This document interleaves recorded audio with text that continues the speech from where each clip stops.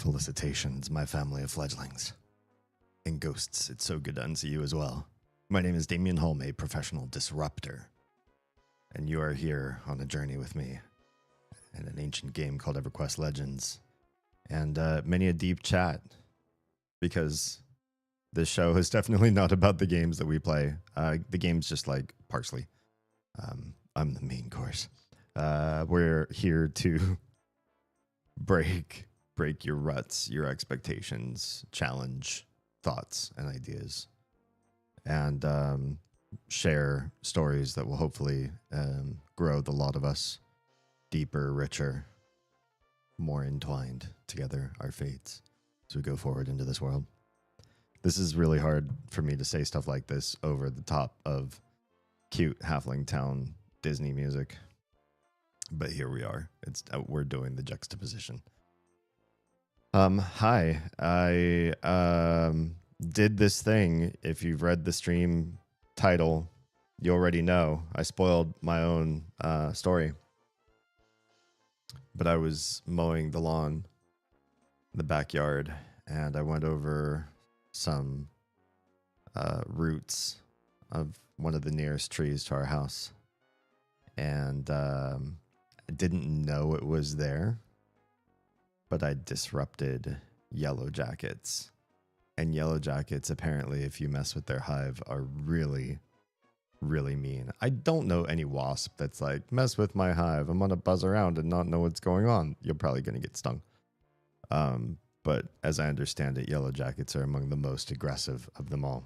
What's funny is this happened the last time I mowed, but just one. I didn't see what exactly happened. I just remember, this was like a couple weeks ago now. I just remembered I mowed, and while I was mowing, I felt like I got hit with a little tiny non-piercing bullet. And I kind of mean well, I've never been shot before, so I don't know if I mean bullet. I got hit by a sensation I'd never experienced before, and my first thought was, this feels kind of like being shot. I was hit with a certain amount of pressure and force, and it immediately hurt underneath the skin. Let me switch over to the game. I'll bring game up and continue story, and we'll get the night kicked off and started. Because I have a lot of stuff in-game to do, and a lot of stuff out-of-game to talk to you about. Also, in-game, a lot of things have changed. We're now 31, and taking care of business, doing some stuff. So, first, now that my character can... Oh, hang on, that's not the right thing. Now that my character can... this isn't the right one either. This shows chat, and I don't want people to feel like I'm showing off their super private chats. Though I feel like I should do something about the chat in vertical stream. It's not really occluded, even though it's very small. I'll put my logo over there. Yeah, that looks like a thing that somebody might do who runs a stream. It's a little bit high. Something kind of, I don't know. Again, not perfect, but it's so tiny. If you're squinting to read everybody's chat, you're sweating. Sebastian, hi and welcome. Rivals Pro. Oh, thank you so much for the sub. Are you really a pro at Rivals? Because I could use some tips and tricks. I love Rivals, but I'm bad. I'm not a baddie. Like, I've played hero shooters before. But I've never really played a lot of competitive, and I feel like there's a lot I could learn, like map awareness, calls, stuff like that. I just have to play characters better. What am I doing? Right, I am summoning food and water because my little halfling warrior cleric hybrid thing now also makes her own food and water. Oh, I forgot it shows up on your cursor in this game. So I just like have water on cursor after I cast that spell. And then my food spell is like a lower level one. It only summons one food at a time. So I got to do this a few times. If I just keep food in my hand, does it stack? Uh-oh, I don't think it stacks. Oh, it does, but in kind of a problematic way. It puts it on the cursor, but underneath the one instead of suddenly giving you two. And I don't know if I necessarily like it that way.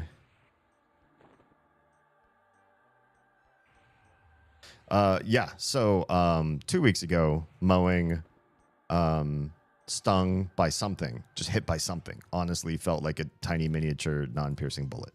Right in the center of my chest, of all places. I felt like somebody had drawn a bead on me and shot me with like something heavier than a BB gun and poisonous. Because I immediately started feeling this like venomous hot sensation through my chest. And I was like, what the heck? And I looked at my chest, of course, like, you know, oh God, is there blood? Did a rock get kicked up magically from the mower, but like up forward and up and down? I don't know. JFK bullet style? Did it fly around in a circle and then land in the center of my chest? There's no way a rock kicked from my mower would have hit me right in the chest. So I was super confused. But I was like, all right, well, whatever. It really hurts, and there was no insect or anything. So I thought maybe I got stung, but I was looking for like a honeybee stinger, something stuck in me. Didn't find anything like that. But I got back in the house, took my shirt off, looked at my chest, and it was just like a little bit pinker, but not anything like crazy. So I was like, I don't really understand. Like, why do I hurt? I hurt a lot, like significant amount of pain. So I'm not quite sure what is with this high level of pain. Given that I can't see like a real wound, you know? I will do an audit on my spell book and spells and all this stuff maybe a little bit later. Right now, I kind of just want to see if I can get in the groove of things with the new cloak I'm trying to get, which is over in Mistmore. And to get to Mistmore, let's take off Cellos. If you know anything about spell books in this game, you know my spell book is absolutely garbage. Yes, I know I need to fix it. We'll probably do that tonight at some point on stream. But for now, I'm fine just like hunting around for the stupid spells I'm looking for. Yeah, and so highest probabilities around here is that it was probably a wasp that stung me in the middle of the chest. And I was like, okay, well, treat it like a wasp sting. What do we have to do? So you can put like certain creams on. Your gate's too unstable? Oh, my gate's too unstable. We'll cast another gate. Fine. Rude. I took I don't know if I took like a antihistamine, but I was at least using creams, and ice pack really helped. That was really helpful. But the weird part of it all was it hurt so much. It kept escalating in pain, and it rose and rose and rose for 2 more days after I got stung. So like 3 days of after the envenomation increases in pain, and it already hurt like a tiny bullet, in my opinion, not knowing what bullets really feel like. It hurt. And so I was like, God, yeah, this is crazy. So I looked it up online, and there's a percentage of people, apparently myself included, who react to certain venoms worse than the normal population. And it's not an allergy. If you have an allergy to venoms, there's a good chance you could go into anaphylaxis, or stop breathing, or whatever. It can get really dicey real fast. And I'm not in that field. You know, my throat wasn't closing. I was feeling okay. If I go back in time, I'd watch the. Wow, yeah, you want to see a third tower fall? Is that what I'm hearing? I mean, as long as right when you're about to finish, you scream Allahu Akbar, then I think it's kosher to do. Yeah. God, I hope I don't train the whole place coming in here. This one zone has some unfortunate complications with these fuckers, especially these ones who can see through invis. I you know what, I picked up invis against undead just for these guys because this is such an annoying level, thanks to the vampire dark elves. They're the worst. Taroa, welcome on in. I was just talking about how I got JFK bulleted right in the chest by a wasp. Obviously not by something else because I'm still here. Otter, hi, welcome, good evening. There you go, Uganda. You got the right attitude. Yeah, so I'm not the sort of person who needs an EpiPen in the house, and you know, every time I get, oh fuck, can you EPOP? Can you? No, stop. Why are there 4 of them? Oh, this is annoying. Okay, I might be able to do this. I would love if that Doge in front of me picked up some of the slack over here. This is not ideal to be tanking 1 white, which is my level, and 2 yellows, 3 yellows, which are higher level than me. Yes, I'm a cleric, but this is a lot to tank. I'll need EpiPen. Wait, what? Why is it blocked off here? Just my weed pen. Oh, okay. That'll help you get through getting stung. Oh, I'm gonna die. I'm honestly gonna die right now. Unless Doge over there just woke up and just figured out what's going on. Hey, Doge. You see all this? You wanna come over here and lend a hand? Maybe toss some heals my way? Do you see my mana pool dwindling? 1 hit a day keeps the brain cells away. I guess if you're... Do wasps smell brain cells? Epop. Come over here and help me. Give me some heals. I know you... Oh, you Doge. You jerk. There's another... Where are these? There's just more coming. I'm not going to survive this. It's fine. This is not that game where you lose experience and stuff from death. It's just a nuisance to get back there. Yeah. Life. So, let's go back into buff mode. This will load my mana song. Hey, I'm not up to date on what's going on this Friday still for Mother Likes. So we have hit the end of the Mother Likes list save for 1, which is not finished yet, and that's Delta Rune. I thought I would do a little more EQ Legends until the release of Control 2. And I don't know if I'm going to do Control 2. Did I do Control 1 on Saturdays? I think I did. So I might do EQ Legends on Fridays, Control 2 on Saturdays in September. Or if the community thinks that I should do a partially finished run of Delta Rune and come back for the missing content once it's finished, I could see doing that too. In other words, I'm open to suggestion on that part. All right, let's get back some of these buffs that I lost. Wait, I don't have Yelp on this one. That's a problem. You think I should just do Delta Rune now? I mean, obviously not tonight, but maybe I'll start that on next Friday. I'll gather some more opinions. So, right, so I'm not incredibly allergic to wasps, but I have a larger venom response than most human beings do to their stings for somebody who is not allergic, which sucks.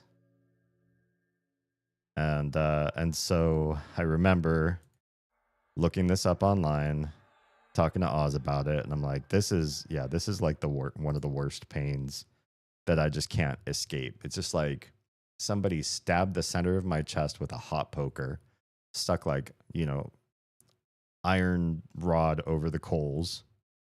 Let's save this on buffs. No, put yelp in there too.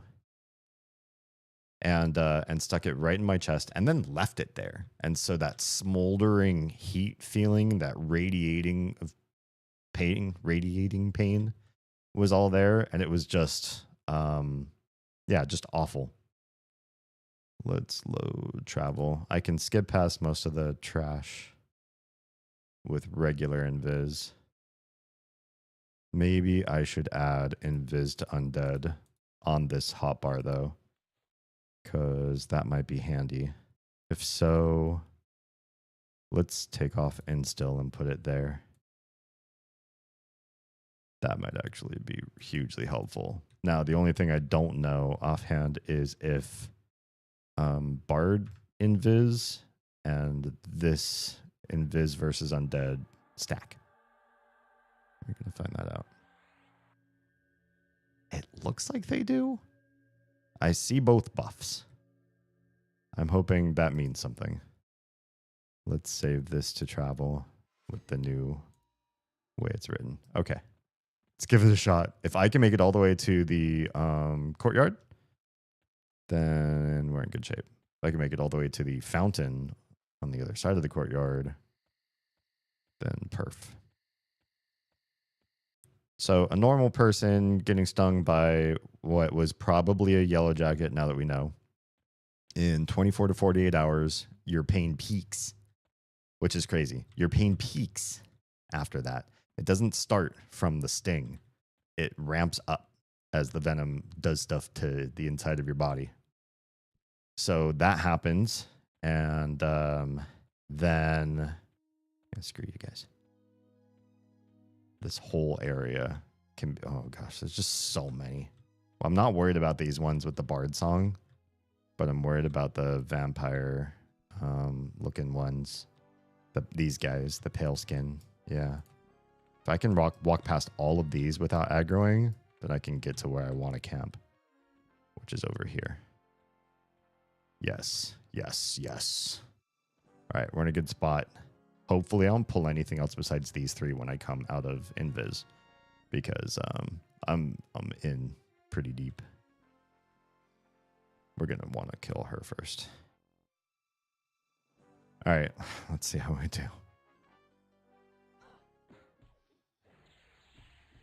I know these three are going to come too. Hi, friends. I'd love to be able to see myself a little bit better.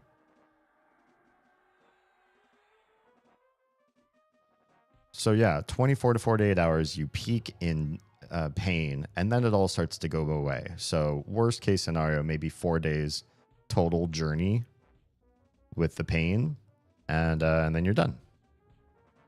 Can you stop? Which it sounds pretty bad. You know, one little yellow jacket can really mess up 4 days, like the greater part of a week. Just from finding you, giving you one sting, and they can keep stinging. They sting you once, they've got their stinger still, so that can be really, really awful. But mine is worse. My body is worse.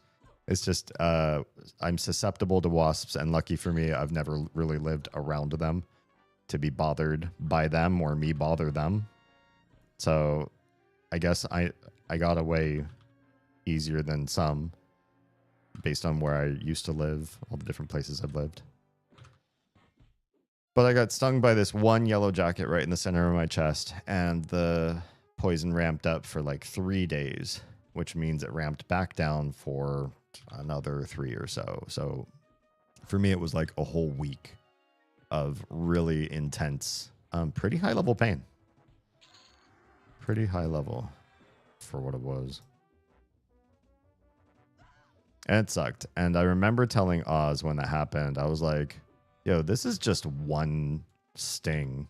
These guys can sting you as many times as they want. Imagine if he landed on me Hello. Imagine if he landed on me and just went to town with his little booty. Like, what would I have? What could I do to that much poison? To that much, not poison, right? Venom. To that much venom coursing through my veins. Would I even be able to hang? That seems like crazy to imagine. It's so much. That would be so much pain. And we were both just like, yeah, good thing it was just one little sting right there, right done, right, one and done. Wait, so you were stung by just one yellow jacket? Yeah, 2 weeks ago or so. I was mowing, and then something hit me right in the center of the chest, and I was like, ow, ow, really, really hurt. Intense for days, and stayed like high level pain. It wasn't just like the sting was the hard part. The first 3 days was the hard part. Nighttime, daytime, didn't matter. Ice helped. Cortisol cream or whatever helped. But yeah, just one. And then I mowed again yesterday. Munish, I should do Deltarune tomorrow. The thing is, the Mother games have been a Friday thing, and I don't want to mess with anybody who's found it, who has Friday availability. Oh, I need to change my other 2 spells. Let me change to combat. This ain't where I need to be. This gives me the rest of the goods that I do need. So if I do start Deltarune without it being finished, I'll probably start a week from today. Yeah. This is part of why I don't like the outside. If I could not mow, that would be really nice, actually. Okay, here comes more. Hi, friends. It's your favorite neighborhood halfling. It's gonna slaughter you all. Why are there so many of you? There's a lot of you here.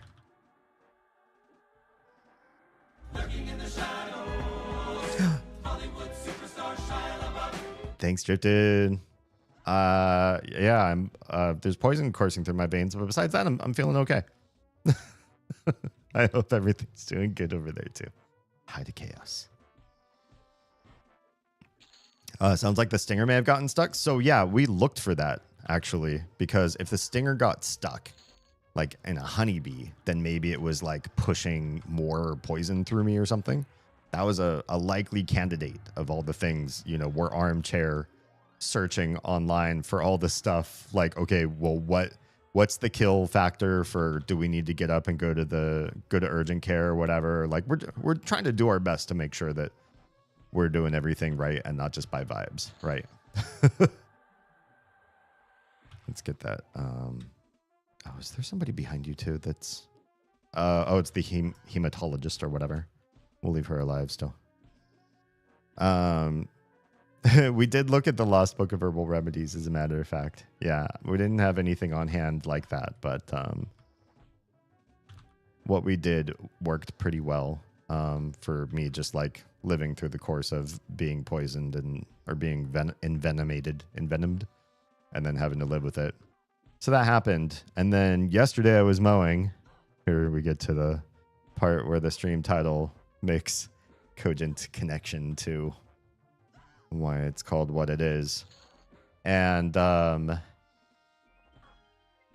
don't want the Will Pillager yet. Let's get rid of the hemo-enologist. What is an enologist? Hemo's definitely blood. And for these people being like vampires and vampire worshippers, sure, why not? At least this is all significantly easier now than it was not that long ago when I came here 2 levels ago and tried the same area. And just the sheer amount of extra pulls, because when these guys get pulled, they scream at each other, I guess.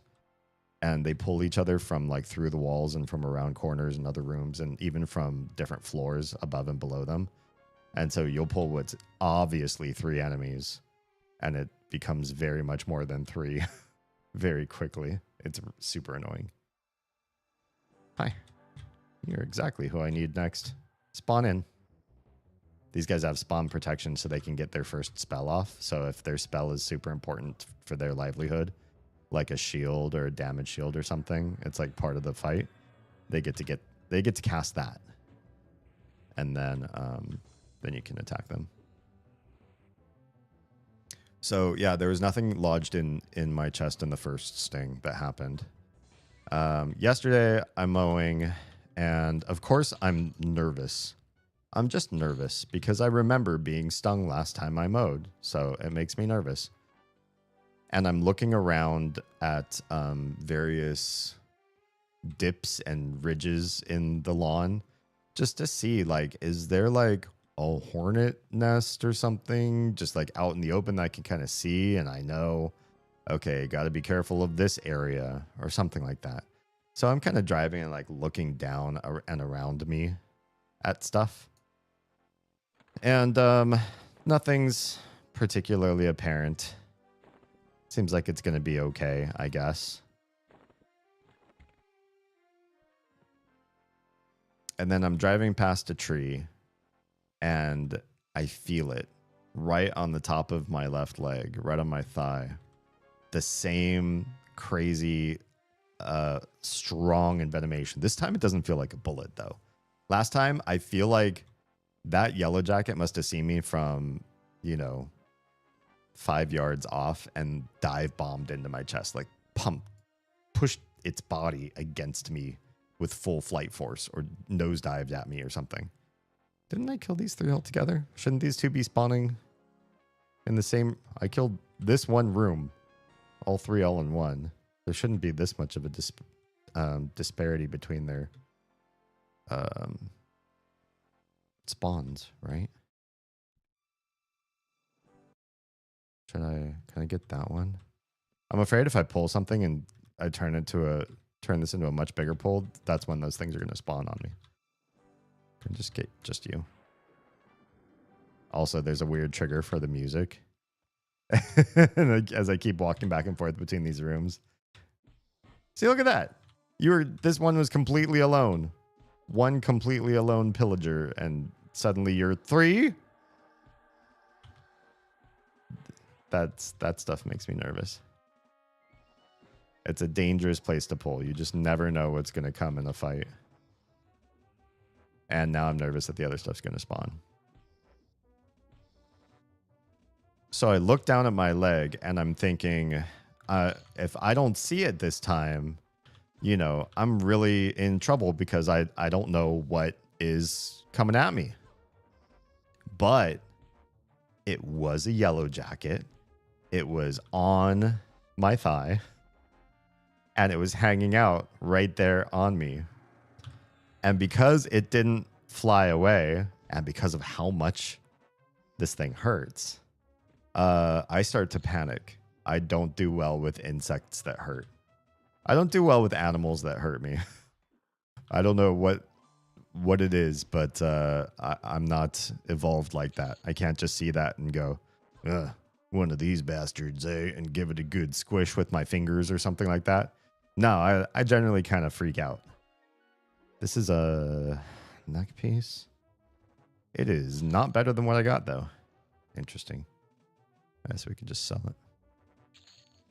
it. Oh, hi. Another got added to the mix, and yet still not my friend, the Dampier or whatever that I'm supposed to be fighting for the loot. The reason why I'm here is for the spawn in this room. I don't see him. So he's right there on my thigh. There he is. A cloaked Dampier. What's the difference between vampire and Dampier? I think this would be something. As my Vampire Slayer branding, I should know these things. Let's learn it now so that when I become big and famous, we'll have sorted it all out. And then I won't look like a plebe. So he's wriggling there on my thigh. And I was like, oh, God, what am I going to do? So my first thought was, I'm going to just brush him away. But instead, I flailed and I started to lose control of the mower. And that made me scared because I didn't want to lose control of the mower. So I kind of tried to keep my hands on the mower because I was afraid, you know, blades and engine and all that sort of stuff. Like let's focus on causing the least amount of harm to me. God, this guy will not drop what I want him to drop. It must be a rare drop. Assuming he still drops it. I don't really know this game incredibly well. I just looked at a loot table from old EverQuest, and he's supposed to have some good cloak for me or something like that. Dompiers typically can go out in daylight. Oh, I think it's perpetually night here, though. But that's interesting. Good to know.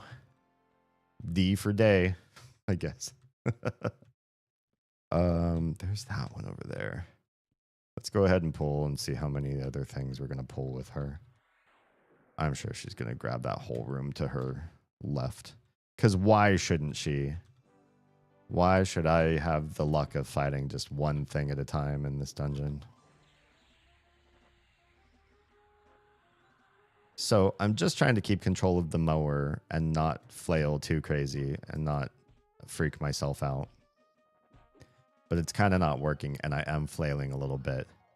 And so I was wearing a hat, so I was like, I'll grab my hat and try to like push it off me with the hat. And it I couldn't. It was still on me. And it said, "You're going to try to push me with your hat? I'm going to sting you again." And it did. It stung me again. I was like, all right, that's on me. And so I thought, well, I'll just push it with my hands. And I was like, it's going to sting my fingers. If I get stung on my hand, like I'm starting to, you know, over intellectualize this or something, overthink this too much. So I'm like, oh, I can't let it sting my hands. My left hand would be useless, and my right hand was still holding onto the mower, and it's just like, this is a bad situation all around. Okay, it looks like it's just 2. Yeah, I don't know if I can use my bare hand. This is a bad idea. What's up, Chaos? Do you have a ground nest in the yard? Sure do. Sure do. And so, I was supposed to deal with it before I started streaming, but I guess I can deal with it after.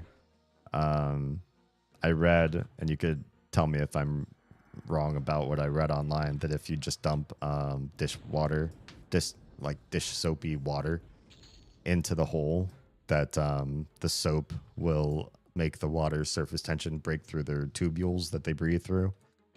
And then you got them. You can drown them out.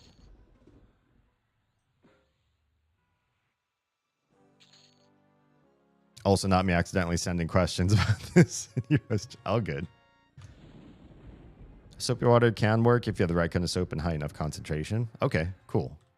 I know because this is right underneath one of our favorite trees, we shouldn't use like gasoline because it like wrecks the ecology of the roots and the soil there for long ass time because gas doesn't really degrade. Hi, 3 things all of a sudden. It's fine. I expected it. It'll slip past their carapace and basically dehydrate them. Oh, the water? Oh, interesting. Neat.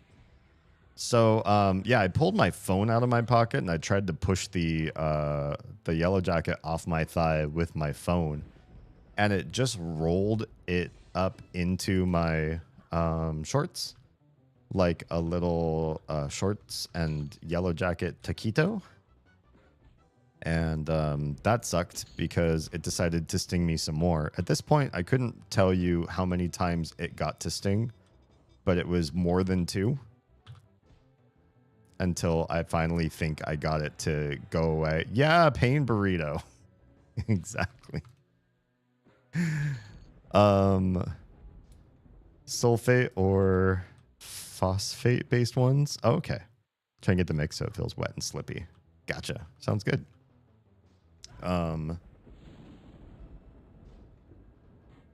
Anyway, so I was like, oh, that's just my luck. It was like I'm mowing again and I got stung twice. And so I kept mowing, but I was ruminating over it because now I've been stung. I was already stung once and it was the worst 6 days. Not the worst 6. I've had worse than that. but it was a damn bad 6 days. And so I was like, fuck, now I got at least 3 times more venom coursing through me right now. Like, what am I going to do with myself this week? Except writhe in pain. I'm doing my best not to writhe right now on camera because, you know. Anyway. That's well past the point where I personally say fucking just smash the little fucker. I thought about crushing it, but I don't know. I was scared of it. It was already there hurting me.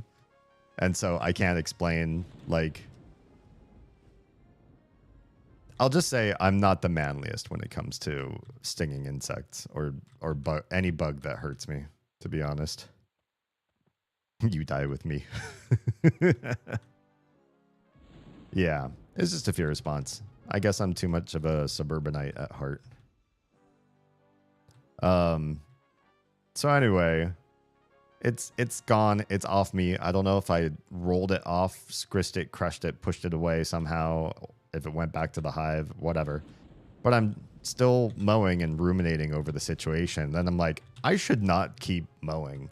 After a while of keep mowing, I was like, I better really find out like what the hell is going on. So I got off the mower, started looking around for something. Like what is around me? Is there a hive or something, or are they surrounding? Are they picking on something and I just happen to get in their way? What happened here? And then I found it right underneath one of the trees closest to the house. A hole in the ground and yellowjackets pouring in and out of it. And this is, it used to be 2 trees side by side, and some tree cutters cut one of them down. And so a lot of that's like rotting. And there's probably all sorts of fun warrens and easily diggable, decaying stuff underneath that they can make however big of a hive they need to make under there. This one looks healthy. And I was like, well, fuck that. We did have some wasp spray in the garage, so I was just like, oh, I'm gonna grab cans of wasp spray. And we had 2 cans, and I shook them both. One felt pretty empty, but the other one felt like okay, so I grabbed them. The story gets worse. Wait, you're back already? Did you come back before the Dompier came back? Do you guys have different spawn times in this room? That's rude. They really want the Dompier to have a priest or a cleric, is why. Because this one's a cleric. My fear response is running towards the danger. That sounds more manly, but that also sounds more like you're not likely to survive like I will. Although if my survival instinct is just fear, you might have a stronger chance. Oh, turned off combat. Keep doing that in this game. Decaying root caves. Yeah, pretty much. It looks like a place where if you were very tiny, like the size of a something very small, not an ant, but not as big as a mouse. Something in between a ant and a mouse. You could probably have a really great, like Elder Scrolls adventure in there. No, I guess they're coming together at about the same time. Hey, friend. Can I attack you yet? What's going on? Jeez. He doesn't even have any spells he casts. He just stands there and stares, contemplates the fountain for quite some time before you're allowed to do anything with him.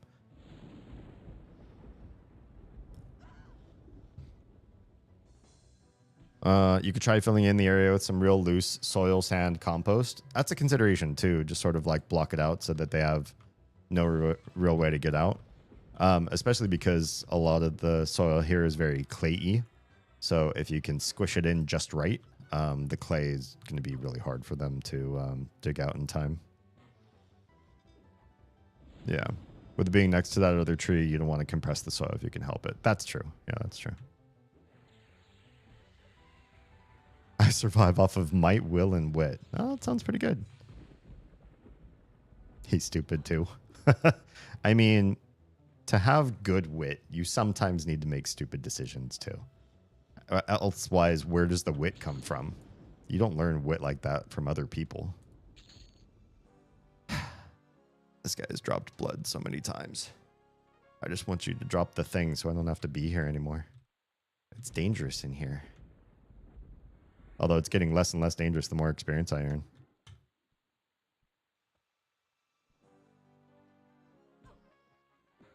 Not so much block them in as make it less opportune. Oh, you mean just like make it a bad place to have a hive? Oh, this is really not great for us to be here, sort of thing. They fuck off somewhere else. I mean, I suppose that would be nice. Not very nice for my neighbors because they'd probably, you know, take up the plot somewhere not too far. Like maybe not our land anymore, but somewhere somebody becomes somebody else's issue. But I see what you're saying. I don't particularly like to kill animals if I can help it. Even insects that do lots of stingies. The wasps were already there, not your fault. I mean, technically they weren't. It was my house before it was their hive. They definitely moved in after we've moved in.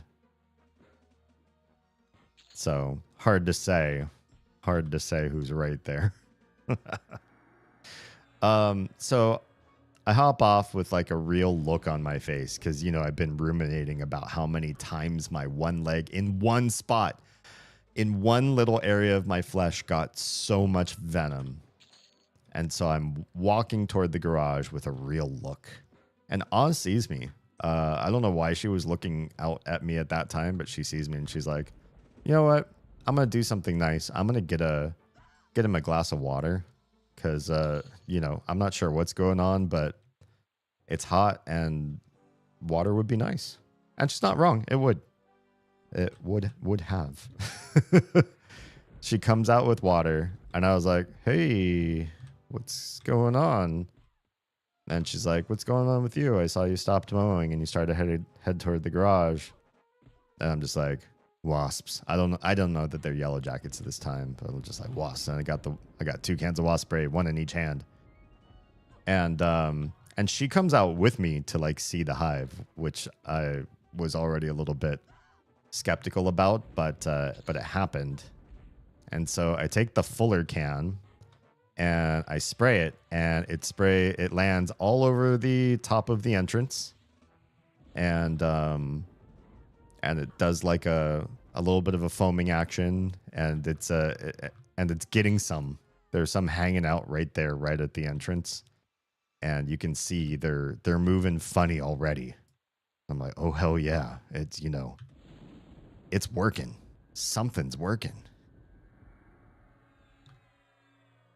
But it quickly runs out. I don't realize how empty that can actually was. But it suddenly is spritzing because I was about to get closer and like really spray down into the hole. But it fizzles out real fast, and plenty more are there that didn't really get a full taste of the stuff. And they're mad. They're seeing their friends are kind of writhing on the ground in pain, and they're looking for somebody to come after. And they start coming after us. And so I tell Oz to run. And she doesn't run. She bolts like I ain't never seen before. She is out of my sight and off to another part of the yard faster than I can even understand what is happening. She's just gone. She was definitely freaked out, and she's never been stung by a stinging flying insect before. So we really didn't know if there was anything going on that could have been dangerous for her as far as allergies and that kind of thing. Oh, you're going to get heals from this priest now, aren't you? Don't like that. Priest, stop it. This is an arms race now. There it is. Got another ability point.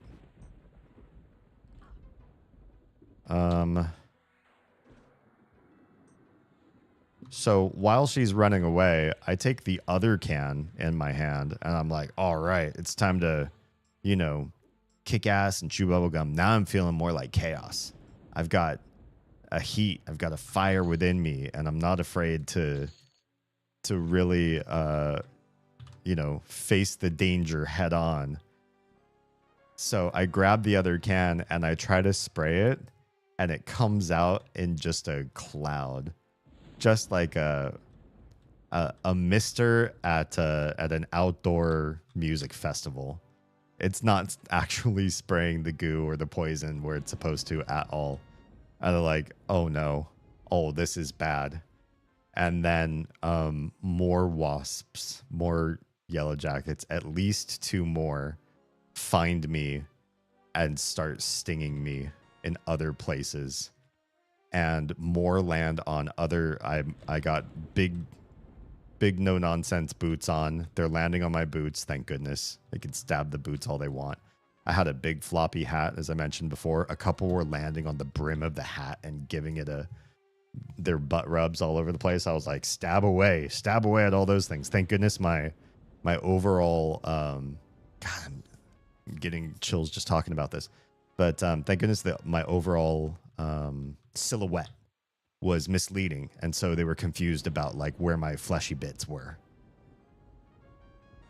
And so they're stinging me all over the place, and it's just not landing in many places. Thank goodness. But I still got a lot more venom, all up ons. And so I'm wigging out. Yeah, it's crazy. And then I look over at Oz, and I'll finish this next chapter as soon as I catch up with chat. If you happen to have the spray that does the extreme expansion, I'll have to get more spray now that I have 2 empty cans. That's a decent way to take care of a hive. Okay, I can shoot you a link to one if I find it. If you find anything, I don't know if Home Depot has this kind of stuff, but if you find anything with them, we've got a gift card, and so, you know, anytime we don't have to pay like money that we use for kids. If I pull that guy, he's pulling a whole room. Should I do it? Maybe I want to rebuff first. Oh, my buffs are okay. Got 3 minutes on the lowest one. I'll rebuff. I'm going to rebuff real quick.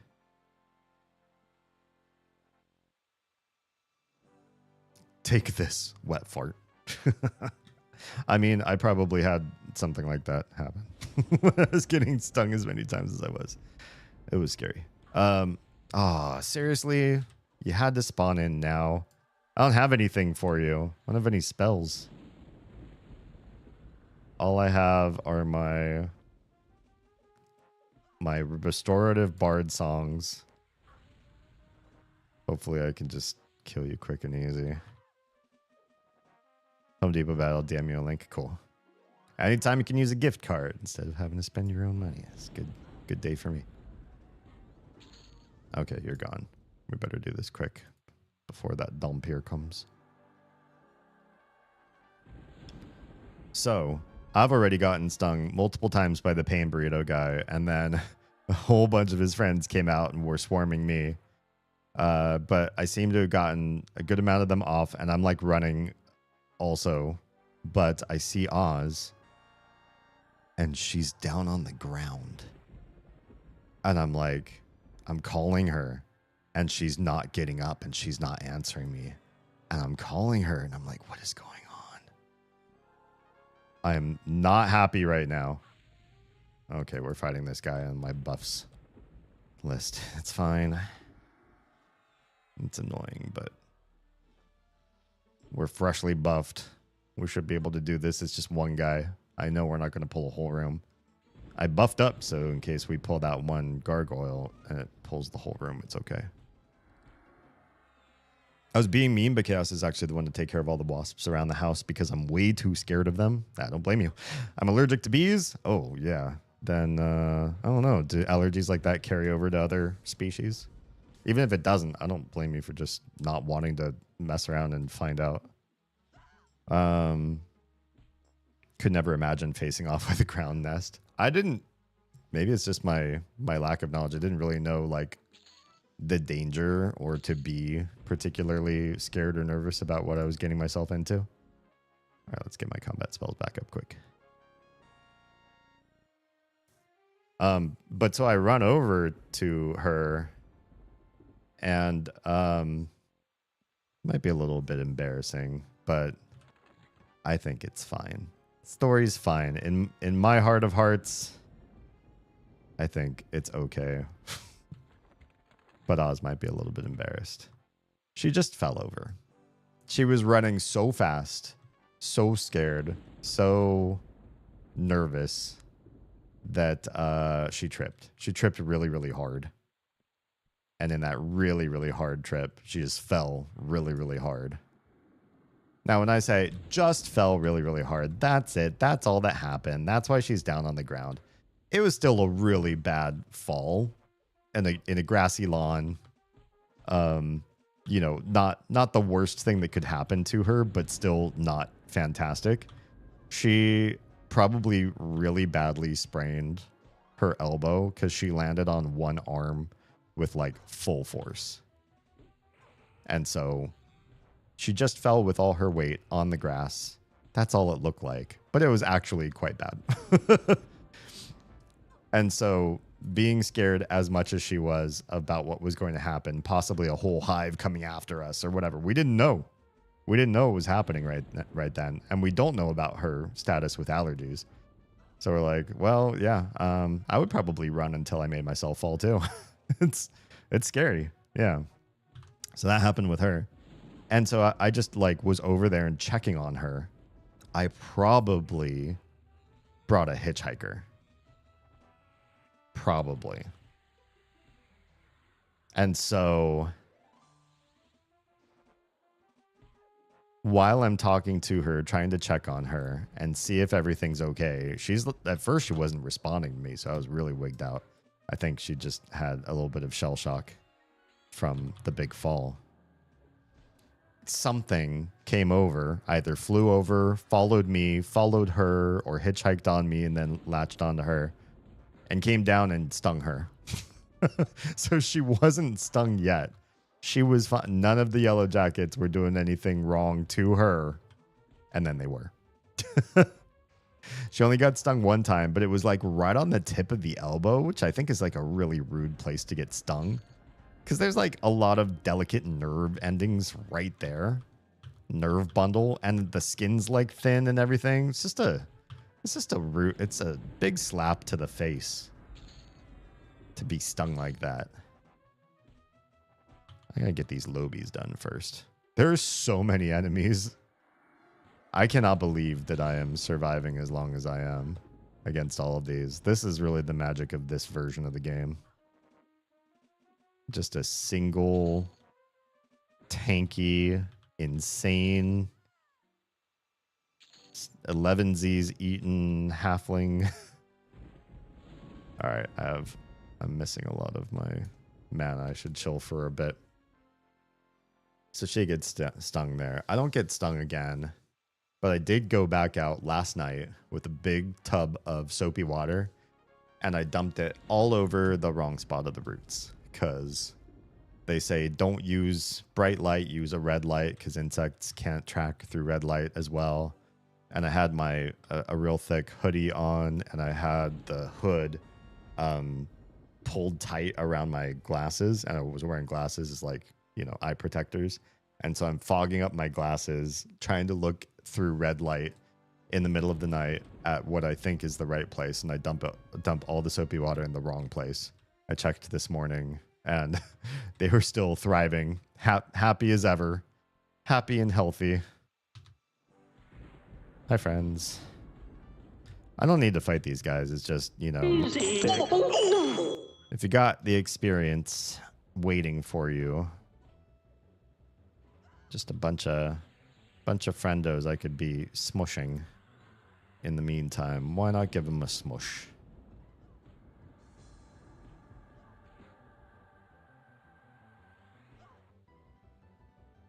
Yeah. Chaos, are you... I can't see if you can skip ads, so I'm not sure if you can still hear me. I won't read comments from people unless I know they're here. Bronze 8 AC. What's my current wrist? That's a wrist, right? Iron shackles. That's my wrist. Oh yeah, these are bad. These iron shackles. 7 AC, 1 less AC. Significantly lighter, but who cares? I'm a warrior. I got plenty of whatever going for me. Yeah, that's better. But -5 charisma. I don't think I have good charisma to begin with. Where's my charisma? Oh yeah, my charisma is 63 out of 510. Why is it so low? I'm ornery. People don't like me. Anyway, I'm taking those bronze bracers. They're definitely better. Nice to get loot you weren't even here for in the first place. Oh, yeah, that sounds good. I'm glad you're still here then. Why is this one running? Why are you running? Let me finish this fight real quick. I'll probably wait for whatever's in this room to respawn before I continue on. Allergies can carry over in the family group. Oof. Similar to shellfish kind of allergies. Gotcha. A nasty fall and an elbow sting. Yeah. She went to urgent care today and they gave her some real juicy pain meds and a sling and some PT instructions because it was like bad enough. And it was like all like soft tissue stuff. And they say, you know, sometimes a break is better because when you get a broken bone, you set it just right. You put it in a cast or whatever you need to do to make sure that it grows back right. And then when it's done, there's usually like no issue with nerves or flesh or anything after that, right? Whereas soft tissue can be kind of like a silent nuisance, an extra thing you kind of got to maintain for the rest of your life if you're not careful about how it heals. You're going to pull friends. Why do I have a feeling like you took a little bit of an extra path to the side to pull more friends? Well, it doesn't look like you did. But the other person from this fountain room came back. As an aside, I have just printed my new bachelor's and should be mailed in the big proper fancy paper version one soon enough. Congratulations, dude. I'm so excited. That makes, I would take a whole other hive just to hear that twice. No, I'm just kidding. Let's not put that out in the universe. I already got stung once and was like, hey, Oz, I can't imagine being stung the same way by multiples. How would you even cope with all of that pain? And then it happened. Silly me. No, but congrats, dude. Proud. It's good shit. It's good to hear some great news. Soft tissue is a bitch. I almost sliced the tip of my thumb off being careless the other day. Oh, shit. And getting this thing to heal has been a bitch. Yeah. Sorry to hear. Sometimes, yeah. It's hard to tease the nerves and the everything that has to heal to behave just right so that you get proper recovery on that. Hopefully it lands me a decent job soon so we can afford to do all the fun plans I keep talking about. Hell yeah. I hope so too. Hello, Dumpire. Dumpire.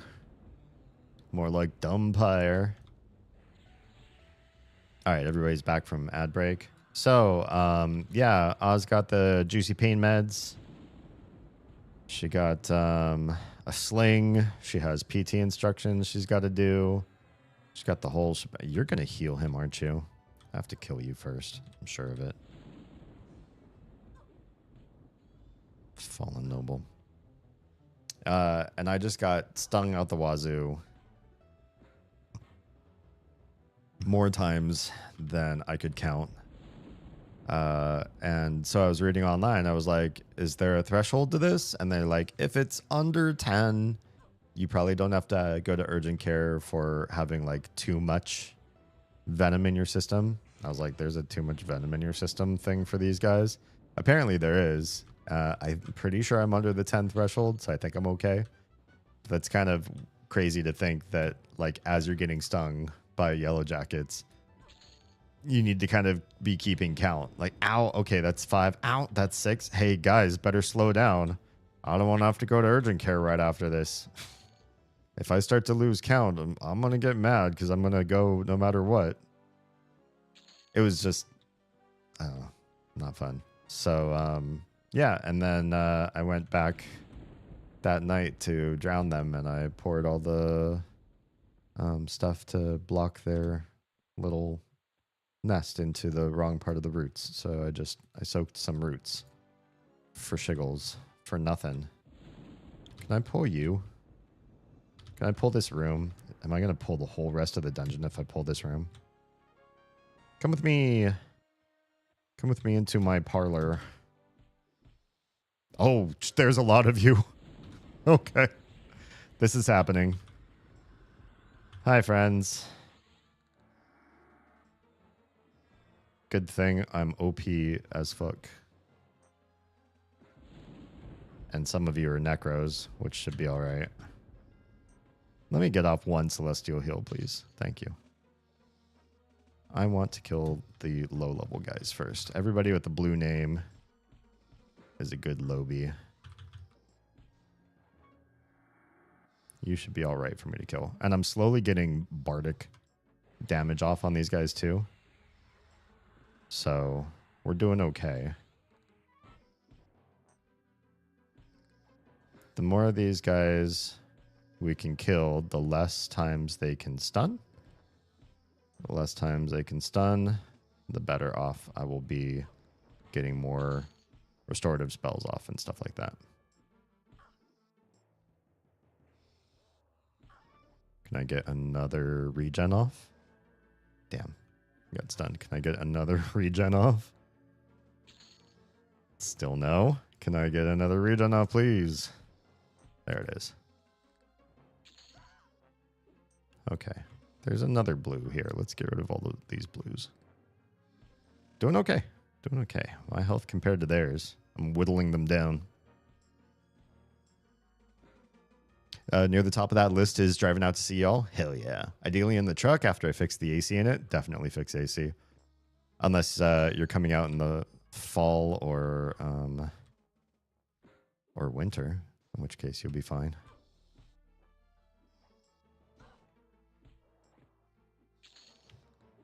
So I can pick up those French doors for you. Oh, yeah. We'll have to talk about that. I don't know if that's top on our list right now.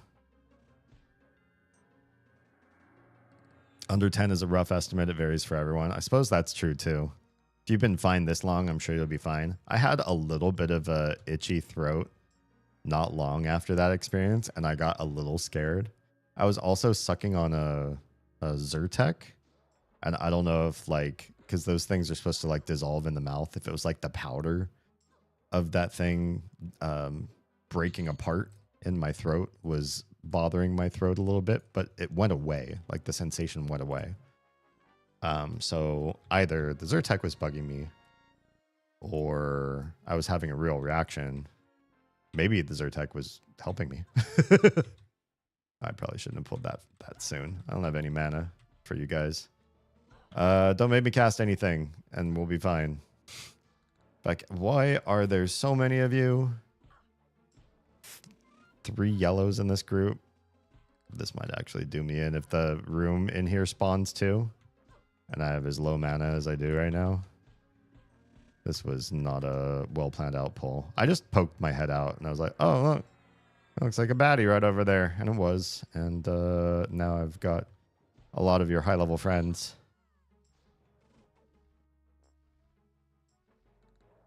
Well, we'll see how I do. I still have some mana. Let's see if we can get the regen off real quick. Regen's done.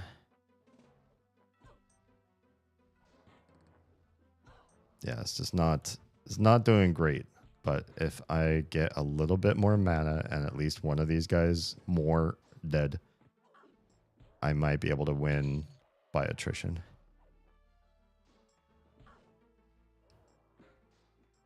Yeah, it seems like we're doing okay. I think we're going to make it.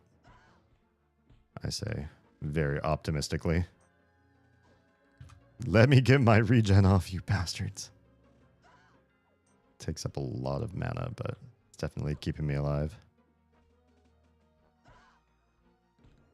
Until someone runs over a boulder again.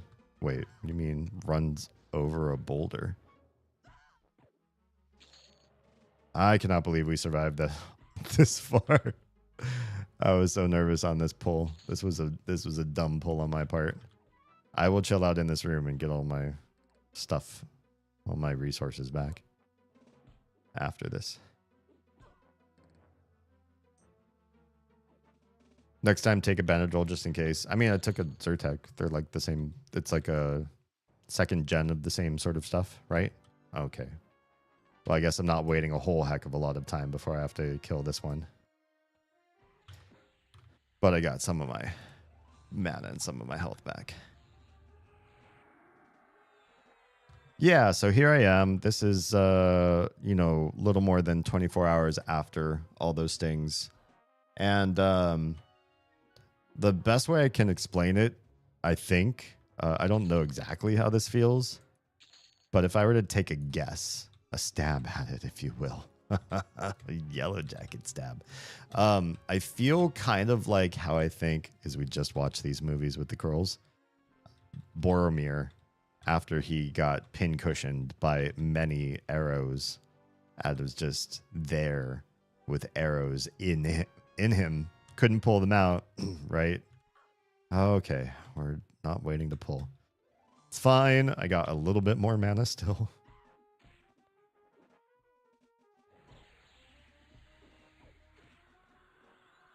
But yeah, every single sting, and especially the one friendo that gave me lots of extra stings. This guy's getting a lot, or she's getting a lot of health back. I guess she is a... I thought, wait, where are you getting this health from? Who's healing you? Do they have some sort of buff from whom? Somebody was healing... Whoops. This usher. Who's giving you all that health? Somebody from behind the walls or something? Not cool. Warrior on their own can't heal that much. Hi, cousin. I recognize part of this. I think I know which cousin this is. I was just sharing with everybody how I received so many yellow jacket stings yesterday. I had to count them to see whether or not we had to rush me to the hospital. It's fun stuff. If this is the one I think I'm talking to, don't you miss living on the East Coast with all the beautiful bugs out here?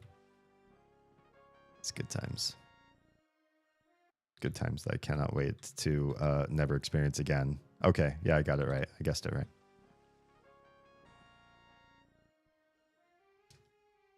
Good to see you in text form. Yeah, it was absolutely awful experience, and right now my legs, the places where I was stabbathed the most, feel like somebody just grabbed a bunch of tiny, hot, like, what's a good like acupuncture needles, and then held them over hot coals for a while, and then stuck them in right on a nerve, because I think with acupuncture the point is to like miss anything that would really hurt, right? They're not trying to stab you so that you feel like extreme pain. At least I've never had acupuncture. I don't think the point is to feel immense pain when they stab you. I think they're supposed to be painless, right? But these ones feel like they're right on a nerve. They're hot, and then they just left them in, and somehow magically, because this is the only way I can explain the Venom experience, it's just like permanently hot there. I feel like this guy just either his loot table is different in this version of the game, or I just have the worst luck. and I will kill him way too many times without getting what I want. I'm glad you're okay. Me too. Me too. Yeah, it's been a crazy 24 hours. So much venom coursing through my body. I did not sleep well last night at all. I was just kind of like writhing around. I asked some friends to just sort of hop online with me and distract me while I was not sleeping. But, you know, it's only going to get worse from here too, because apparently the way that my body reacts to this type of venom is it ramps up more on day 2. And then tomorrow it's going to ramp up even worse. So it's going to feel even worse tomorrow than it did today. And then it's going to start coming back down again. Oh, there's level 33. Neat. There goes a whole wall of blue text. Every time you level, your cap for your skills goes up in this game. And these are all my skills going up. Normally in old original EverQuest, your skills would hit cap at some point while you were leveling up, but it would be slow going. By the time you're ready to get to your next level, you probably had everything leveled up already. This version of the game, your skills go up really, really quickly. And so right at the very beginning of getting leveled up, you just see a whole wall of blue text where suddenly you're better at one-handed swords and shield use and this spell and that song and this ability and that.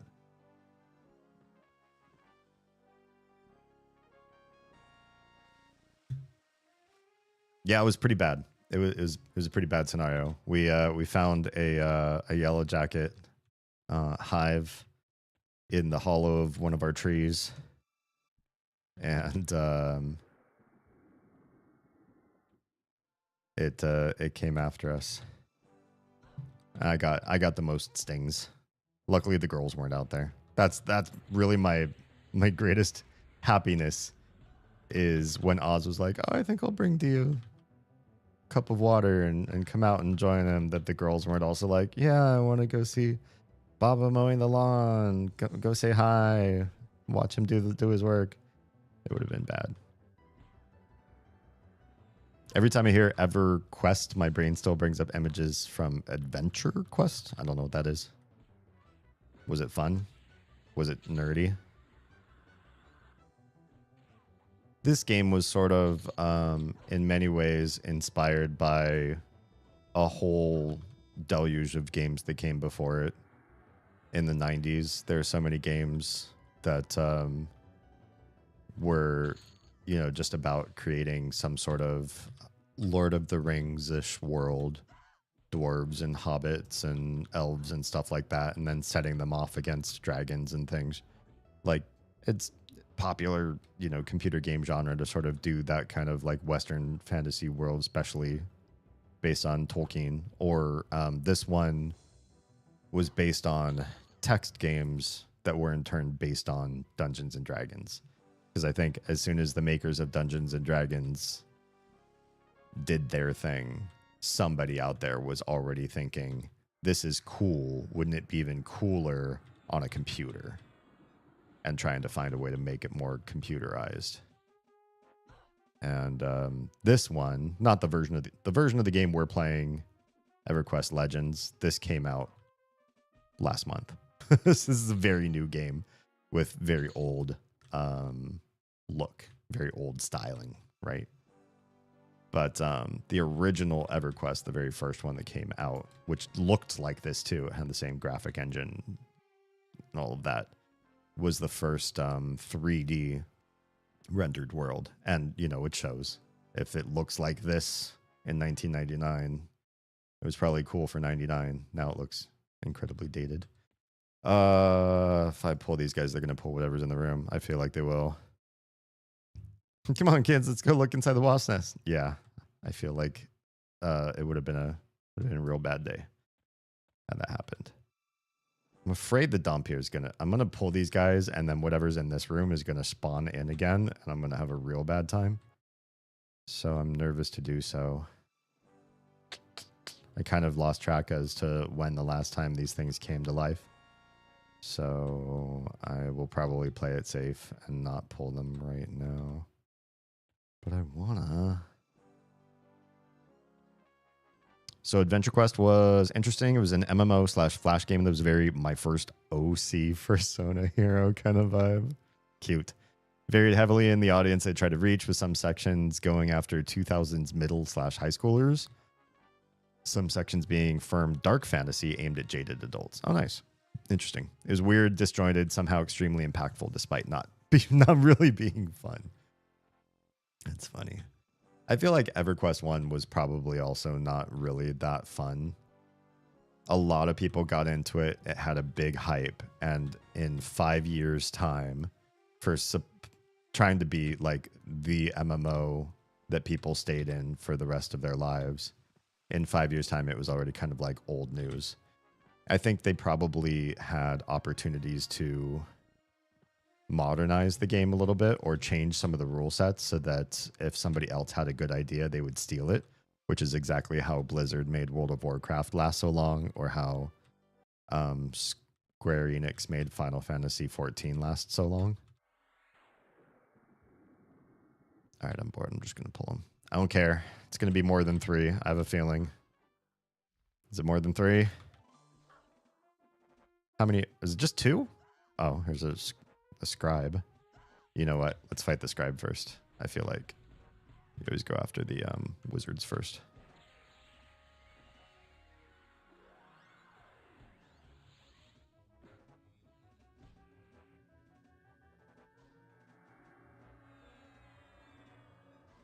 But yeah, the original EverQuest 1 world was, you know, really thought-provoking and had a lot of great ideas for an MMO. And they did keep expanding the world and trying to give players new stuff to do and things to see. But I don't feel like it was incredibly inspired or doing a lot new. And they just refused to really steal or adopt the best ideas that were happening in other games, which I think was to their downfall. Even if an idea was bad, you know, you might be the company to do it better. I used to play Dark Ages of Camelot, which was realm versus realm. There were 3 different realms in the world, and you fought other people on other parts of the continent for superiority. And sometimes that meant getting extra benefits to your people or unlocked areas that you only had as long as you had dominance. And so those fighting other players in these massive war sort of scenarios were meaningful, and they made them game meaningful to do so. But it wasn't the great system. It wasn't the greatest system. It honestly didn't do it very well. And I don't think Dark Ages of Camelot stuck around for a very long time. But Guild Wars, when they were making a sequel, Guild Wars 1 was mostly like instant small-time fantasy fights. You and a couple other people fighting in just a personal dungeon pretty much the entire game. But in Guild Wars 2, they made it more like an MMO. And once they did that, they added in the realm versus realm from Dark Ages of Camelot. And they did it so much better. They made it really meaningful, and the battle grounds were better. Oh, you had to bring a cleric with you, didn't you? All right, let's get the cleric first.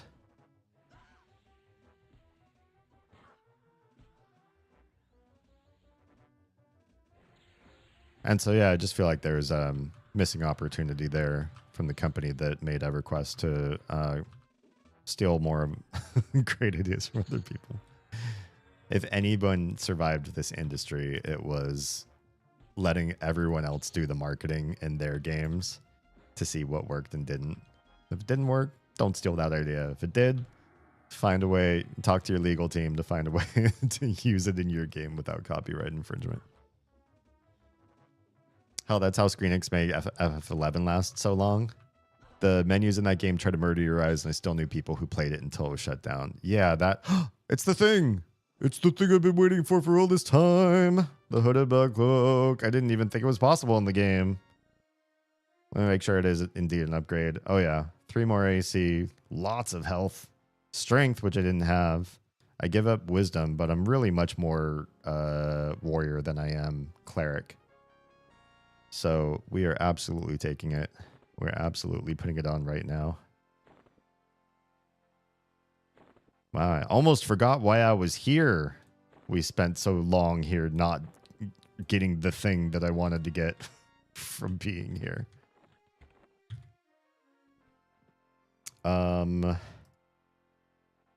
Let's load travel and get out of here. I want to go to the Wood Elf City and check out if there's any new bard songs that I would like. I'm going to get invisibility versus undead on me real quick first. I got that. And then my other bard invis should be up. It is. Great. Now we should be able to run out of here. No problem. Easy peasy. Go right back out the way I came. I know there's a faster way to get out here. I don't know it. I know it exists. I just don't know how to do it. So if you're like, dude, just run this way. I know there is that way. I don't know how to do that way. I only know this way, in and out. When I played this game, I did not play this dungeon very much because it was very yikesy. People were dying all the time. And people would train these enemies to the zone entrance. And then, so if you're low level, you get all these high level creeps coming at you all the time, killing everybody. All right, cool. Done and done. Won't have to come back here for quite some time, probably, if ever. Yeah, I did not like FF11's anything, really. The menus and everything else. I've always been a big fan of that faction versus faction kind of gameplay. Yeah, me too.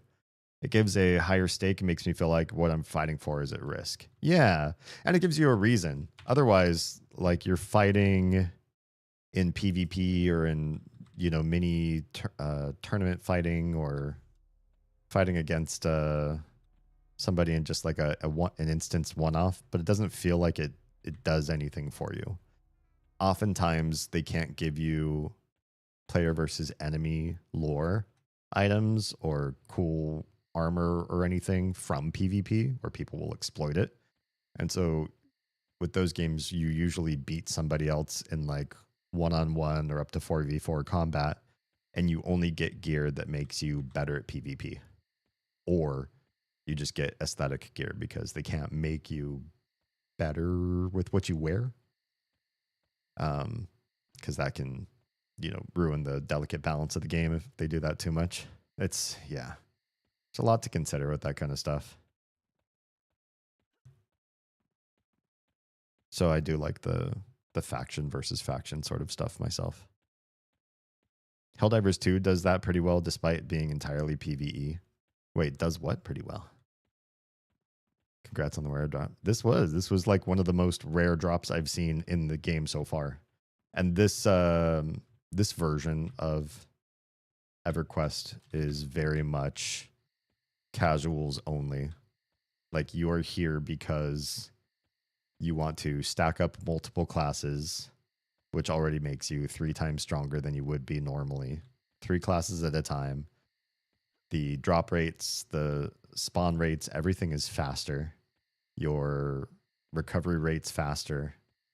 Your skill ups go faster than you can pay attention to them. Everything is compressed. So if you just want to play to experience the world, you can do that here, and you don't have so much to manage in terms of time sync or synchronizing up with friends to play. You can still play with friends, but it's not required in this version of the game. The sense of stake and consequence that comes with fighting different factions at different locations. Yeah, oh yeah. Okay, interesting. But it's all PvE, so it's just the idea of the things that you're up against are whole factions of creatures or whatever. I haven't played Helldivers. There was a Helldivers 1 to have a Helldivers 2. Did anybody play that one, or was that one just like wildly unpopular? Because I think I only heard about Helldivers 2.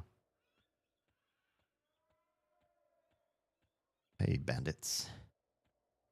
When I first played this game, vanilla EverQuest, my first character was a wood elf. So the wood elf town is near and dear to my heart. I have nostalgia for this area. It's all these nasty, samey planks up in the sky. I'm also not following the map, so got to make sure I don't get too lost. Like, am I walking toward the elevator lift that gets you up there? Yeah, I think I am.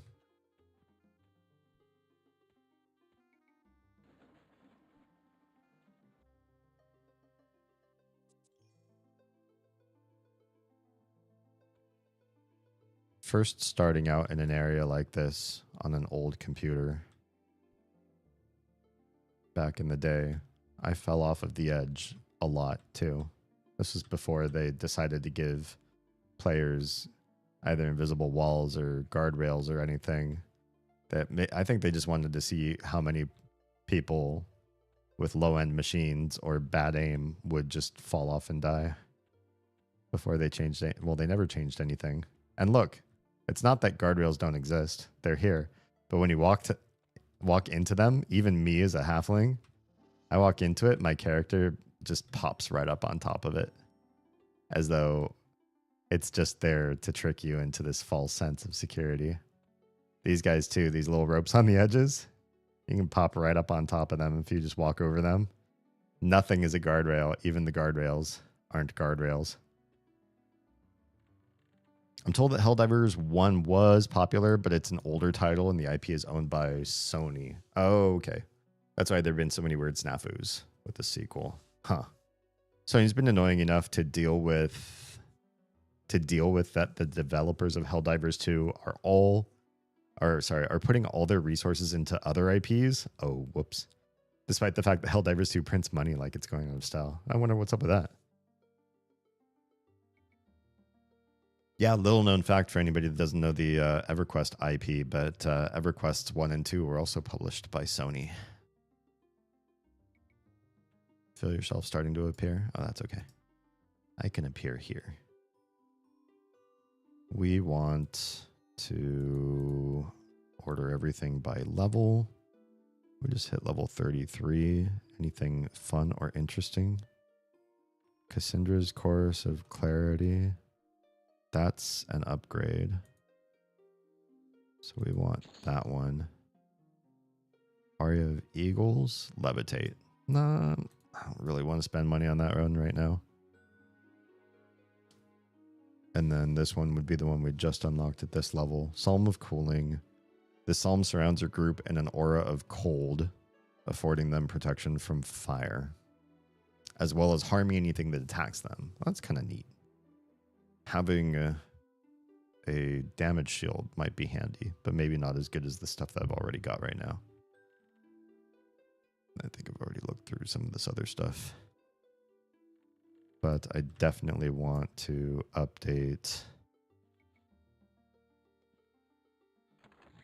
I only bought the one spell. Chorus of Clarity. Get rid of Chant of Clarity. And this one was my travel set. I think I have this on all sets though. Let's go to buffs.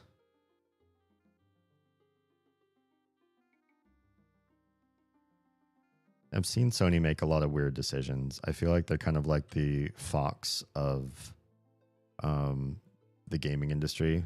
Like they get some really good breaks and then they end up doing weird stuff with the IP that they receive, and their fans are all like, why are you doing this? Why have you done this to one of my favorite games or my favorite shows? Okay, so this is save over buffs. And then I think I also have this in combat too, don't I? Load combat. One of the things Sony demanded is that nobody was allowed to play Helldivers 2, even if they previously bought a license of the game, unless they were actively signed into a PSN account. I think I remember hearing about this in gaming news at some point, which something like 1/3 of the player base couldn't because PSN isn't even offered in the countries. Jeez, silly. They kind of halfway walked it back later, but it caused a lot of strife. Yeah. That sounds like a real dumb move. Chant of Clarity, sure enough, it's here too. Let's get Chorus on there. This will give me a lot better mana regen, especially initially. Save this under combat, right? Yeah, combat. Okay, so that's all done. We're getting a little bit low on food. Let's summon up some food.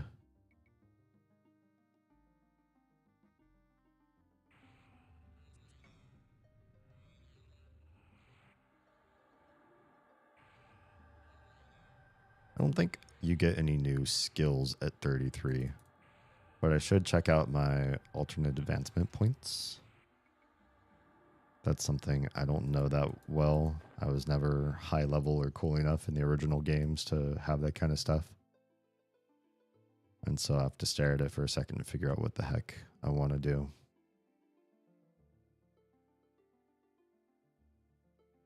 Yeah, so even while we're talking now, I'm keenly aware of just like every hot knife that's in my flesh, just sitting there, hanging out, burning, aching.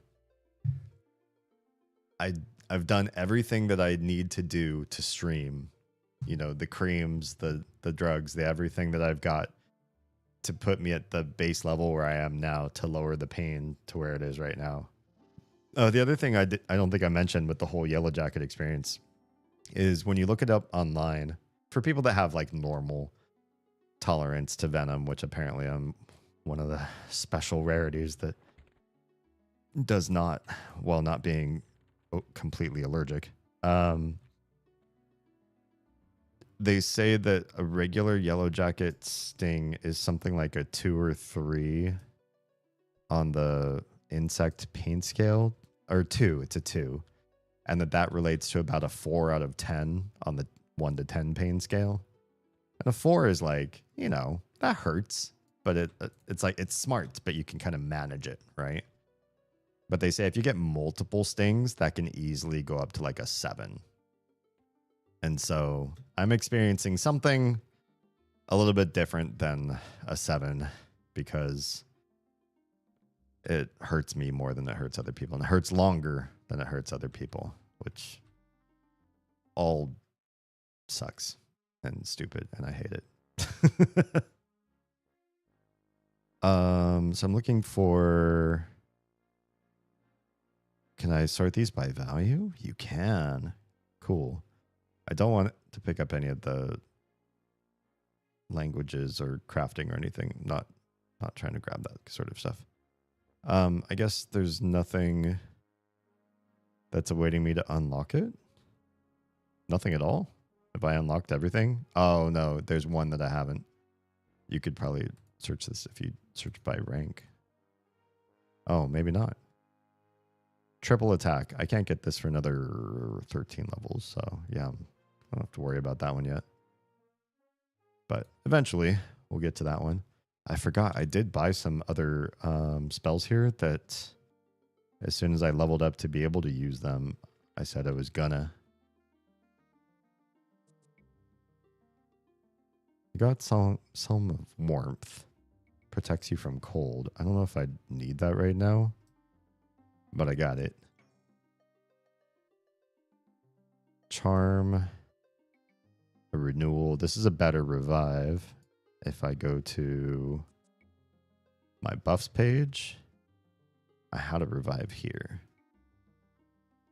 And I bet it's an older one because this one is level 32. And I don't think I put this one back yet. Reparation was the old one, yeah. Level 22. We're getting rid of that one. And we're putting renewal in. Valor. I think that one's new too. This is Spellline Courage. This was level 32. Which one of you is Spellline Courage? Bravery. Bravery's gone. Valor is in. I wonder how many words. Like you can, there's only so many synonyms to a certain word. So if you're like, okay, here's the bravery spell. And then here's the next higher level of that. And we're calling it valor. And the next higher level, we're going to call it whatever. At some point, you run out of words, right? Symbol of Pinzarn is a symbol spell. And I think one of these is a symbol spell. Symbol of Rilton. Symbol spell. Yeah. By Rilton, hello, Pinzam. You can just make up words like that. Then you'll never run out of synonyms. All right. This is my new save spell set buffs.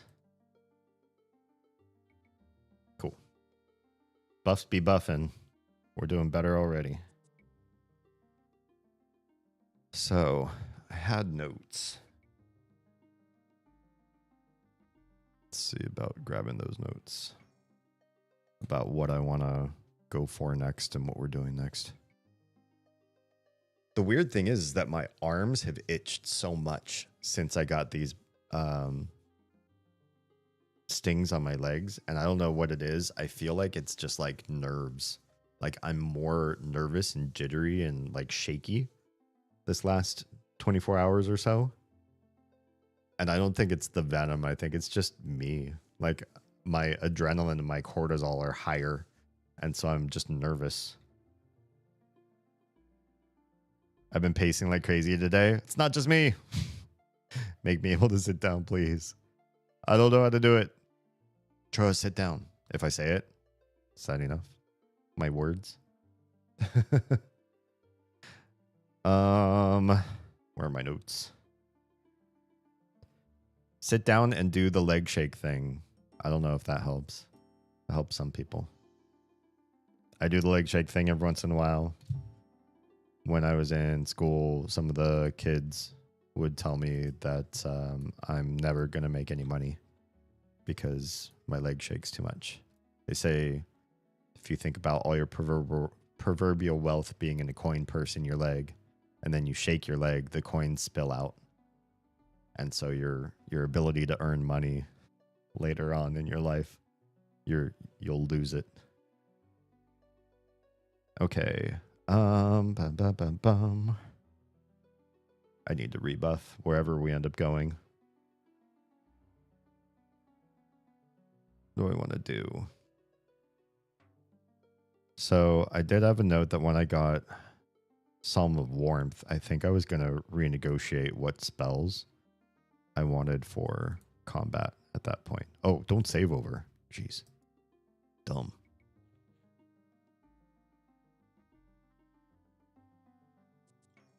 Because I think we like Jonathan's for the haste, which we have. We like Largo's for the slow, which is the opposite of haste in this game. And we've got that. And then I already have Psalm of Warmth here. I already added it some time ago. I'm dumb. And Chorus of Clarity. So we're fine there. We got Wrath. Holy Might. Didn't I grab another version of Holy Might or no? Oh, maybe I didn't. And then still. I think I'll just take a Xanax or two about it. It probably works better than my voice. Not gonna lie.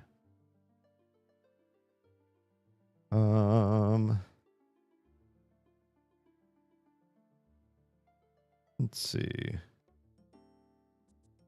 Should we try going into Lower Guck? I know there's some good stuff down there. How are my shoulders? Because there's adamantite epaulets down there. They're they're they're better. They're wisdom instead of these, which have a pretty good amount of stamina. Stamina. But these are also crested spalders +2, which are even better. Maybe I wouldn't worry about that one yet.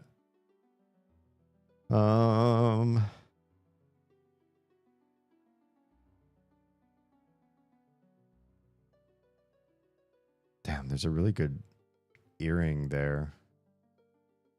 And ring. This ring is AC3. That's it? Ah, but she's in Mistmore. Do we really go back to Mistmore? Maybe we really go back to Mistmore. It's fine. It's fine.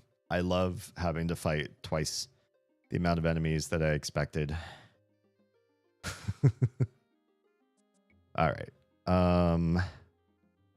We will switch out to the buffs loadout. We'll buff when we get there.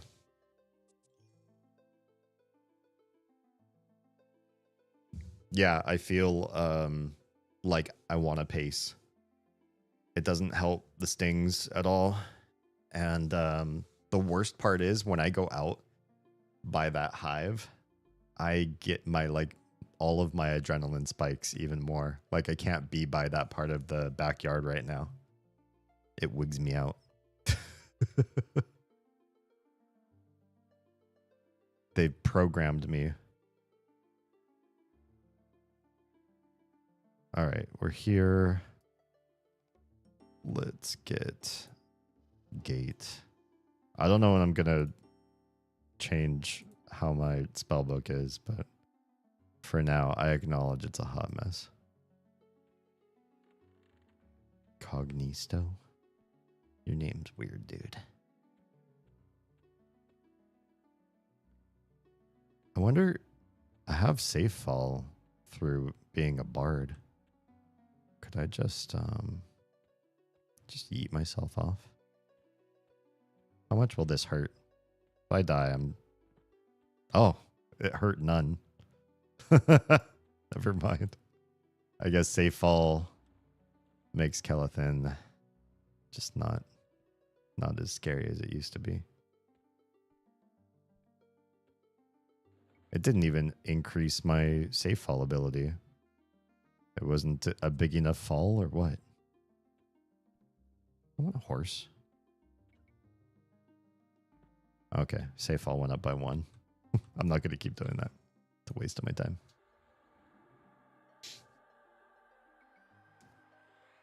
Okay. Person we're looking for is quite higher level in Mistmore. This could be dangerous for me. Lasna Charoon. Where do you spawn? You're a rare spawn. Great. Love that. Looks like upper floor of the same place we were just in. That's going to be rough. I'm going to take a quick bio break, reset myself a sec, and we'll come back, hang and chat some more. So, see you in a few minutes. A few. All right, bye.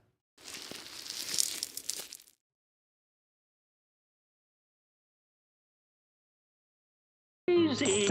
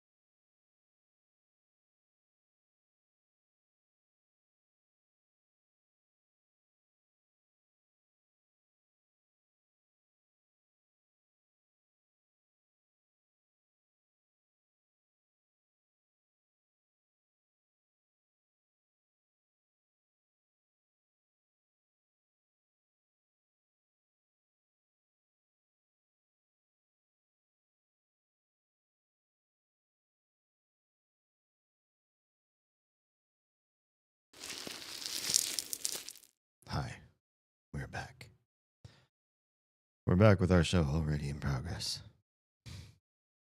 Okay. Think everything looks good there.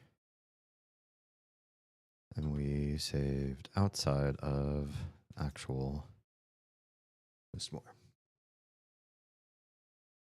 This feels wrong. Why does camera feel wrong? Give me a sec. Let's fix camera feel wrong.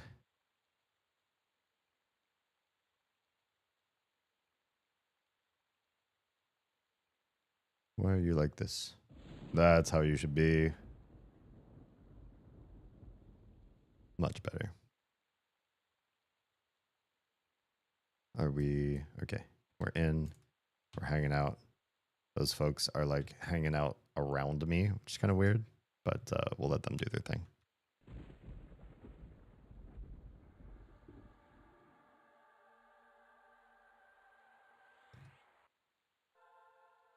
We had one of our dear local friends offer to go dash out and get food for us. We'd buy it and she'd just go pick it up, so I didn't have to drive while thinking only about all my stab wounds. And Oz can't really drive with her arm in a sling too well, or at least not safely. So, bad idea. Seemed to have worked. Excellent.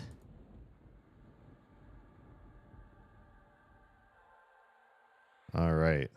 We're good and sauced up. Let's go put on all of our invises and hope we can get to the place we need to get to. Alive. Watch, I pop invis in that and the whole entire castle comes in and joins me in the fight. And I just die. It's a possibility. We'll see. We'll see what we can see. Anyway, so we try to order online at this place, but it's missing like the options that we want / need. So we're like, you know what? Whatever. Let's just order on the phone. But then that means we can't pay for it. Usually don't give somebody your credit card information over the phone at a restaurant or whatever. So we asked said friend, hey, can you just like get the food, pay for it, and we'll just wire you the money through whatever, app or platform you like to do. We'll just send it to you that way. And she was like, that's fine. Do it that way. But then as she's like going to get the food, she's like, by the way, I only have like $65 in my account. Do you think it's going to be like more than that? We weren't getting anything super expensive, so not a big deal. But it got me thinking. At least to ask you all. Do you keep a very like limited amount of money where you can access it? Oh God, these things are all going to pull, aren't they? Once I break out of... Oh, hi. Oh, yeah, there's a whole bunch of rooms. Oh, hey. Are you fighting that? Wait, where am I? There's a little secret room in there. Are you a real player? Are you a player? Or are you a fighter? I'm going to fight in this room, and that guy, he must be a part of this encounter. This room's going to absolutely wreck me, isn't it?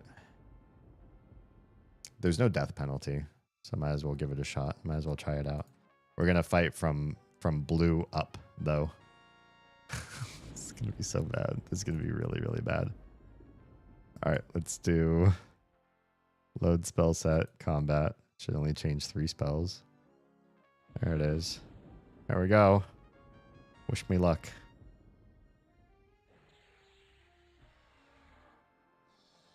Oh, no. So much of the dungeon is on me. A lot.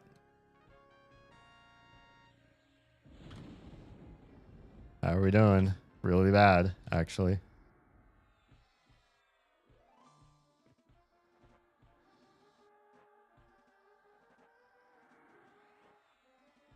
Yeah, we're losing a lot of health real fast.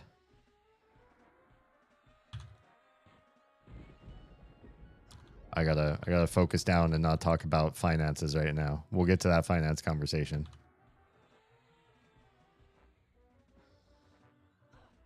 Am I even swinging? These guys all seem to be doing a lot of damage to me.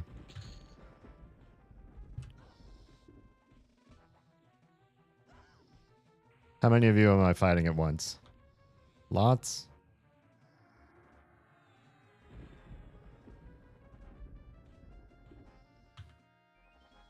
I seem to be stuck behind this pole, too. Like, I can't get my character out from in here. I'm gonna die right now. Need to pay better attention to what's going on with my health. Also, this level 40 dude is just wailing on me with impunity. So that's not fun. But it means I can run back here with my goods. With half of these guys dead. That should be to my advantage.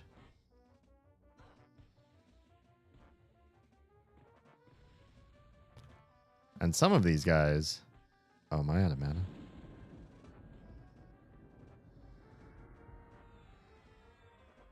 Some of these guys are also got to be running out of mana, I'd wager. I am going to die. I can't cast anything more. Oh, they're draining my mana. I'm not casting things. That's why they're casting stuff. Okay. Well. Back to the drawing board. Let's go back to buffs. Brutal. That was a very brutal little tight-knit area. Maybe I should have gone into the bedroom first and tried to clear out whatever was in there. Maybe nothing else would have come with. Something like that. Maybe.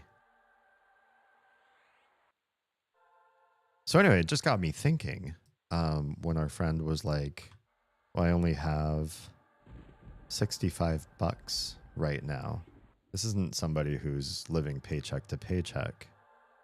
So it makes me wonder and ask this question of you all. Do you put your money away in different places so that you only have access to some of it here and there as like a, not a precaution, but like a preventative measure so that you only see the money that you know you can kind of spend for a day or week or whatever? Do you give yourself an allowance? Do things live in separate accounts from each other? I wonder all these things about you, specifically you. Is there a faster way to get there than all the way around the outside of the dungeon? It seems like a very slow route to do everything. Or maybe it's only the only way. It just looks like if I could just jump up into the tower, I could get there faster. But maybe I couldn't because the tower is, one, it's a tower, and two, it doesn't look like it's necessarily a really fast way to get to the part of the castle that I'm trying to get to. All these guys have it right. They're all like fighting just the trash on the outside. It's probably a lot safer. You can also run to the zone border if you need to.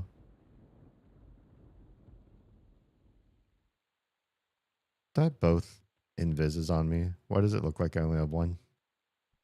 That's not what I wanted. I cast one on me right now because I feel like you need it. This one. There we go. Now I should have both invises. Where's the other invis? Am I full on buffs? Is that why this other invis is not taking hold?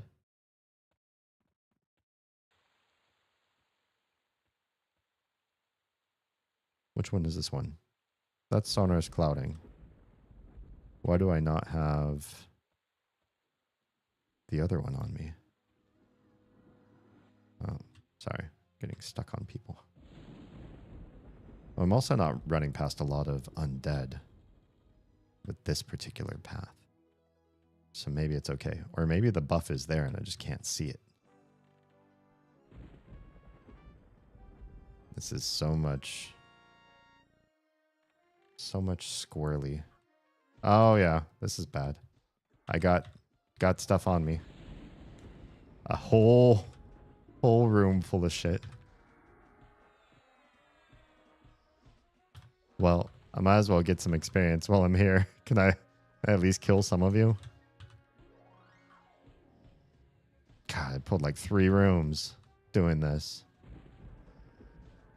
This is annoying. This whole dungeon's so annoying.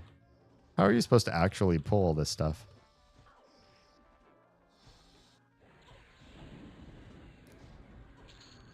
I got something. Got one of you down.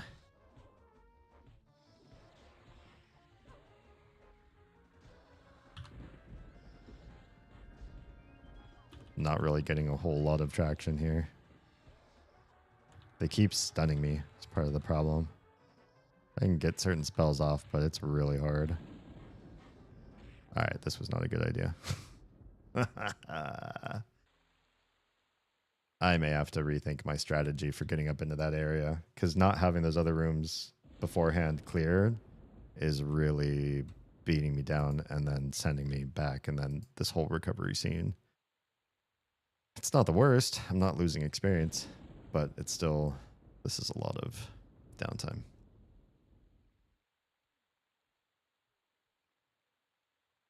Yeah, for a short spell of recent times, I was watching that one content creator guy does personal budgets with people, and I think, you know, to some degree, he started his show coming from a big heart. God, what the heck is his name? This little financial Jerry Springer talk show where he yells at and makes fun of people on his show. Caleb Hammer? Does that sound right? Sounds familiar. It might be his name. I watched him a little bit, and I had this realization that even if his show picks the bottom of the barrel, that there is a bottom of the barrel to be had of groups of people that are decidedly bad about how they work on their finances. But as I watched him giving advice, it felt like a lot of Hammer's advice was not coming from a place of really understanding personal budget and economics at a high level.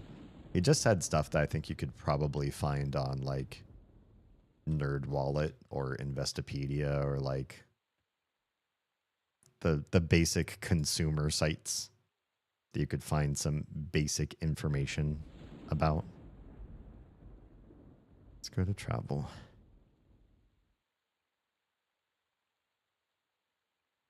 For example, one type of looking at debts that you have, there are 2 really big theories on debt. 2 different methods. And one is called avalanche. I don't know why they're both called snowy ideas. One's called avalanche and one's called snowball. And between the 2, there's one that makes sense and one that's just stupid. And watching somebody like Caleb on his show explain them, there, now I got both going off. Why couldn't I get both to go off last time? Now everything's probably going to be respawned in that area back there. So I really do need to like pick and choose which room I'm going to hide in and how I'm going to do this. Would also help if I kept the map up so I can take a look. I'll just keep it up there in the corner. Can I move this up so that you all can see it on stream better? That's better, yeah. Feel yourself starting to appear. Damn it. Really? Why is it already fading?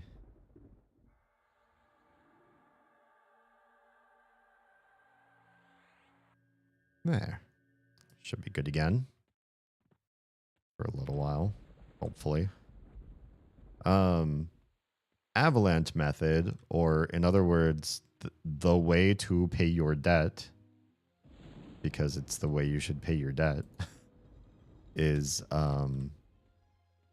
when you have high rates of growth with some of the debt that you have out, you pay those off.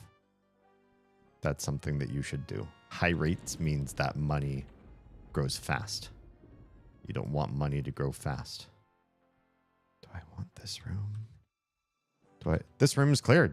Why is this room got cleared? There's somebody else up here doing stuff. Can you pull back in here? Oh, there's a guy here doing stuff. Fighting the good fight. Probably way stronger than me. Level 20. You are not way stronger than me. You're not the one fighting the good fight over here. Well, I'm not going to look a gift horse in the mouth. I'm going to take this gesture of goodwill and fight stuff.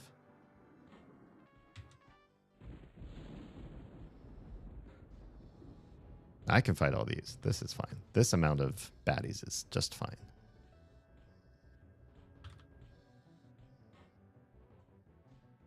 That guy, that little level 20, unless he's with somebody else who's like healing him through the fights, he shouldn't even be in this room anyways. He's not going to do damage to these guys.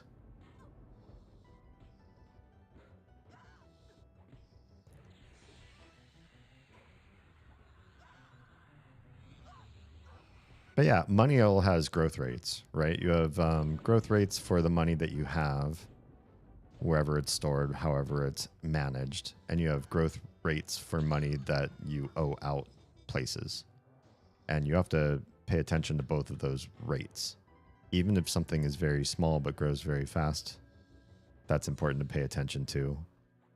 On both sides of the spectrum, you have small debt, but it grows fast. It becomes big debt quicker than other stuff. And if you stumbled upon a $100 bill on the street, you looked around, cautiously asked if anybody was missing $100 and nobody was, and you get to keep it, and you have to decide where to put it. And maybe you have two different types of debt, and one is big but slow, and one is small but fast. You want to put it in the fast one because the fast one's going to turn into more debt faster. Generally, compounding and other things set aside for the ease of the conversation. Well, this is going to go so much better because if I can get these guys all staggered like this is not going to be bad at all.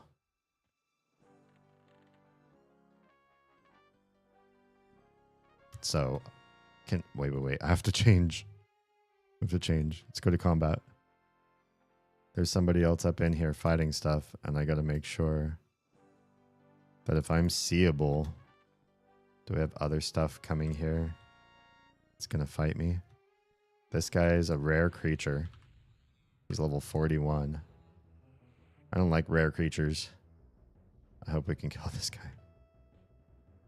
Anyway, Snowball's the name of the other method of paying off debt. And it's just vibes.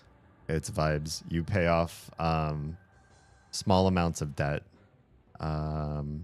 even if they are growing very, very slowly, and you could actually use that money elsewhere, elsewise, in either faster growing debt or hold on to the money and invest it or something. It doesn't matter.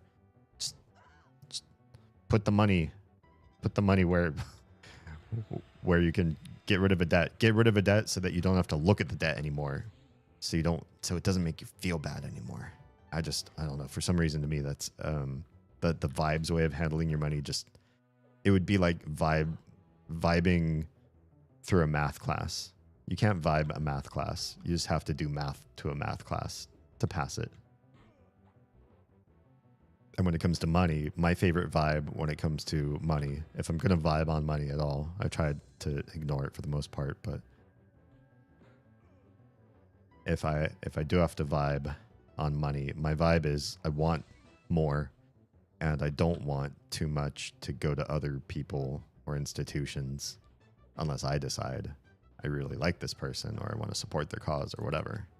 I get the money. This guy is level 41. It's a pretty high level. And I feel like I'm doing a pretty good job going toe-to-toe with him. That was not bad at all. A glowing sword hilt? It's for a quest. I'll hang on to it. Sometimes I look up these quests and figure I want to do something with them. Sometimes I just hold on to them in my inventory until I run out of space in my inventory. Okay. The room is at some sort of level of prosody. We're doing okay. That guy's not going to come in here, interestingly enough. I stared at him. I looked at him from this room. I thought maybe he's going to come this way. He did not come this way. Somebody fought and killed the person in this bath, though. And I wonder if it's the person who ran back here and stared at me in this room. They might know the spawn times better than me. I don't necessarily want to get in a fight with that gargoyle and then pull 5 other things and then have this room spawn. So I don't know the spawn times. I'm going to try to play it kind of cautiously here. For once.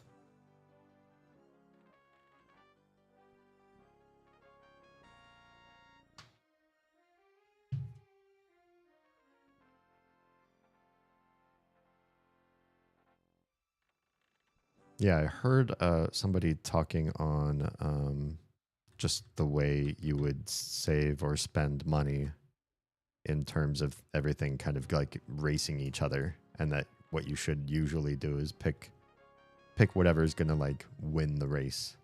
If out of all your debts, one debt is really, really fast, even if it's really, really small, you want to try to pay that one off first because it's grabbing a bunch more debts each month, each year, or whatever. The longer you leave it alone, the faster it's going. It's going to overtake everything else. It's the rabbit and the tortoise and the hare.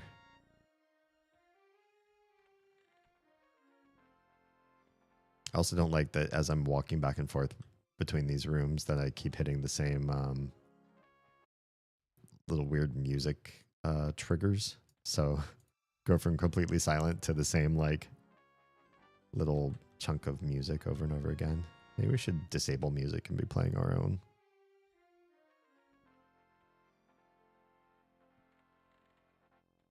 I'll leave it on for now. There's a certain charm to hearing the old school stuff. Even if I keep resetting it as I move around. I'm so nervous to open up any other doors. Probably also shouldn't sit. Did something spawn? It was just this lantern. I also shouldn't stand next to these lanterns. Apparently, I got kind of stuck in this corner. Oh, you're not that rare of a spawn. You spawned twice in a row. Internet says you're rare. I'm going to fight her quick because she's 3 levels higher than me, and the faster we get her down, the less nervous I am that ads are going to mess me up here.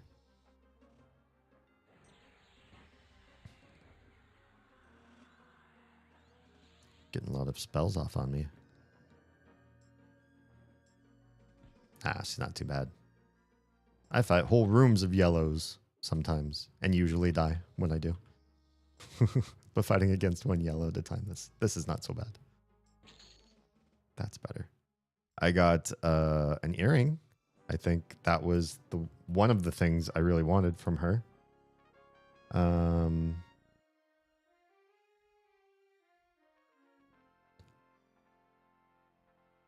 So, yeah, because I don't think I have an earring. Yeah, I'm missing one of my ears. And the other one is, hi, I see you. What is this other one? Jade does nothing. Nothing exciting. I'll just sell that one. Alright, can we put this earring on? Give ourselves a little bit more stat there. It already comes as a +1, which is kind of nice to have right out of the gate. And it's 3 AC, 13 hit points. It's nice. 4 strength, which is fantastic. And save versus void, which I'm not quite sure what that does. But I'll take it. I'll take save versus anything. Oh, we have our troll friend spawned in at an awful time. Troll friend, I really don't want you in this fight. I'd much rather fight everybody else. All the beautiful dark elf lady folk here.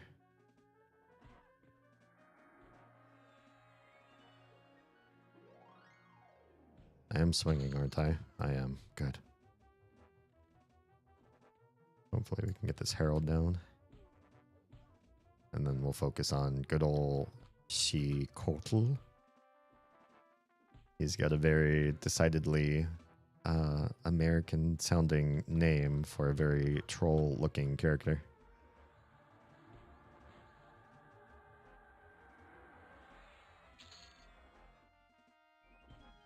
All right, it's just you and me, buddy. Troll versus halfling. Who will win? The only thing with Shadow Knights is it's deceptive that they have a mana bar, because you think like, oh, if you keep casting your dirty Shadow Knight spells on me, you'll eventually run out of mana. I will survive this. But they don't seem to ever run out of mana. That's the part that hurts.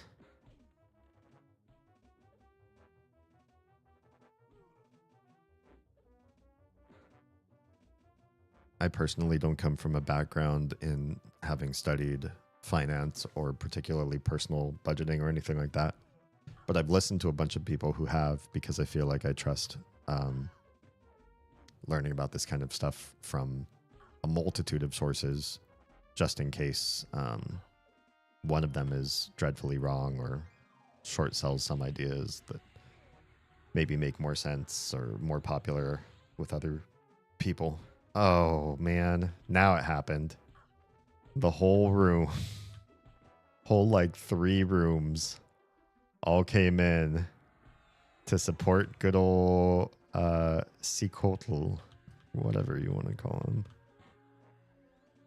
They're all blues, though. If I can get rid of just him, maybe I'll be okay. All right, let's see how we do. He dropped the glowing sword hilt thing again. He's only here for a quest. That's really annoying. I want to try to be preservational of my mana here.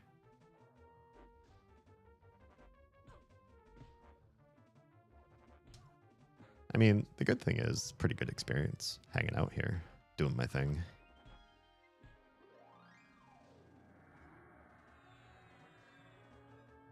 Can't argue with that. I feel like I kill this guy, I'll put regen on me. I don't know this for a fact, but I feel like as knowledgeable of game design as I am, I would imagine regens would be very mana efficient heals, because you don't get all your heal right out the gate.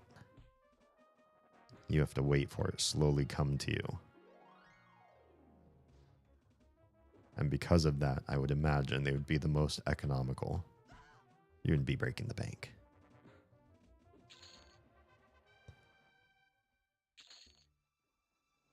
All right, might have some peace here for a bit. I don't want to move around too much in case Lady of the Bathtub comes back. She also drops a ring that I might be able to use because I have a really lame old school ring here that's not great.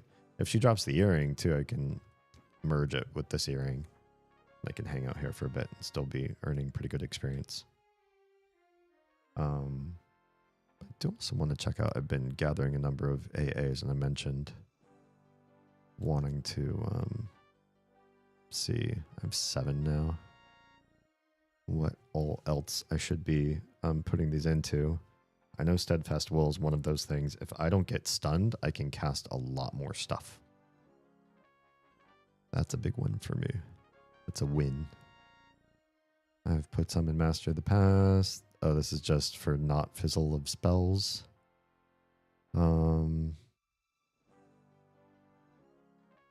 That's pretty handy, honestly. We're going to train in that.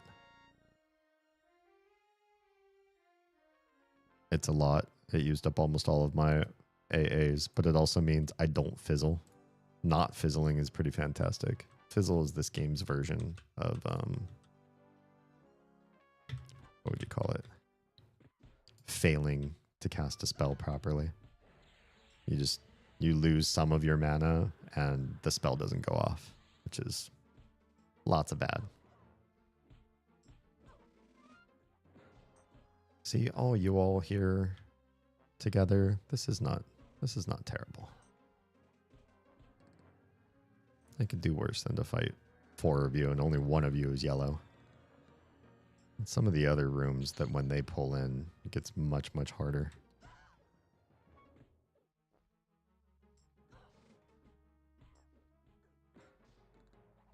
So yeah, that's another big advantage of this version of the game is the alternate advancement system.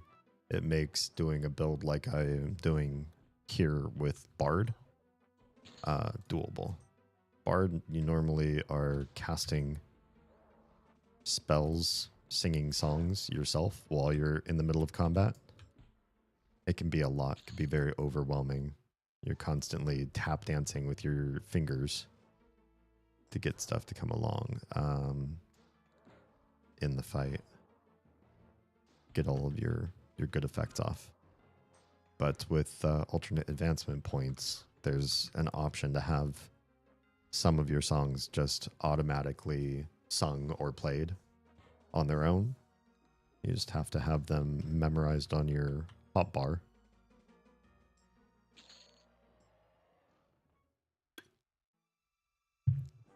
That honestly wasn't bad. This is a bit of a nerve-wracking area of the game, but it seems manageable now that somebody walked in here and bought me some different cycling for how everybody spawns in, mess with their timing, and it's much more manageable. What if I open that door? Will more things come from down the hall? No, actually. But this guy is back. Your respawn time is insane. Why just you? Because you must be so important for some big quest. Oh, good. Now I have to fight you and her. You know, frankly, we're going to fight her first. She's a spellcaster, and you are not.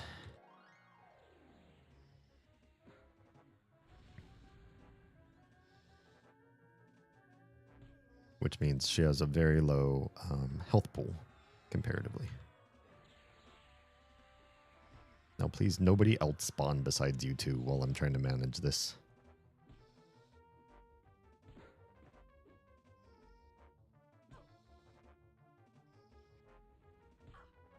Yeah, I don't love fighting these two together. Level 36 and a level 40 or 41, 43, whatever the heck this guy is.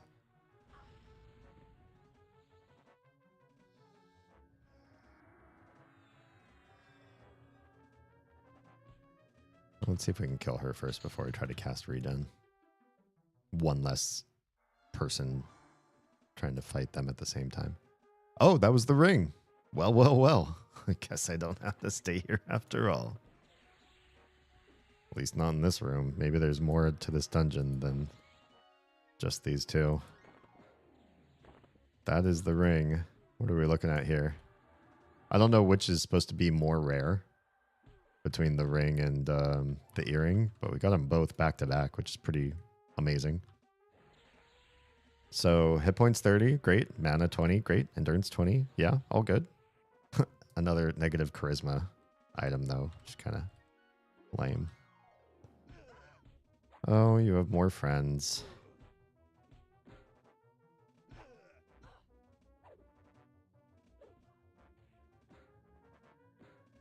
Yeah, we're gonna have to start using more of our mana.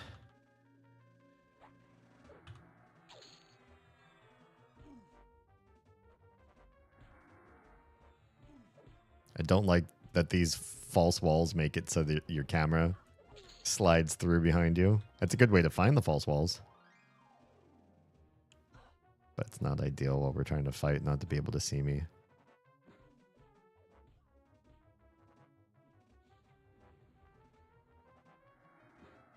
Well, looks like we may survive this yet, despite how awful the spawns are here.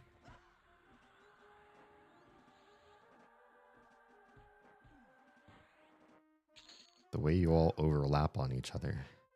It's just rude. A splinted bronze cloak. I think we just got a new cloak that's great, though. Oh yeah, ours is way better. Superior in every way.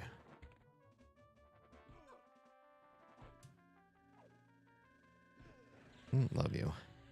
Can we stun you first? Then get a regen off? I'm afraid that we're going to find other things spawn because it takes so long for me to kill this one guy. And then I'm going to be low on resources when they come in. Come on, friend. Thank you. Yep, it just only has the one thing. And we already have one. Oh man, I wish this was free to try. I do too. Honestly, I do. Given the project that they've put together, you know about the that they have developers that they hired in from like the Hero's Journey server into making this game. It's got such a great premise, such a good like infrastructure for it.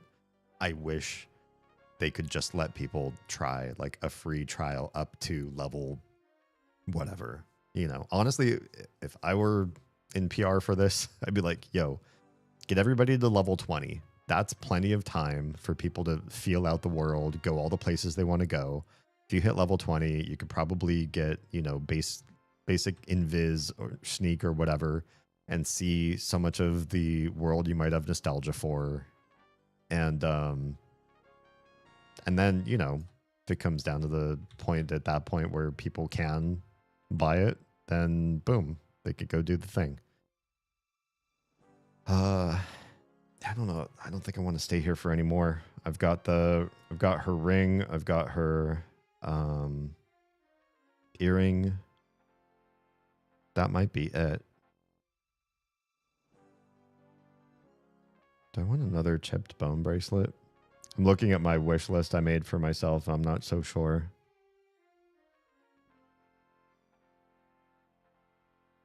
So I got the one. What did I get these? West Corona? I don't know. Or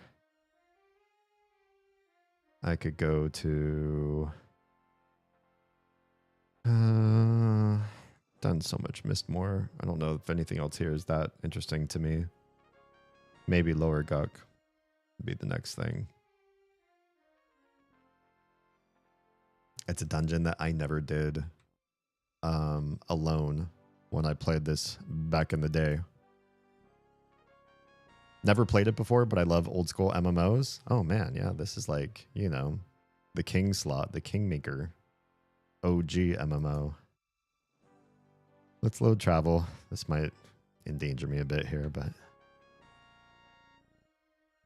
hopefully I can get Invis versus Undead off real quick. Don't. Ah, son of a bitch. Must you? Why'd you have to spawn in right now? I could probably run. Nah, they're so low level. As long as the Shadow Knight doesn't respawn in this room, it'll probably be okay.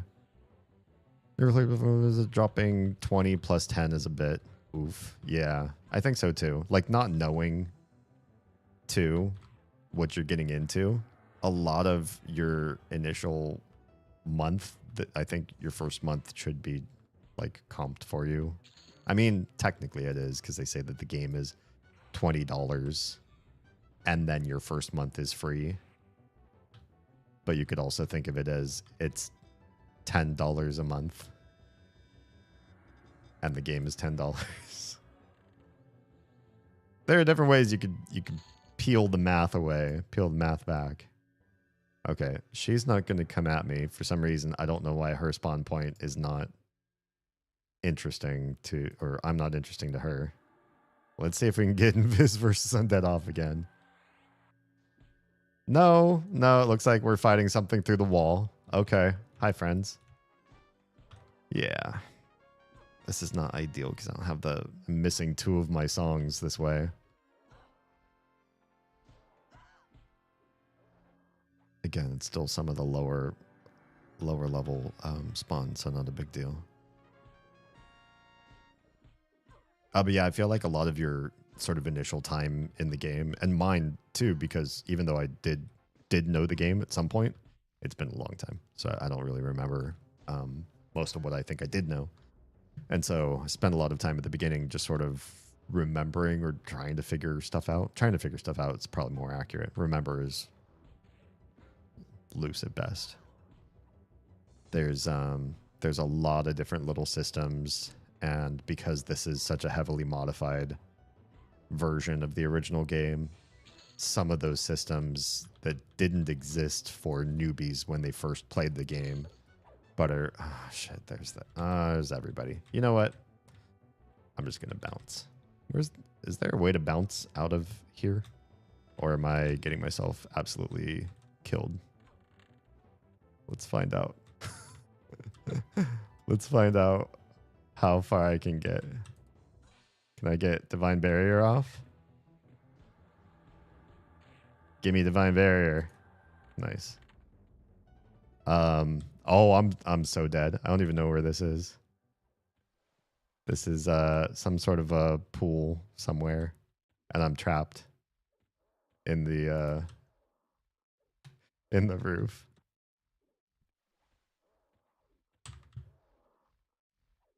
Yeah, this was not the way to go.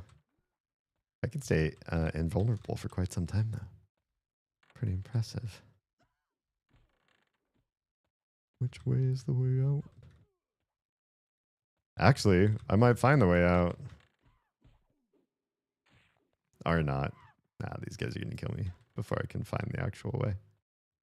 Actually, maybe I can make it out. Oh, there's the guy. How did they spawn at the entrance like that? That's cheating. That's cheating when a whole bunch of them can just spawn in right there. Let's resurrect at our buying location. I probably screwed a bunch of newbies over by having that. I didn't think they would teleport to the finish line. You get a month for free? Yeah, you do. So $20, yeah, gets you your first month for free. I don't work for these guys, so you know, if you say if you hear anything out of my mouth and it sounds good, I'm not getting a kickback. I don't have a code for you or anything. I see a gargoyle there, and I don't know if it's a corpse or if it's a guy waiting to smack.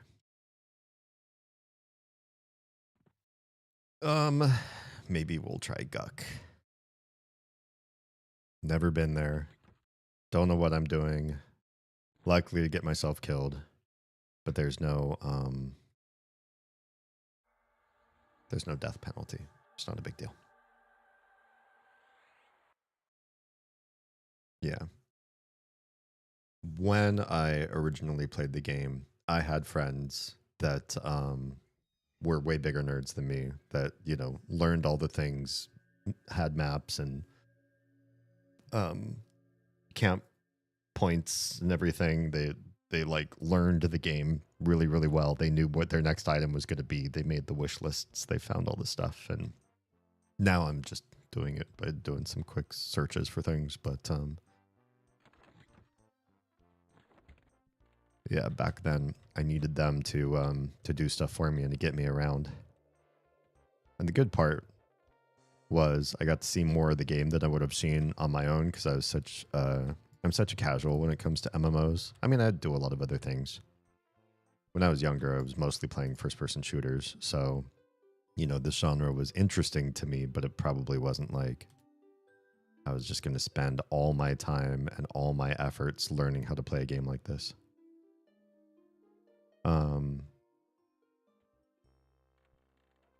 But it does hamstring me now that it's like, okay, go to Lower Guck. And I'm like, I went there before, but when I went there with my friends just showing me where to go. They just led me around, said, we're doing this next, and then we're doing this. Then we got to go here. You got to get one of these. It's a really good item. Like, oh, okay. You just tell me where to show up and what to kill, and I will do the thing. We want to put our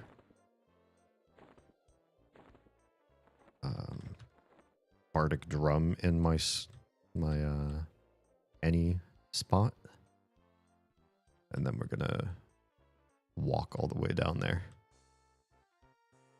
Don't have any teleporting classes unlocked yet, so we walk everywhere we go. Any chance you could give a brief overview of what's the difference between this and the original?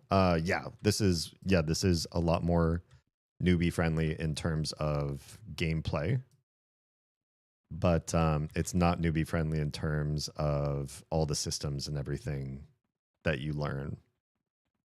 So they made it so you're stronger against all the enemies. Most of the early dungeons are retooled so that they make more sense and are more fair.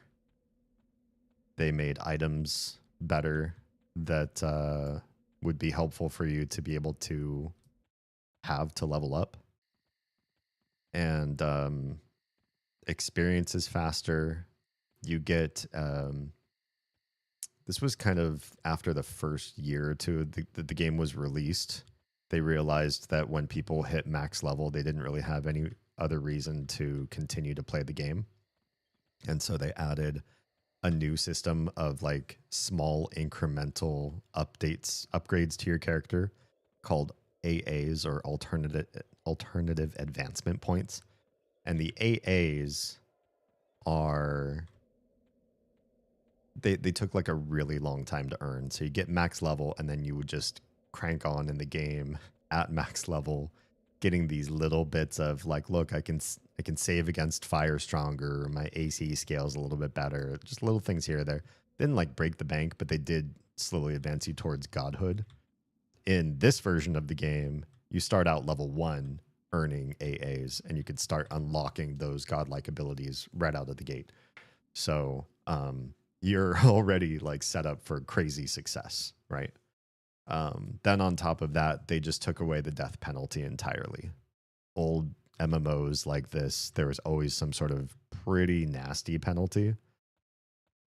Sometimes it was losing all of your goods or losing your corpse, and you'd have to run back to your corpse to get your goods back. Or in this one, in the original vanilla, you would lose experience. If you lost enough experience to lose a level, you would lose whatever skills and spells you had just unlocked at your most recent level if you de-level yourself. So you'd also lose functionality of the game. There's just a lot of, bad stuff. What do I feel like I owe it to the newbies here to help them out and kill this big bad? Let me do it. Let's switch. Oh, I don't have any of my buffs on. This is a bad idea. Let's switch to buffs first. As cleric dominant class, I should really be focused on my buffs. The really big thing of not having a death penalty, that's such a huge thing. And then on top of that, the one part that I think people who like nostalgia for, oh yeah, anytime. The one thing that people with nostalgia really feel strongest about with this particular game, because it was such a win on like the illegal emulator servers, is being able to mix and match different classes and races. And so at the beginning of the game, you don't pick one class to start with. you can hybridize two classes together into a super character. You don't even get like partial one class. You get two full classes together. And once you hit level 10, you can add a third. And then as you play the game, I think some of these you have to be max level to be able to do, but you can start to unlock. Oh, are you going to fight him? Okay. I did all of my setup to be able to fight this guy just to watch somebody else jump in and fight him. That's fine. I didn't need to fight a hill giant. I just thought these guys kind of suck to fight for the low B people. I feel bad for them when guys like that spawn. But if somebody else is going to fight and kill him, that's fine too. But yeah, you can eventually get all of the classes in the game to max level, and you can unlock a different primary class and do that several times over. So you usually have just one class that you can't swap out. You could swap out your other two. But eventually you can even swap out your first one too. And later on, you can also swap out races if you just want to be. If your character's race doesn't matter anything to you. I feel like that part's kind of weird, but you can just be different races and stuff. I super don't know why they have a toll booth there. Never understood it. For shiggles, I guess, because you could just walk right past them. Is that a macro? You click the buffs thing, or is it just buffs everything on you? So there's two ways to go about it, but I feel like the other way sucks, so I like my way better. There is an option with your spell book that after you have filled your spell hotbar, mine's the the second up from the bottom. Once you've filled that spell bar with all the spells that you like, you can right click your little spellbook icon and you get a different menu. When you left click it, you get all of your spells in the game and they're all ordered by spell pages. I have a minimalist UI on right now, so it looks not as pretty as the original spellbook, but that's that. But if you right click, you have the option to save and load spell sets, which is whatever spells you have in this bar can be saved to a set for quick and easy reassignment. And then it's all sort of automated going back and forth between, for me, one set for travel. Since I'm part bard, I have certain abilities I just want on for traveling all the time. One for buffing, because my primary class is cleric, and clerics have some of the best buffs in the game. And then one for when I'm not buffing and I'm not traveling. I just want all offensive spells there so I can fight the best fight. And it's so much nicer than swapping out all of those spells individually or trying to set up your spell book so that you can do the swap outs manually better. Why? When there's already an automated system. There is another system, so you don't have to have a buff preset made up. And it costs your alternate advancement points. I don't know why I can't say alternate today fast. Your AA points. You can spend some of them, and it casts every available buff. Maybe you do still need them in your hot bar, though. I don't know. There's something that's like a convenience fee. You spend the AA points, and you can do buffs for real quick. But to me, it seems like unless you've filled every other AA slot that you want to make you better at fighting, why do one for sheer convenience? That's just me.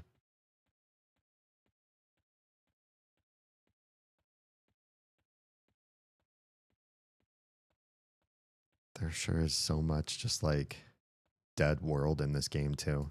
I forgot how much of older games in this era of gameplay. Hang on, it's getting cold. It was so hot and stuffy in this room. I was like, I'm going to turn on the AC. And now the AC is like just too much for the small area that I'm in.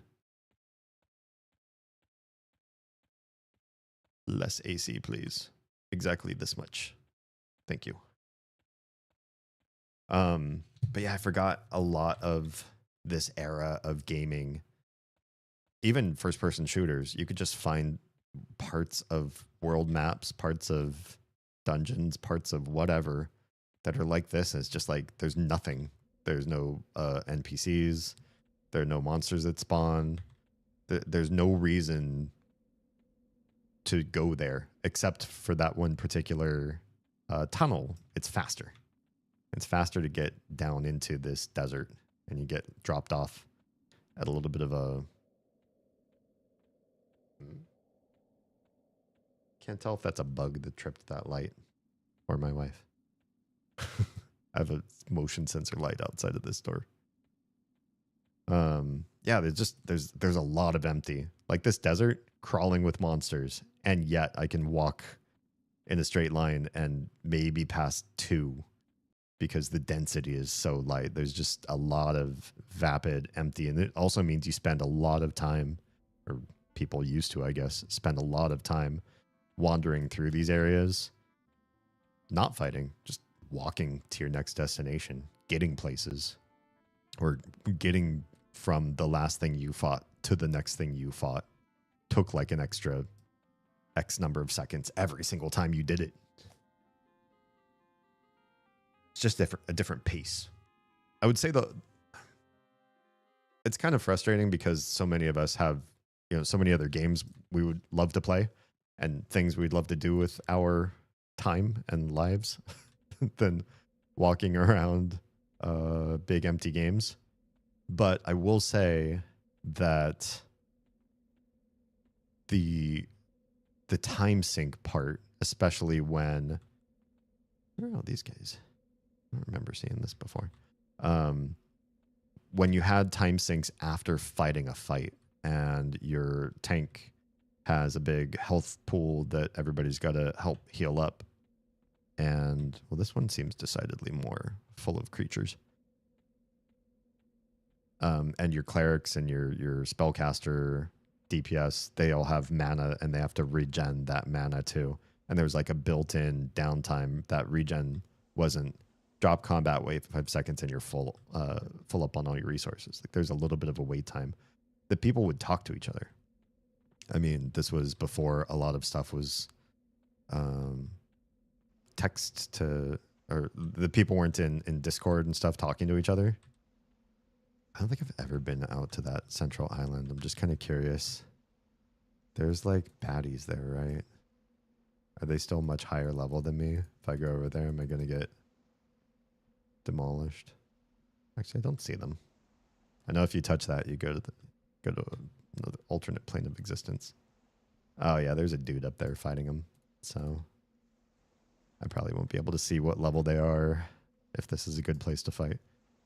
If I remember right, there's only like 4 things that spawn up there though, so probably not the best. Is that a little friendo? I don't think he can see me. He is a little level 12. Should I help him out? I feel like I got so much help when I was leveling. Let's help him out. Let's get some buffs. But I do like the is this happening? I do like the world of hanging out with friendos or randos and actually chatting with them in the game. And I feel like too many modern games, they don't give you anything near the ability to do all that.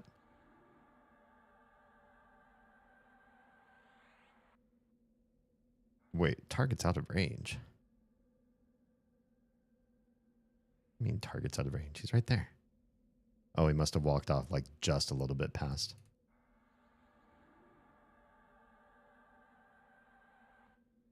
Why is it saying target's out of range?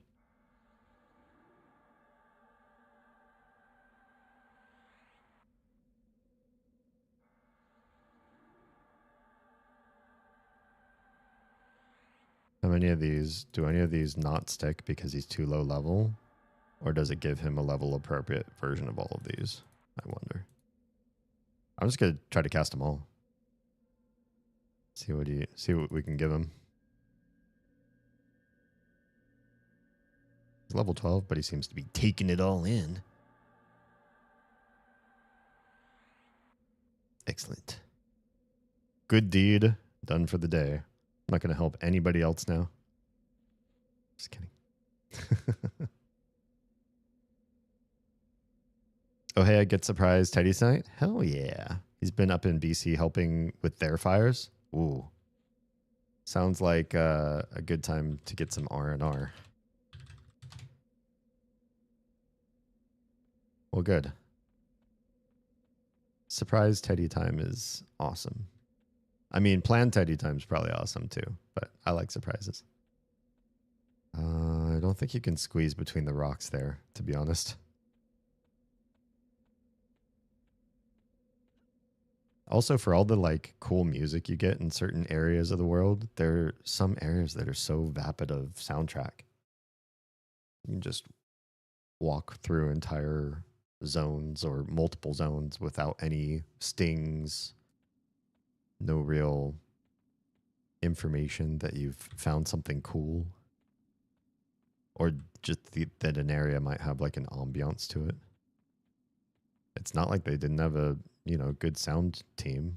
I feel like they did. Sand giant. Sand giant's my level. Neat. I could stop and set myself up for combat and try to fight him, but I feel like I've done too many little detours on my way to Lower Guk, trying to tell myself, well, you don't have to get to Lower Guk tonight.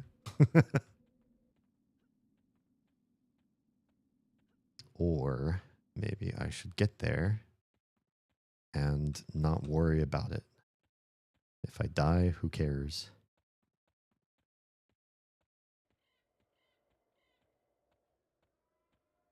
Level 46 guy.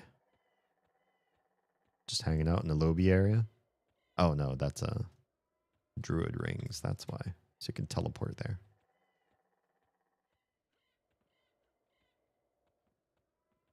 Oh, the game also has a difficulty setting. I don't mess with it because I'm just trying to be a filthy casual here. But for some people who want the elevated challenge, I don't know if you get better. I'm sure you get better rewards for it. Actually, you could set the difficulty higher, and I think everywhere in the entire world has 4 different difficulty settings. So at any point, you go, this game's just so easy. I'm so amazing. I'm a god at this. I know what I'm doing exactly. Oh, you know what? Remember when I didn't pick up that levitation spell? This would have been such a great place to have levitation because there's so much swimming here. But if I levitated through this whole area, I wouldn't increase my swimming skill.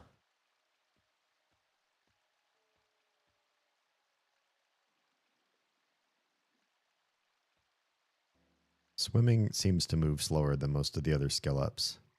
It does take longer. Not nearly as long as old school EverQuest. But there is a bit of a curve on this one. It's definitely slower than the others. Dasher. Okay, you're level 25. And you can't see me.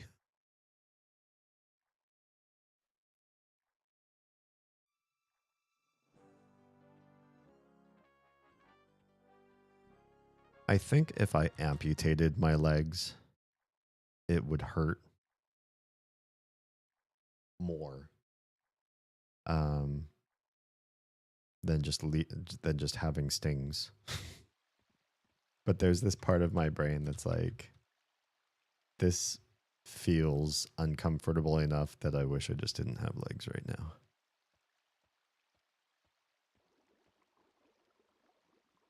Bunch of froglock fishermen. And you are... Oh, you're level 32. You're a much higher level person than I thought you were. Troll raiders? Is the city of Guk, do people... When you start up as a froglock, do you start here, or do you start at that place in the Wrath Mountains? I wonder. This guy's name. XL spread cheeks. Wow.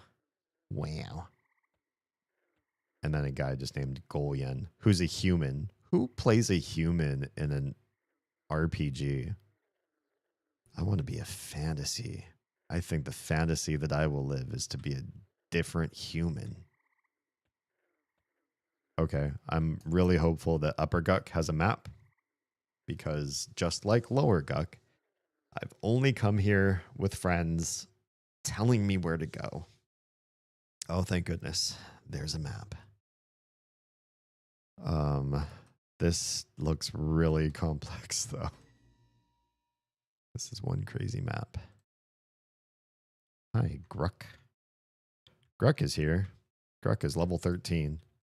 So is Upper Guck really like low level dungeon? Level 6s? Yeah, I would say so. Proglock Novice, level 8? Yeah, these guys are all super, super low level. We want to get to Lower Guck. The ruins of Old Guck, I guess is what it would be called. Can I click on this and see the map down there? These look like hypermark or hypertext.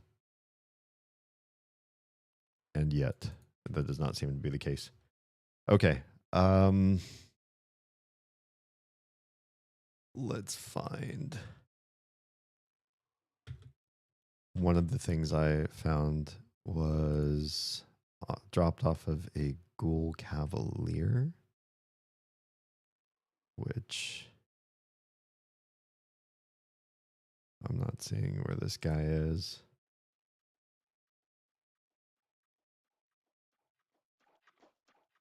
Cavalier. Cavalier room is room 16 on this crazy map. You guys want to see? It's old school maps. So somebody hand drew this on what looks like graph paper, which is crazy. So Cavalier room 16, right? 16 is over here. And this connects to D. And level 2. Okay. Bye, some of you, for the time being. D is there. And also level 2. So it connects there and there. To live side right there. But where? Which live side? That's...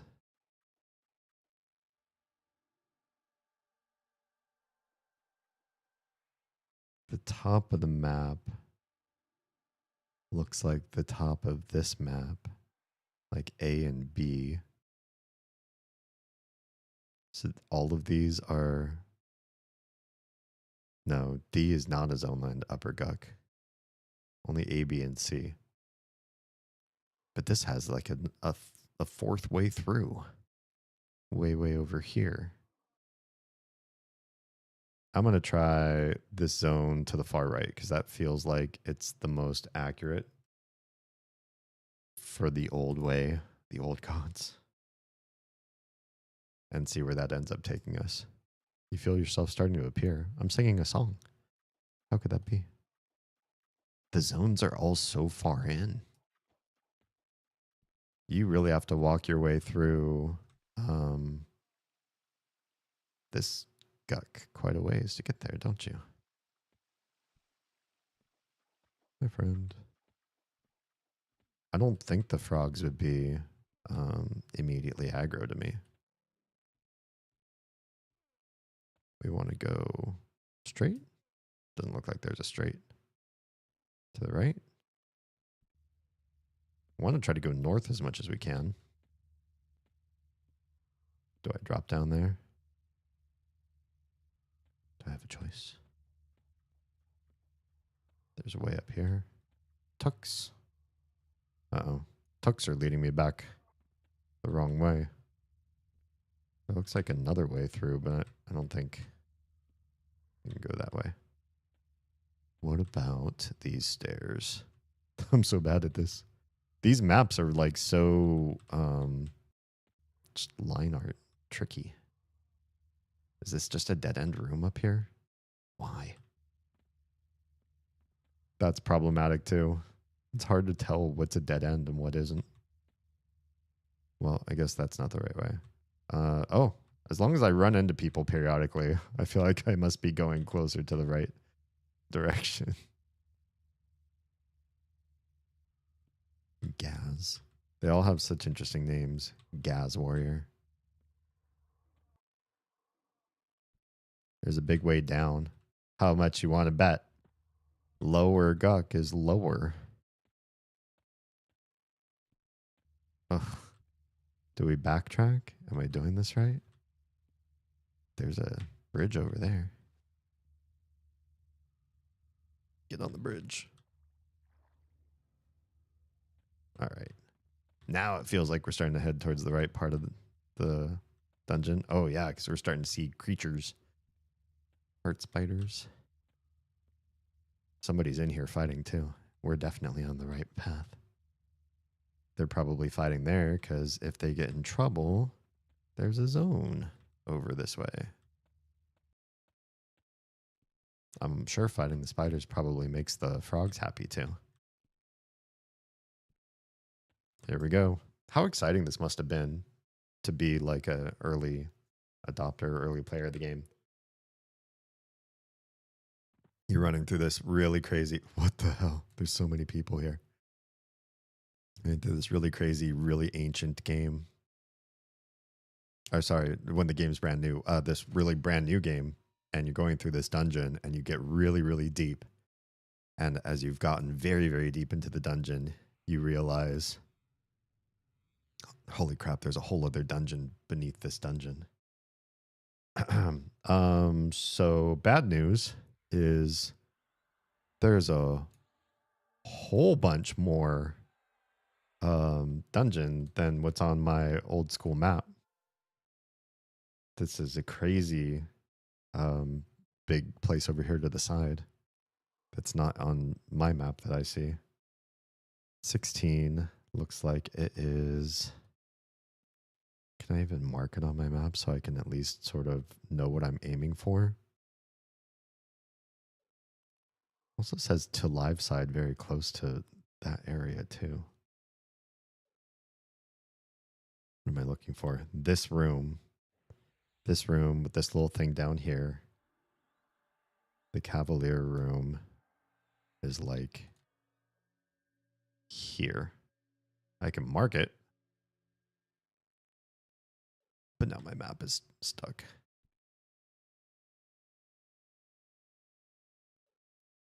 There's more regular froglocks here, but I feel like I also want to do Invis versus Undead.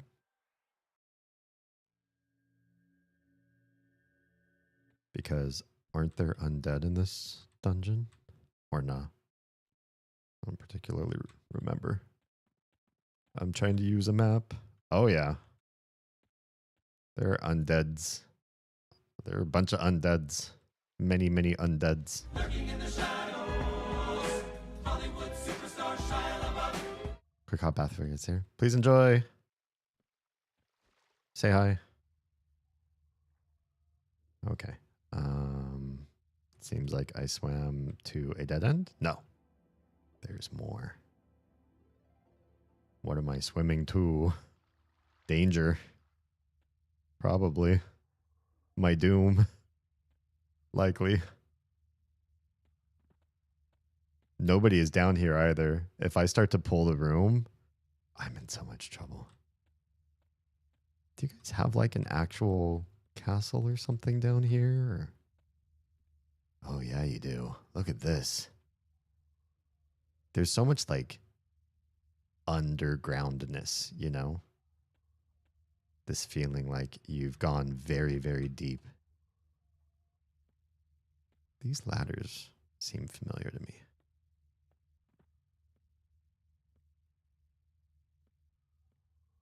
Well, this is a dead-end room. It's just a parapet, I guess.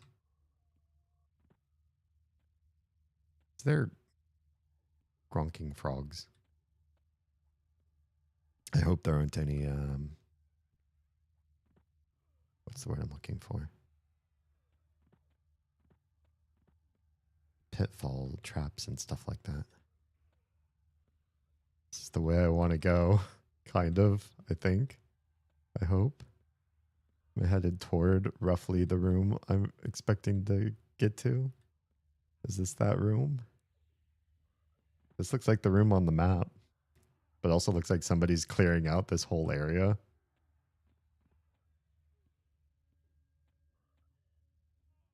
Maybe a whole group of people.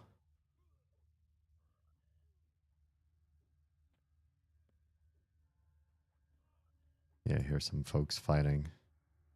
Well, let's load combat. My buffs are already there.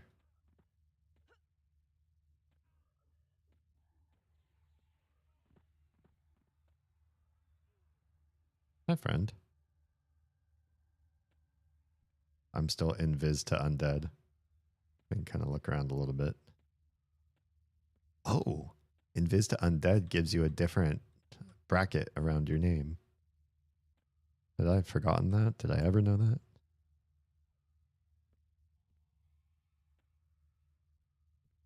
Because somebody else is pulling the fights here, I'm so nervous. Oh man. Yeah, 3 things have now spawned there. They're all yellow. I'm so nervous what respawn's gonna look like here.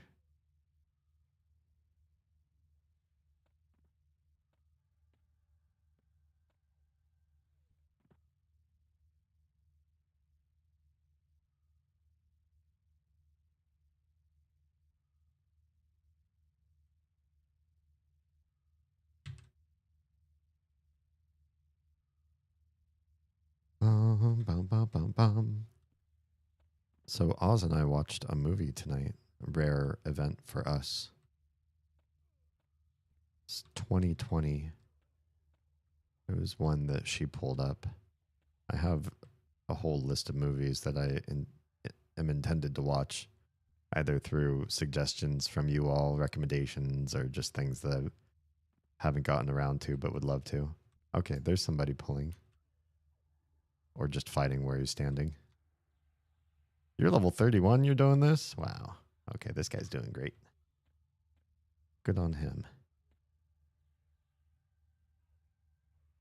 Or he's got a lot of buffs for Pal Bard Shaman. Is he fighting with other people? Do you have a friendo with you? Doesn't look like you have a friendo with you. 2020 movie, and it was called I'm Thinking of Ending Things. Let's see how well we do against 1.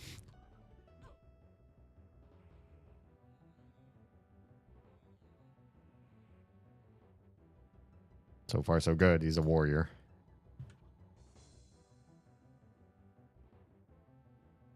But so are we.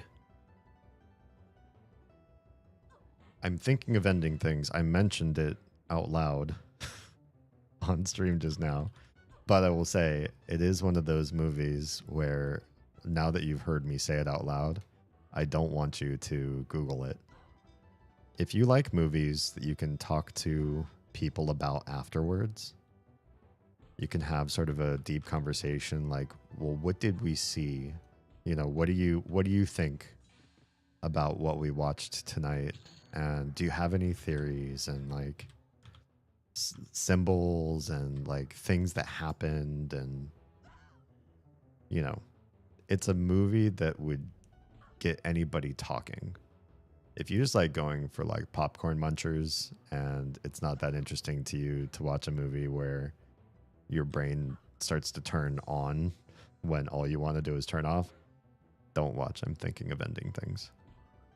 It's not just for casual view. But I think we had a fun time with it.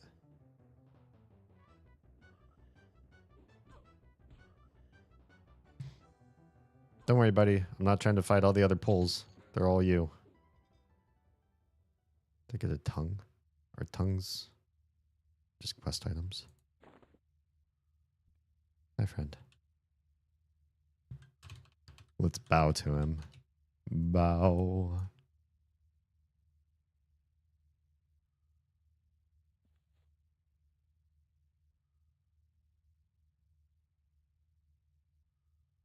How about some buffs, friend? Wouldn't you like even more buffs than you've already got? He's got so many buffs on him. Oh, because he has another friend with him, or is that some other dude? I'm going to cast some spells on this guy.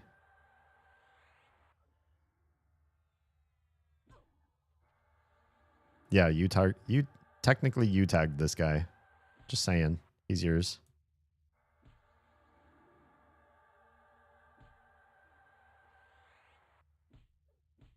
Stop hitting me. Trying to cast stuff on my new friend here.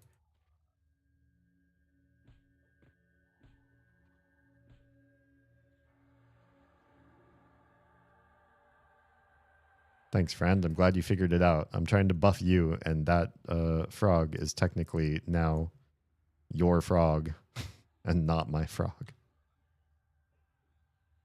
But I should probably rebuff myself too, since I've got him here. You stop kissing everything. Ow! Kiss anything. Well, if it isn't the Goblin Army. Welcome on in, Raiders. How are y'all doing tonight? I'm the counterpart of Oz, Damien Holme.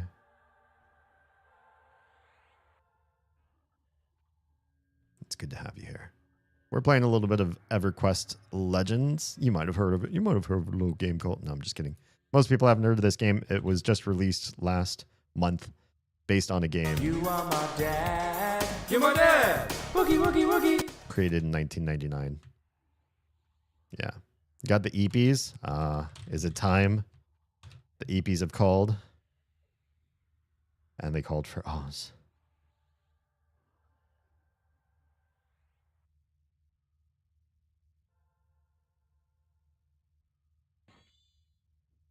Am I fighting this guy?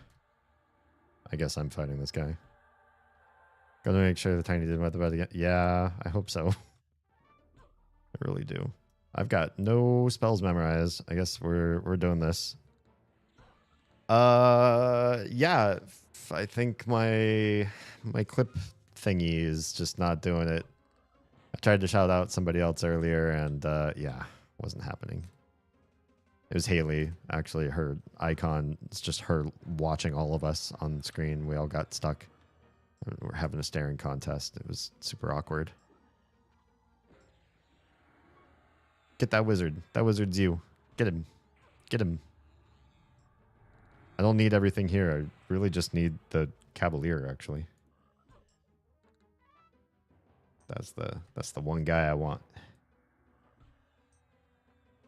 I think that's what it's called. I think that's what we were looking for. Oh boy, they're all fighting me now. Listen, I didn't have anything memorized for these fights. That's poop. Well, gotta go. Love you. Have a good stream. Love you too. Streamer vows, everybody. I can't show any clips, so you know. Go watch her and support this household, please. Yeah, this is awful. I don't have half my songs up, and I don't have any of my offensive spells. And we're just gonna have to fight these things. Just me. Good times. Good times.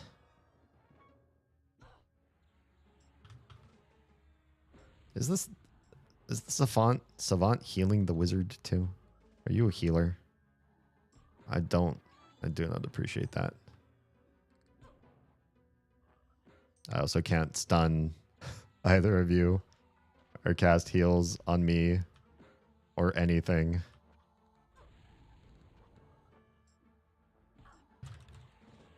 Thanks for the support. I got caught with my buffs instead of my combat spells. Is what I'm going to say to this guy. In other words, making him feel a little bit bad. Like, I came here, I gave you big buffs, and now I'm trapped. this way.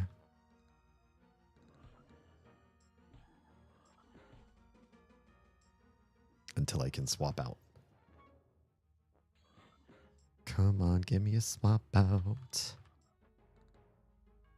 I would love to not have to fight you anymore. Thank you. Okay. Cool. AC 25. What do I have? We're taking that chest plate. And we're probably selling the phosphorus. Get them other spells on now. It doesn't have anything else but AC.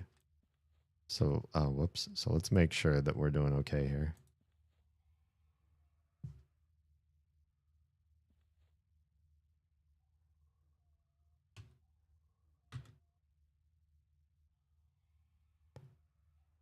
Same. Kimchi says, no worries, was wandering through. So I'm glad I wasn't taking a specific spawn. Because there's a specific spawn in this room. I said same, but I'm not really just wandering through. I really want what's in this room. So, now that you have all my buffs, you can go, good sir.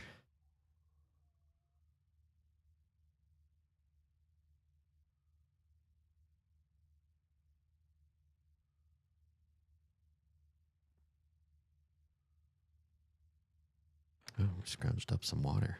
Delish. Okay, so my current breastplate, significantly less AC, gives me endurance and some saves.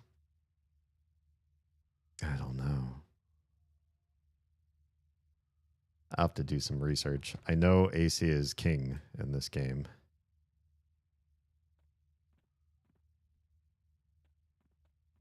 So having the high AC might be worthwhile. This guy's here. Bibbin.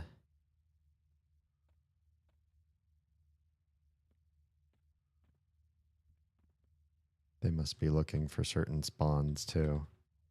Bibbin's just wandering back and forth in a couple different areas. This guy's staying in this room. I think he does want the Cavalier. I'll pretend like I'm gonna fight somewhere else. But if he gets the Cavalier spawn,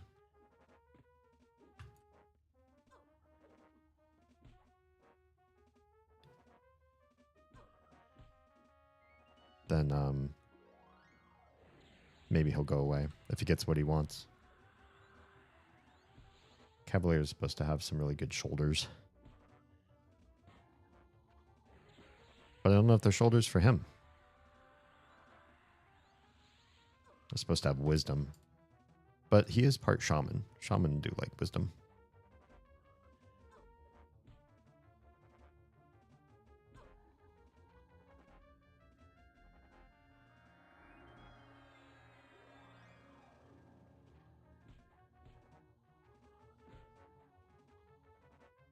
Oh, yeah. We got another guy behind us now. Just fighting all the fwogs.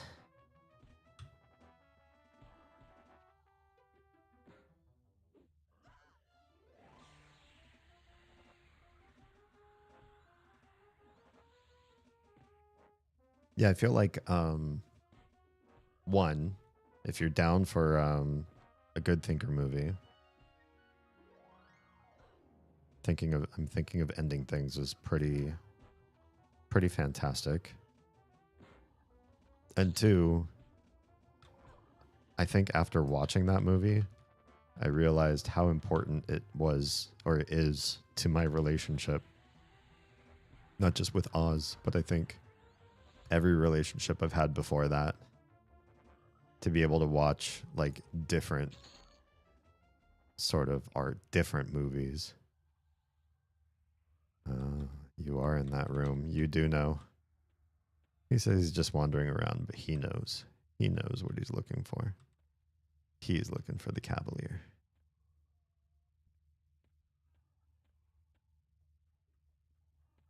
I'm going to head back out.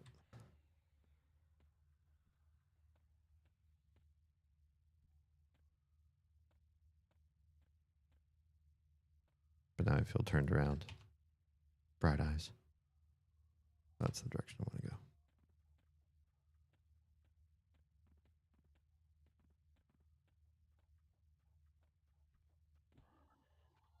Might as well just fight stuff. Get some experience while he's up there. I don't want to make my own personal instance of this because you miss out meeting people. Munish. No fingers or no feet? Is that the philosophical question of the night? Or are you talking about a movie that you saw or something? Sure. Would I rather have no fingers or no feet? I feel like that's easily answerable by what you want to do with your life. And I'm personally such a creator. I'm a creative type of person. I want to make things. And I don't know very many people who believe that their artistic calling can be done just with feet alone. It usually requires hands to get around a lot of that kind of stuff. Make what you want to make. The only people I know who make stuff with their feet generally do so because they have the constraint of not having hands in the first place. And I think the world that we live in, it is easier to find accommodations for somebody with no feet to get around the world than it is to make accommodations for somebody with no hands to be maximally creative. Do I think I can see as much of the world as I want with no feet? Probably not. Probably not. Do I feel like I could create without my hands? Probably. But I feel like between the two, which one would hurt me personally the most? I would want my hands to be able to keep making stuff, keep making art as fast and as much as I can. Of course, I say that when right now I am live streaming an ancient game and chatting with you all. Is it a form of art? Am I enriching my artistic self? It's kind of hard to say. Yeah, this guy is officially camping Cavalier now. This guy, I'm wandering around. I haven't been here in so long. I just don't know what's around here. You know Cavalier is right there. Or you wouldn't be around here in the first place. I wonder if he and that other Skelly guy were at odds with one another.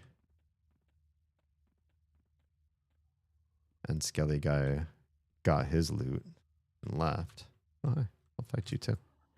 Oh, well, there's a whole bunch more guys here around the corner I didn't see. Hi, everybody. Whoops. Well, we'll do what we can. There's only technically 3 of them. What about you, Munish? Fingers or feet? You decide.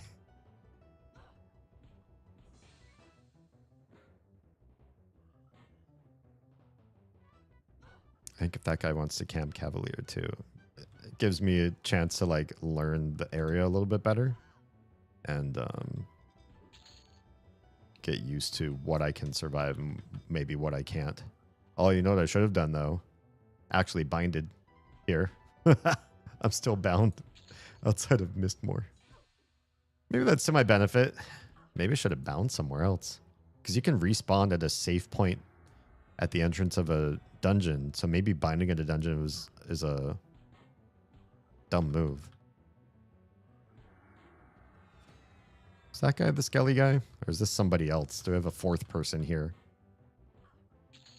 Trying to get the same loot as the rest of us. Oh, Cavalier. Oh, this is the Cavalier's room. I must be underneath that other guy. This is the room I actually want. I found it by accident.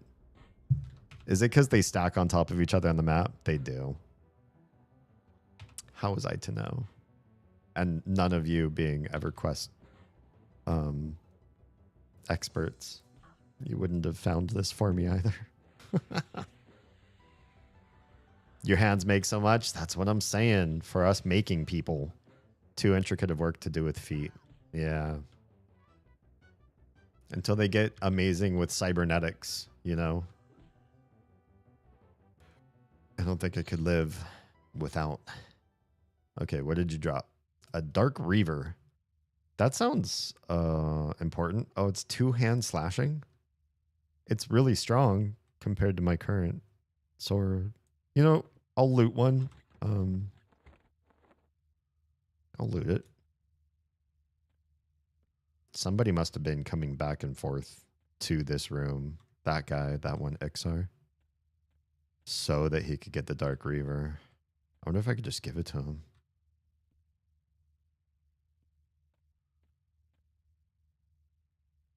You were looking for the Dark Reaver, weren't you? He's cheering me.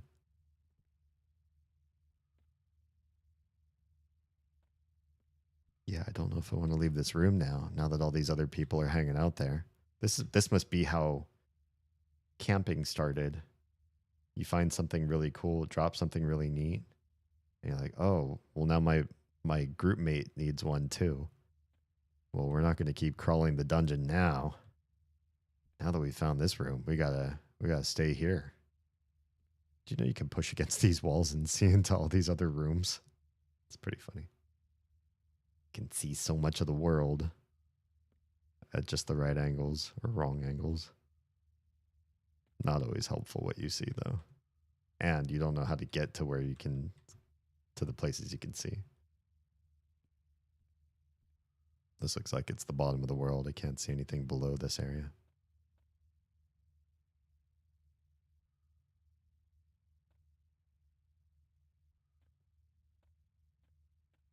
Yeah, I've thought of what the world would be like without certain appendages or senses. When I was a kid, I'm sure everybody did this. Whoa, there's 3 of you. Okay. I would walk around my house blind for the greater part of a day. I'd just be like, I'm going to learn what it's like to live blind. But of course, you can never fully experience something that you can turn off. The idea of I'm just a tourist here and I can go back to sight life at any time I want, should I want or need it. It's a different vibe, right? But I would try it. I tried to plug my ears before and feel the sense of profound deafness and, you know, just all that kind of stuff. Boy, there are a lot of people that come check out this room. Cavalier must be popular. Or everybody here is just looking around, just like the first guy said.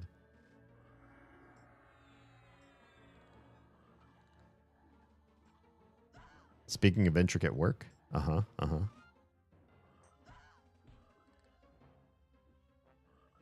These guys, it's not too bad. At least this dungeon, when you pull an enemy, you get 3. And that's just kind of how it's going. I'm not completely overwhelmed. It's sane. Oh, this guy's level 37. No wonder I'm getting my ass a little bit beaten down. But yeah, it's not terrible. Mistmore, I feel like you'd pull 1, and then depending on where you were, depending on how loud they screamed, you could get 3 rooms of enemies. I made a picture. It's still a work in progress, but it's looking good. Oh, good stuff. Can always share your stuff to Pride. What did this guy drop? Oh, just a Morning Star.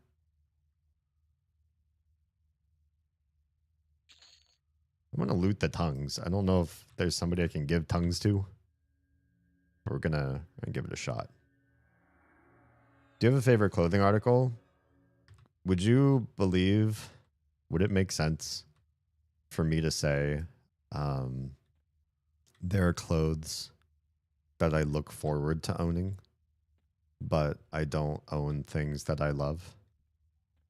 I wear stuff that I got for super cheap or as a present because somebody said you wore that ratty shirt for too long and I can see too many holes in it. And so I'm going to get you a new cheapy shirt. And so like most of the stuff I wear is in the like $3 to $20 budget bargain bin sort of thing. But I don't want this aesthetic per se. Uh-oh. There's a secret wall right here, but it doesn't lead anywhere. And it looks like you might be able to get stuck in here, apparently, because I did it a second time to show you all that I found it. And now I am actually stuck. No way. Tell me I can't, like, duck my way out of here. I made it all this way.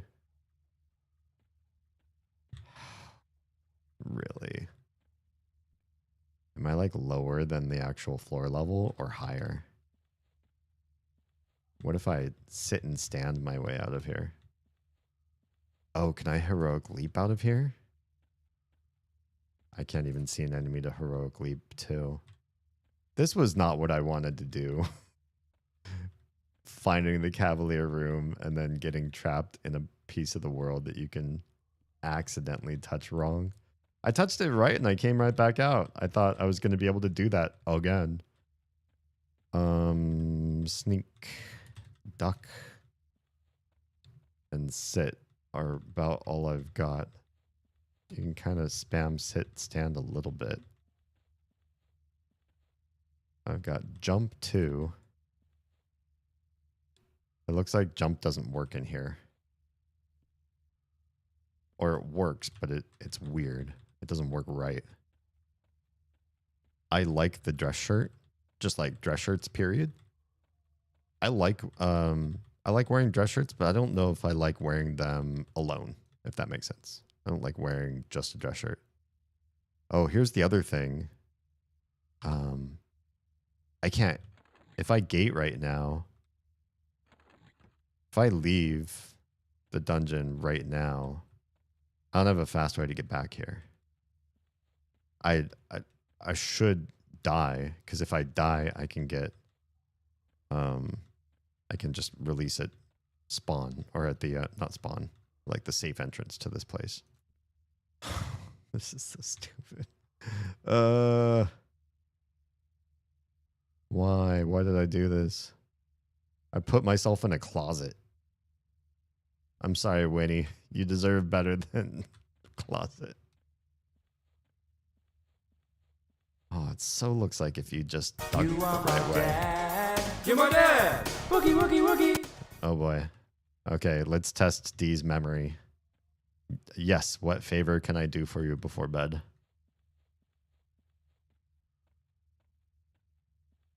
I'll have to make an alarm on my phone. Come on.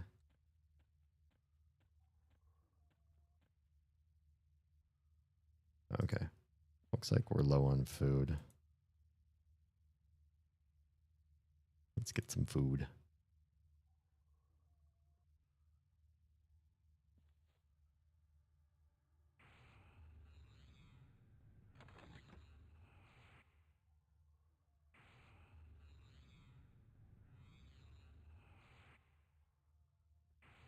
Can't manipulate the capel. Oh, good. It's full of ants.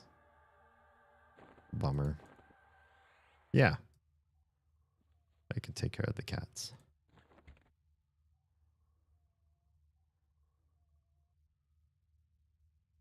Bring Divine Aura back. Left Susie a cup of food in the crate. Okay, great. So she's got alternate food. Oh, here. Fight me. Fight me.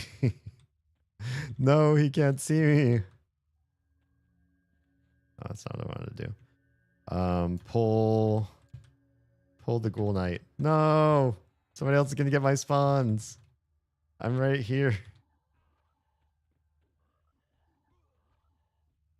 Is it Kimchi's? Is that the guy's name? I can't see him. Yeah, I'm seeing his name in the in chat. Can I heal him from here?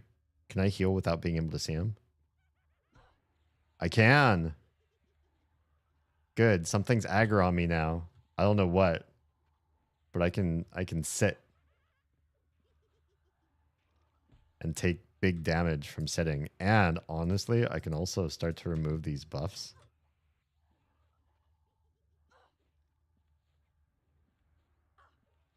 This should make me die a lot faster. It's silly to think, but get me. I want you to get me. I can't even see what's attacking me. But do it. Oh, is it that night? Don't kill him yet. I need him to kill me. Every time you sit, the enemy gets a free crit on you. And this guy's probably so confused. Why is this one ghoul knight attacking? No, did you get him to turn around? Oh, you son of a bitch. You got him to turn around.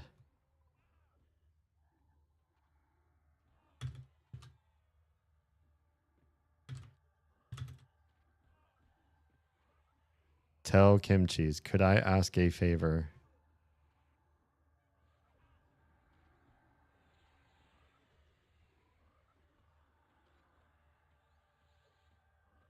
Hopefully he sees this after he fights all these guys.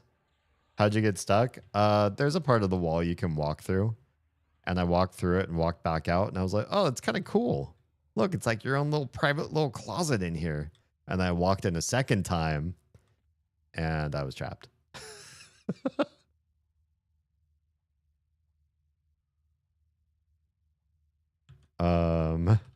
Tell Kimchi's, would you be able to... What is the term in this game? What is the thing called? Would you be able to gather party? Pull me out of the wall. This is what I will ask. This is what I need. I will buff myself again. Maybe we could do this for free instead of me dying.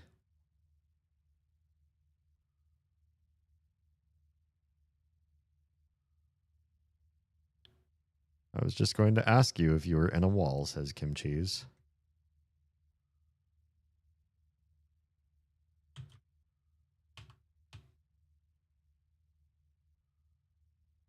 Yes, I'm terribly stuck in a wall. Okay, great. He brought me into a group.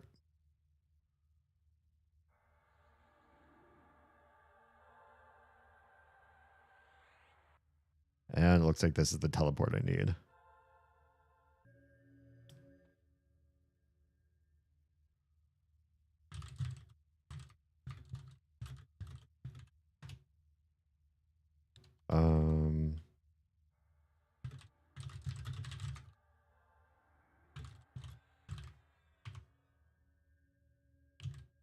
Group. I can breathe again. Thank you so much. He's got somebody with him. I did not know.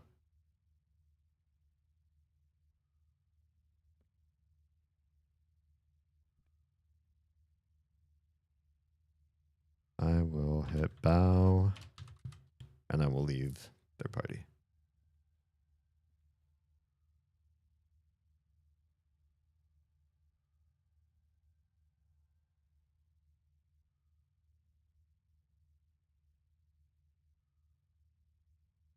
All right, cool. That's done. Well, that's what curiosity gets. Next time I see myself starting to dip out of the world, I will just leave that area and not try to push it and be curious to that degree. Did they leave me? Looks like they left me. Cool. I will stay here in Cavalier Room. Who knows when this room's going to respawn? I mean, were they here getting the spawn, or did they pull something from another room in here and fight it in here? All I know is I have to watch out for this corner. It's the most deadly thing in the game so far. Mostly because you can't even die to it. Now then, is there anything else alive? Yeah, that's a level 39. Holy crap.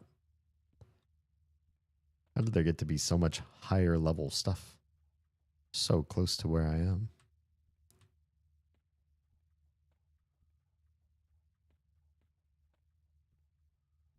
I wasn't expecting to find that. That means that room's going to be a lot harder for me to pull from as long as that guy's alive in there. Well, we'll chill here for a bit.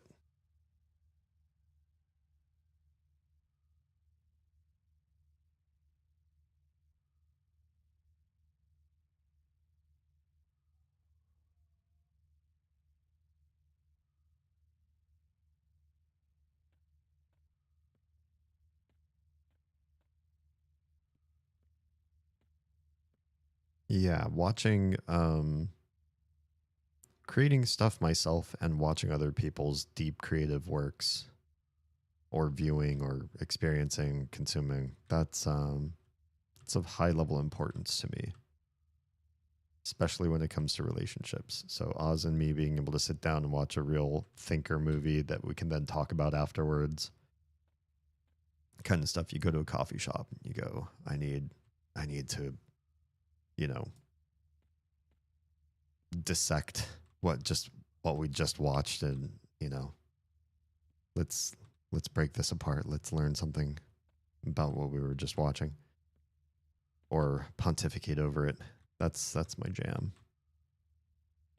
Oh, I think it's because I was pushing against all these walls to try to look outside of the dungeon. Maybe I should stop trying to push the walls, push through, and see outside the dungeon. I wonder if I could...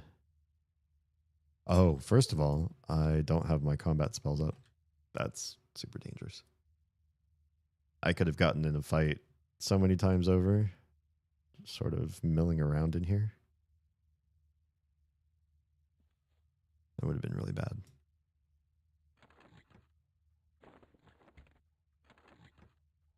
Yeah, I'm not sure about this. 25, but no stats whatsoever.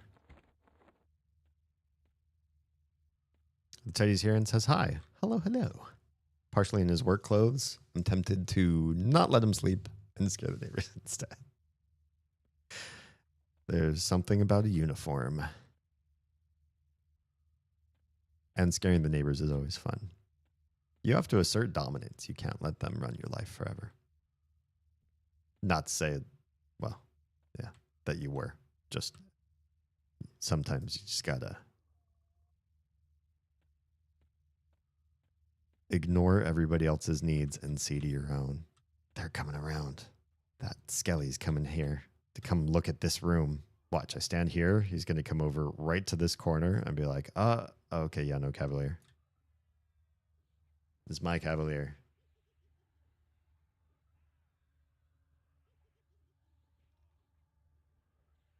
Oh, it's Kim Cheese and his friend. Kim Cheese sounds like such a gross name. The more I think about it, I love kimchi. I love cheese. Can't say I love them together. Although, you know, I will say I've never tried. Maybe I shouldn't knock what I haven't tried before.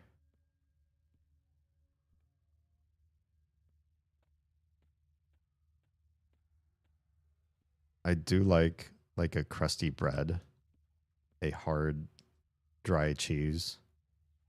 Is there a Minotaur over there? Interesting. And like a lunch meat, like a salted meat of some sort. It just, that kind of combination. Oh, and like some like fruit. That kind of stuff really makes me feel like I'm in a fantasy story. I know it's like, it's just provincial food. Like to some people, it's nothing to them. But to me, it makes me feel like I'm about to travel, you know, to deep, distant lands in search of adventure. And this is all I can eat because I'm on the road. And it's going to keep in my satchel while I'm getting to my place I'm trying to get to. I don't know. Does that make any sense? It's like I romanticizing going on adventures to the point where even the food makes me feel a certain way. Well, there's the Cavalier. Once you're done casting your spell, I'd sure like to tag you too.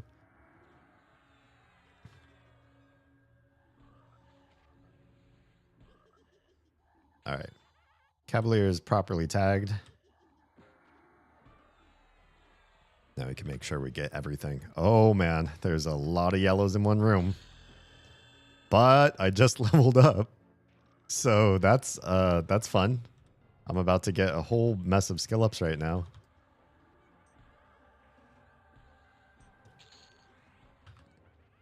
So I guess it's okay.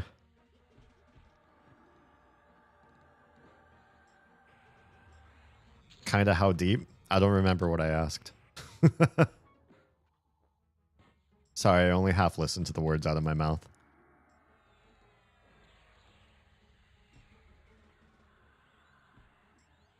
Come on, friend.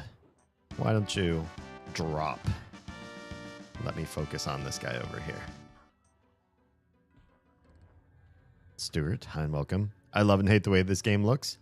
I mean, for the world's first 3D, like, MMO, I'd say it's pretty fantastic. It has a lot of weird, pixely, low memory texture things going on with it. There's a lot.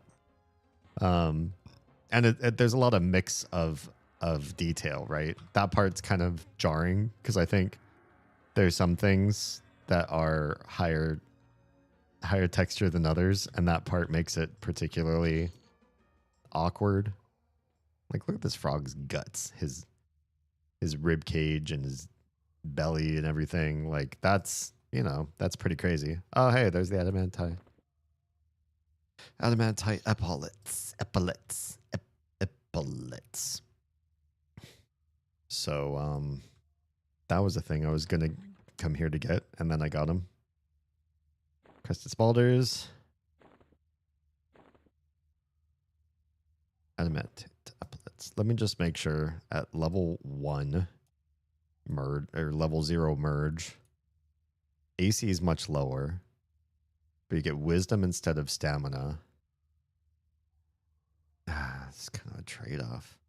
It'd be nice to have a couple more pluses on that, but I'd have to hang here for a bit. But it's level appropriate, so maybe that's fine. I guess I'm not completely bored of the place yet. How's the grind going? Pretty good. I don't feel like it's much of a grind. I keep going different places, trying different stuff. I made a little wish list of things I wanted to pick up along the way, and I've been picking them up pretty quickly. Even things that feel like a bit of a rare spawn, I feel like I'm grabbing them relatively fast and seeing more of the world than I think I ever did the first time I ever played this game. How are you doing tonight? Oh boy. So busy with the particle effects. Oh, you could turn that stuff. You can tune that. I just I've left everything sort of the way it naturally is in the game for shiggles. I guess it doesn't bother me. I'm not really like, you know, trying to dodge floor effects or anything.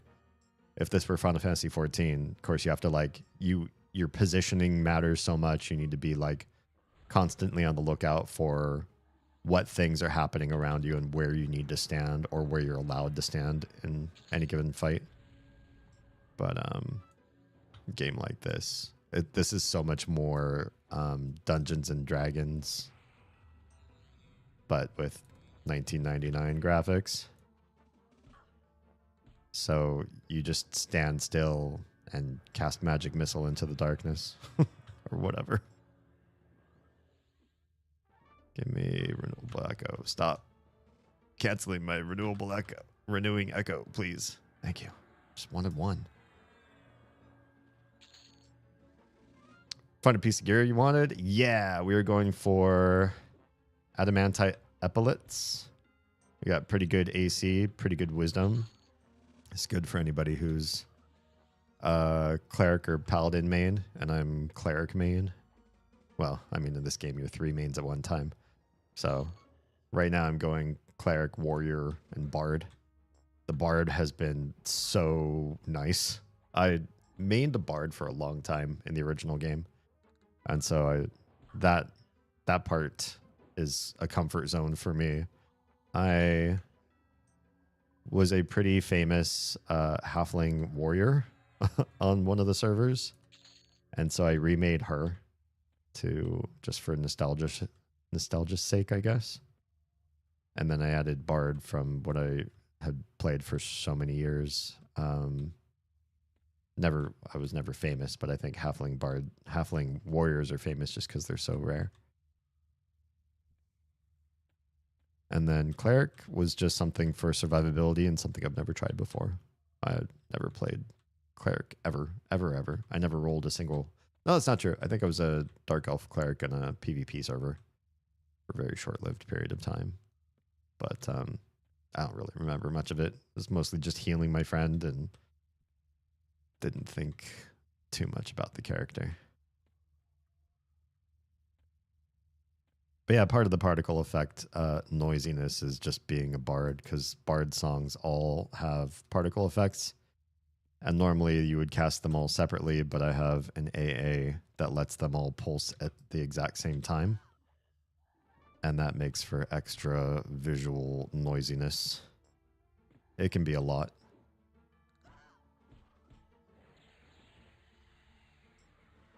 Because then you have the enemy's spells if they cast anything against you. You have your spells, like my cleric spells, them casting against him.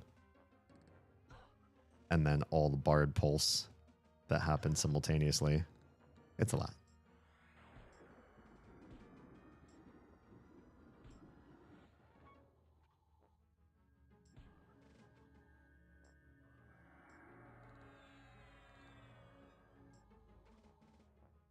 It's not bad hanging out down here, though. It's interesting that I find it so interesting that the way this game is built, all of the enemy factions are actual factions. So it kind of makes you wonder if you worked hard at helping them out, could you ever be friends with these undead frogs deep underground? I never looked up that kind of stuff, but I know faction was a big deal in the original game. When I played with my friends, maybe the longest character was a bard. That wasn't the one that I had the big problem with. I played a druid for a while just to complement what my friends were interested in playing at a specific time in their careers playing this game. I was like, I'll be druid because it'll make the most sense since you want to be this and you want to be that or whatever. So I did that. And I think on that character, I didn't care so much about getting great combat or gear or anything as much as my other characters, because I'd done those grinds so many times in a row. But I was interested in playing like the faction game, becoming friends with everybody.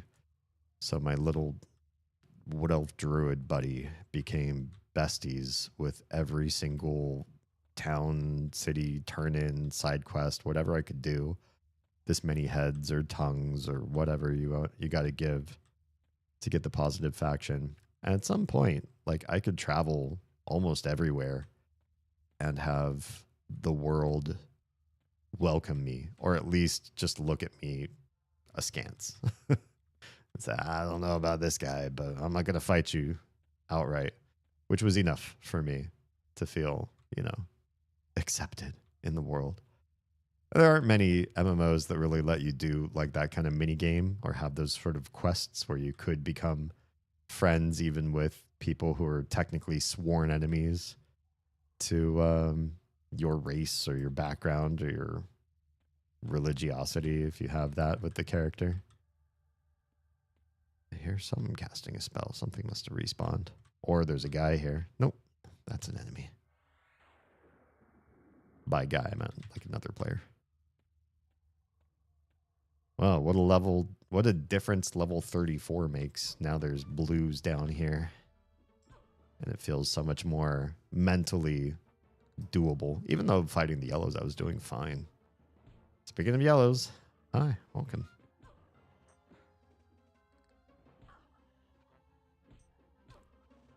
And then there was this one quest, and you had to be very cautious to turn it in because the turn-in guy was kill on sight to everybody. This will be fun. It's my turn to pamper. Hell yeah. Well deserving, too. Helping out BC like that.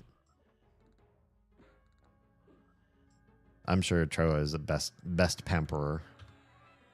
Best pamperer of North America.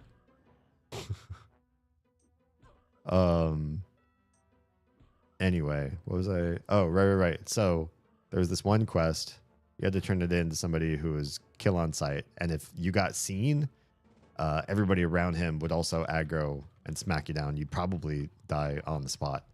So you had to be really cautious. You had to be invisible and sneaking and all this sort of stuff. Like, very dangerous area, and turn in this one item.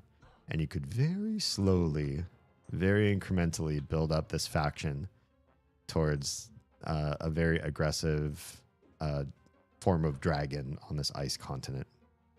I won't go into the particulars. If you know the game, you probably know a little bit about the area and the stuff I'm talking about. And I was working toward that goal. But there was a bug at the time that I was doing it. And that bug was, there's a chance, just a chance, mind you, but there's a chance that when you turn in your quest turn in, you could reset your faction in the entire game. And it happened to me. I was one of the people that received said bug. And it would be one thing if there was a character rollback feature in the game. The devs said, hey, you know, this is a really, really big, like this impacts so many hours of your life, days, months of playing. So we are going to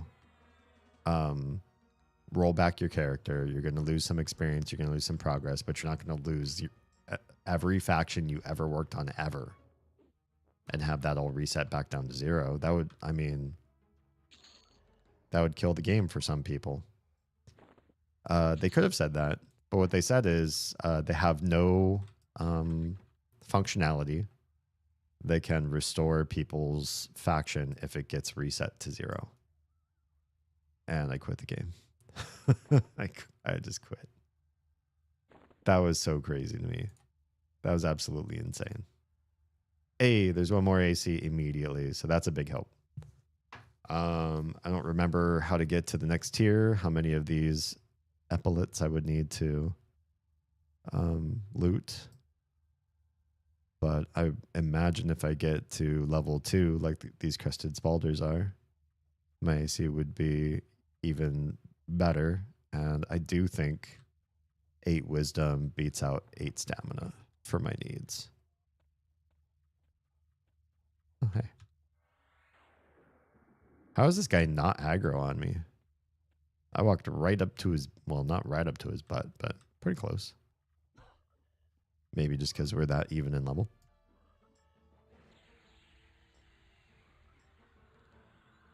Yeah, there's some types of bugs that I think are just like so game-breakingly heartbreaking that you'd expect a company to do something for you about that. Work with you. Find a way.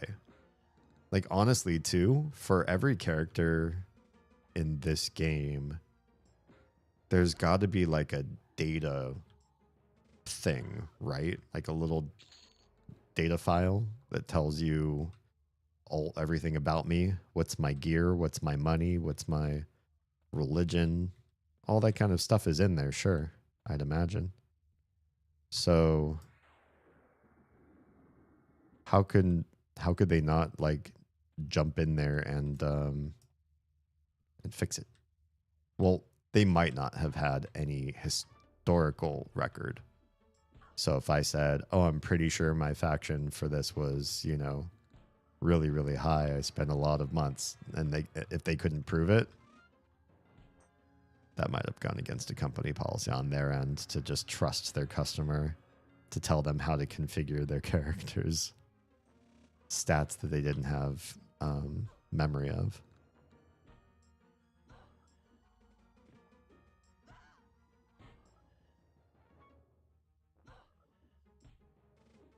And I imagine if you had thousands of players and all of those players had characters, maybe even multiple characters, and then each of those multiple characters had some sort of rollback or versioning history, you start to get into a lot of data bloat for an old game anyways.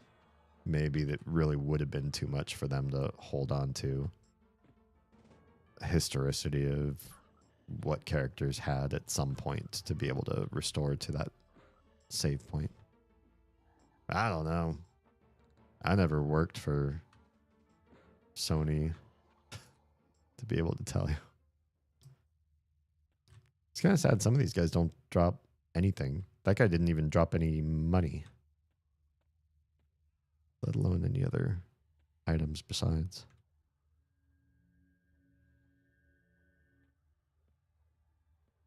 Are you fighting someone?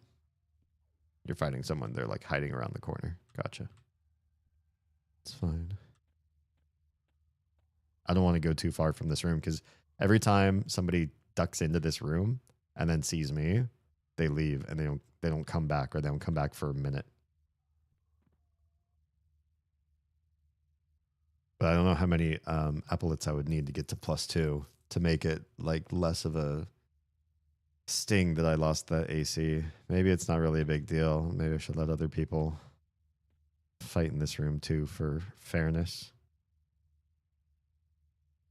Yes, maybe. Maybe. Oh, hi. You just like walked out of the wall or something. I usually see enemies will spawn in and just be standing still, but this guy came to life walking already.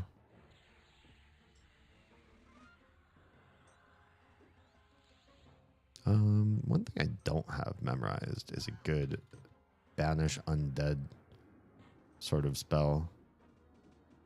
I don't really have a lot of room with the way I've built everything. But these guys, maybe it would be better for me instead of Wrath to have banish undead of some sort.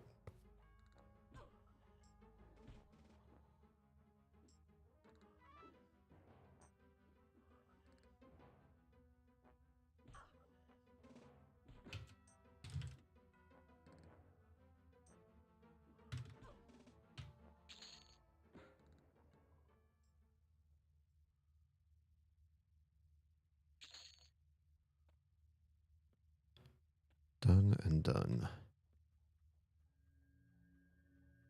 I feel like Warrior, honestly, once you get the buffs and the songs from the other classes, Warrior really carries you so far. I could almost just AFK and let everything shine through. I don't need the spells and all that active cast. Let's get rid of that one though. And do we have... What's my next highest ward ability? Expulse Undead. Yeah, I think that's level appropriate.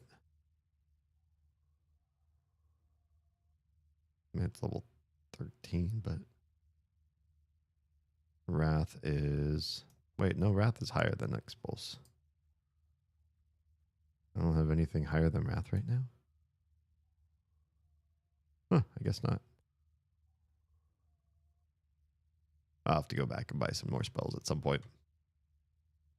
Which UI do I use? This one is minimalist. Good question. Loadouts. It's not in loadouts. Where do you set this up? Options, interface. Load UI skin. This one is default modern. Default and default light are both the old ones, right? Well, default was the old one with all the graphics around it. Default light was, sort of like a more minimalist version of the old one.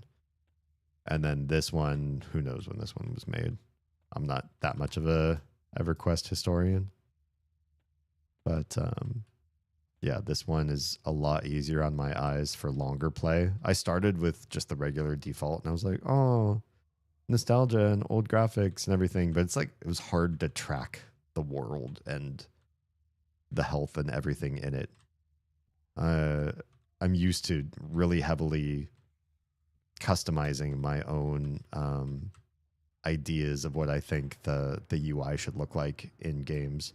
In WoW, I spent ridiculous amount of time doing downloading mods just for the UI, just so I could be better at raiding or PvP or whatever. I was, try-harding super crazy. And then Final Fantasy XIV I played for many, many years, and they have just an in-house, you can mess with the HUD and do all sorts of things. So I was kind of, trying to work out a best system for what makes the most sense. And I was also playing every single job in FF14, so I was also concerned with how do you make the perfect UI that allows you to swap between tanking, DPS, healing, and it makes sense with everything that you do, so you learn less or swap your brain less as you're playing, And so I'm coming from that mindset, going back to an EverQuest Classic UI, and it was just, it was hard for me to hang. But this is something not unlike what I would have built in Final Fantasy XIV, just maybe a little more minimalist. But I use the old spell graphics because I remember them. And there are new spell graphics you can also load regardless of what UI you're in. You can change the spell graphics. And I started to forget what was what. And it felt like a bad time. So I gave up. I went back to what I know. They're probably not the prettiest, but I know what each of these icons does. I love being rooted. Just let me step a little closer to you. All right, it's just you and me, Cavalier. What do you think of the default icons? Are these the default ones? Or did I switch off of default to join these ones? I think what it is each skin has its own default icons. Is that correct? I maybe should have paid more attention when I was flipping around through the different UIs and icons and everything. But yeah, I think when I switched to this skin, it switched to a newer icon set. And they were interesting, but I feel like they were harder to visually track for me, and it's probably just due to my lack of familiarity. I'm probably just thinking like, oh, I don't recognize what you are, so you're a bad icon. I don't think I gave them a real proper chance. The item you're adding, oh, whoops, you're not what I'm trying to add. You are. Okay, that's half the bar. So for this, I would just need one more to get to a +2. I'd probably be happy with the +2. I wouldn't keep sitting here in the same one spot. Go find something else interesting to do.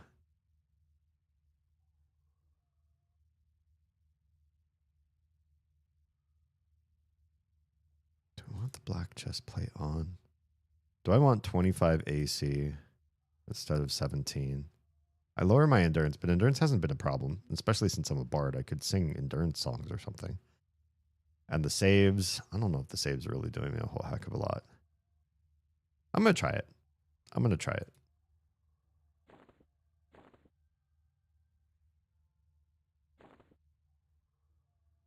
See if I feel tankier.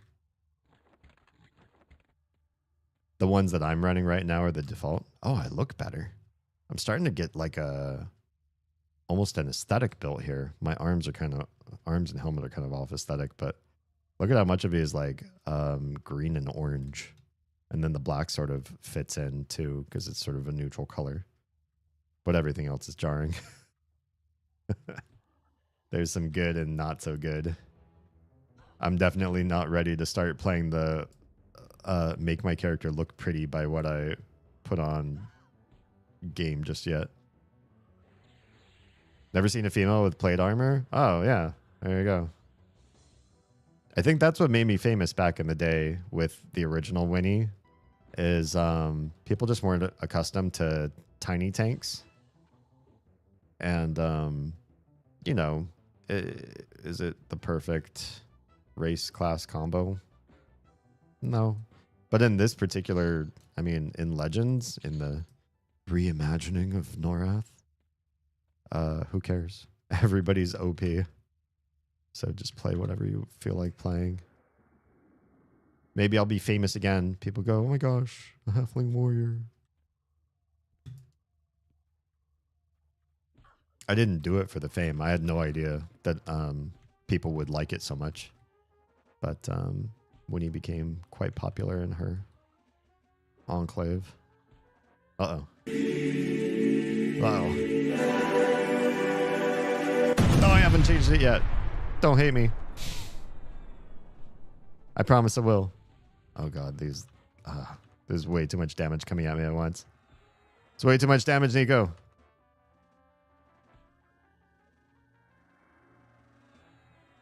Hang tight. I still have plenty of mana. I think I can make this. I just have to actually get off some spells here.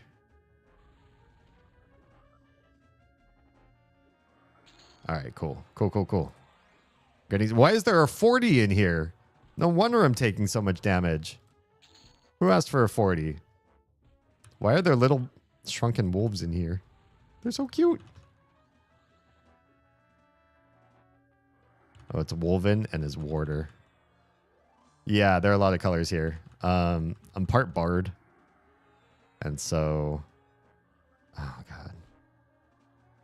There's just a lot of visual noise with my songs and all the other spells happening at the same time. I feel like I'm getting cast on. Otherwise, I'd probably be dead right now. Is it just 2? I should probably thank this guy for making me survive this. Thank you. I seemed to say. Is there another guy in here now? A wizard? Lovely.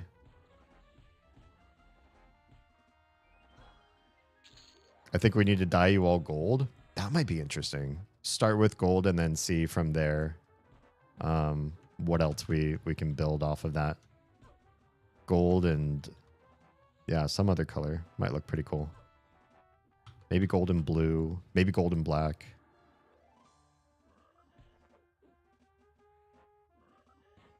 This guy say anything to me after I thanked him? Nope, he's just busy pumping me full of heals while I stand here and do this thing. Figured I'd lurked enough and thought I'd wish you all a good night. Nico, you're a gentleman and a scholar.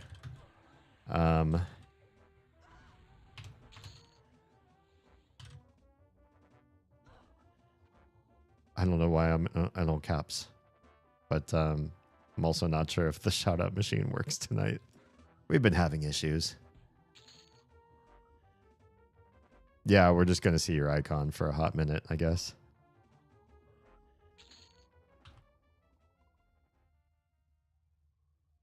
Okay. You're here. I'm here. Oh, you're a much lower level than me. You were just here to pump me full of heals. For funsies. How sweet. Yeah, what a nice doggo.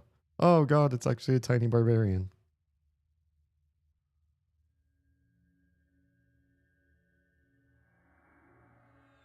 Might be a minute before I get a respawn in here. Maybe we can switch to buffs and buff them up. Oh, he's just going to run away? Okay, well, I probably can refresh my own buffs then. Well, that was very kind of them.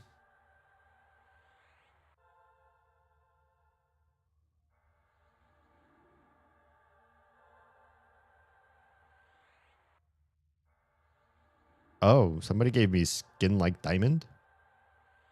Oh, look at that. Some folks are giving me bigger buffs than I have.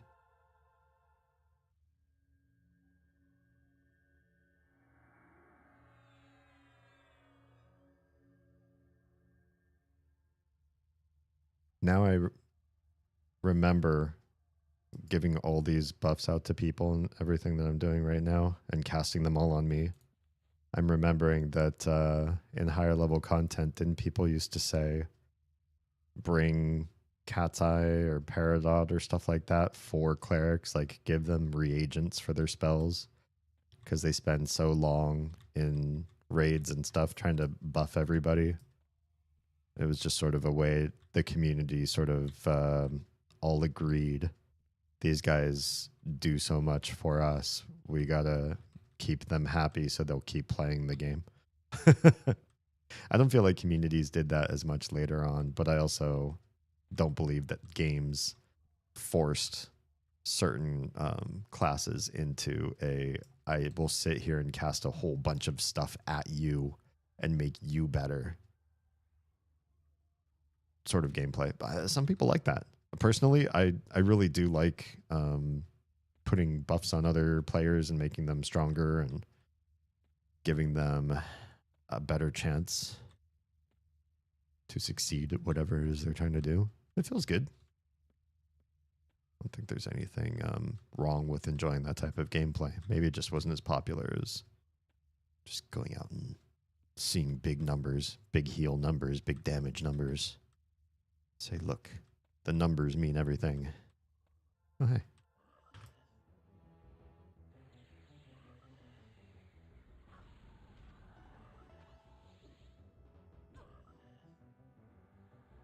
I wonder whose job it was to come up with all the funny names for the enemies. Like, all the froglocks belong to different levels of difficulty based on their names, like Wan and Tall and Zol and Goose and whatever. Somebody actually sat there and got paid to come up with all of those different little things. And they did that, you know, in the late 90s, and here we are at 2026. I guess same could be said about like every game. Pac-Man ghosts or whatever have different names to them. Somebody in ancient days came up with those ghost names, and they're forever part of our zeitgeist, part of American culture. Speaking frog, Ostrard, what?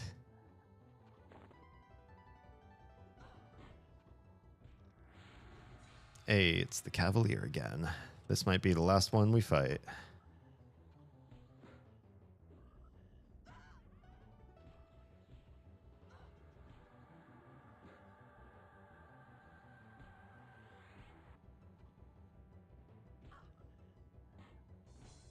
I wonder about that Minotaur. Think he has anything really good? I'm looking at my list of things I want and places I want to go. I'm not paying attention to the fight.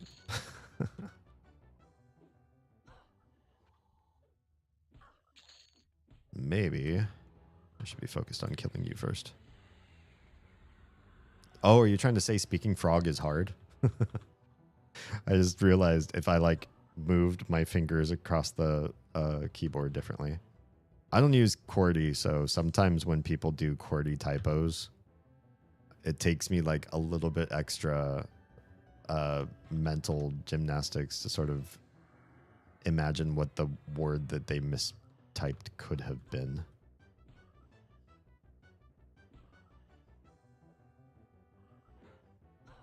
Give me that shoulder piece and say I can move on to something else.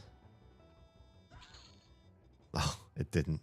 This is the one time we fought him. I think that he didn't drop it. No, I think there was at least one more time. didn't get that piece. That's fine.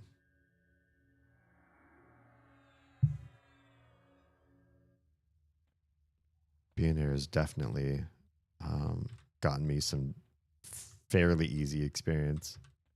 After hanging out as long as we did in Mistmore, I feel wigged out being in deep dungeons and being deep in them, like nowhere near the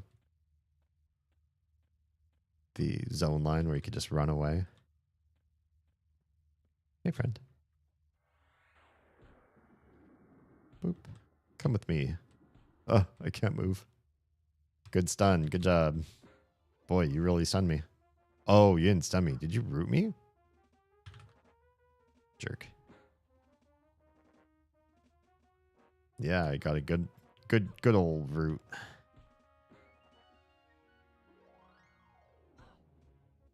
I just want to get back to the Cavalier room, dude. I have a physical presence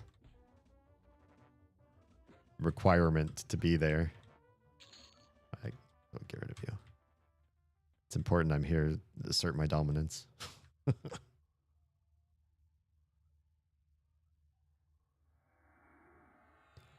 I mean, some things have taken longer than others to upgrade. Maybe I'll have to look through level appropriate things to fight and what kind of stuff they have to drop before next stream and come up with a new plan of where we go next.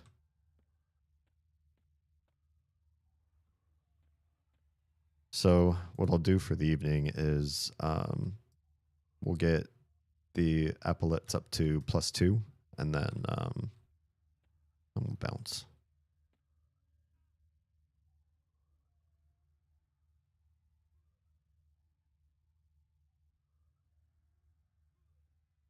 You know, when I played this game, Stuart mentioned the graphics being a lot, especially all the old school particle effects sort of flashing, making combat this big fireworks show or whatever.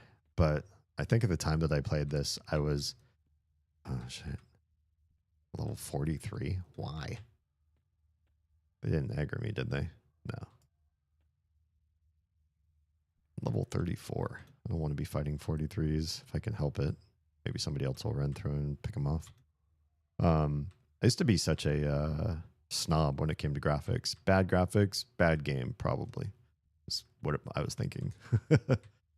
And so I think with EverQuest, I don't know what other games were out on the market at the time, but I know with MMOs, at first, there weren't really 3D MMOs, so you could make the case in point that Ultima Online was a better game overall than EverQuest for reasons, depending on just, you know, what you liked to play.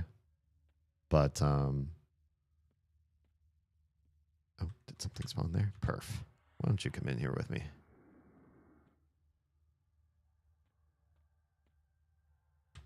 But it wasn't 3D, and the game design for Ultima Online, just the way the graphics looked, I thought no matter what, it's an inferior game because of how it looks and because it's not 3D.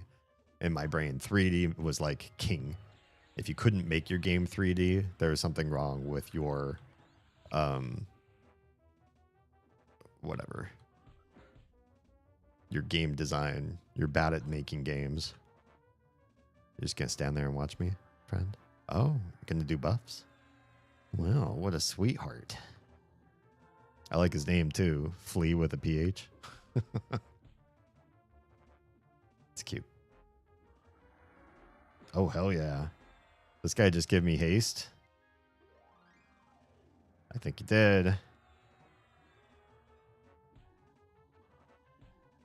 All right. I'm officially insane now. Let's give this guy a cheer. Paladin, monk, and shaman. I feel like this guy's deserving of my buffs. If he's going to stick around. Let's see if he hangs out here long enough for me to put some of these on him. Don't leave. Wait, where'd you go? All right, he's well and truly gone. All that time switching out all of my what? Switching out all of my spells just for him. The things I do, I try to be nice.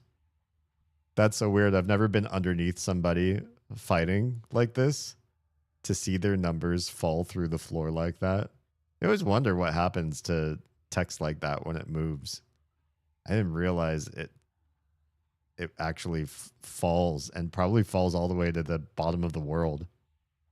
They're all individual little living creatures, word icon or word instances.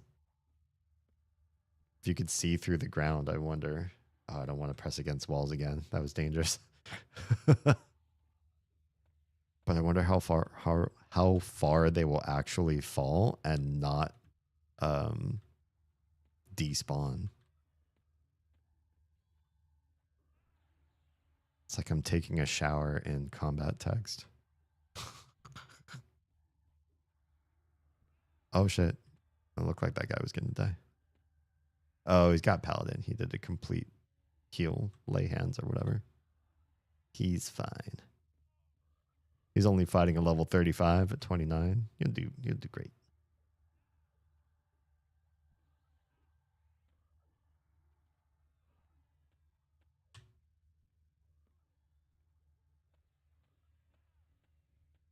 It's awkward to be able to watch his health bar from down here and see how he do. You still have 40% mana. You can survive this. I believe in you. Also, he's a monk, so he could just feign death if he can't survive it. Oh, I think he's going to die. Yep, he died. Feel bad. If only I could heal through the floor. I wonder if I could have. I didn't even try, now that I think about it. I'm a bad friend. He gave me all those buffs and then he died. Well, I tried to give him buffs and he ran away too fast. He probably didn't know what I was doing when I sat down after receiving his buff. I keep looking over in that room with the level 43 or whatever, thinking somebody can come down here and kill him for me.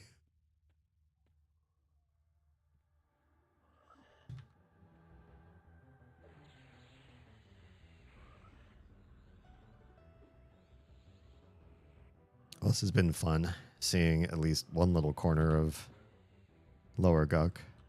I'm sure there's so much more to see down here. We saw a whole heck of a lot of Mistmore Castle. I also don't know if I'm like necessarily playing this game to be tour guide to all the dungeons that I didn't know for myself. When I'm at level, because I feel like doing it at level, you risk your invis dropping in just the wrong spot, and then like, what do you do? How do you get out of there? Just die whenever. I guess you could just die whenever. It doesn't matter, but it's a waste of time to get yourself buffed back up and get back in there. Whereas I could just wait till I'm level 50 whatever and run around the lower dungeons just to take a peek and see how they looked, what the art ideas were behind them and stuff. There's probably someone out there that made a YouTube series looking through all that lore through the eyes of the actual graphics and layout of the worlds of EverQuest. If not, I'll make it. Just kidding. I have enough projects as it is. Not adding any new projects. Come on. Let me hit ya. There it is. Oh, he managed to get a pet.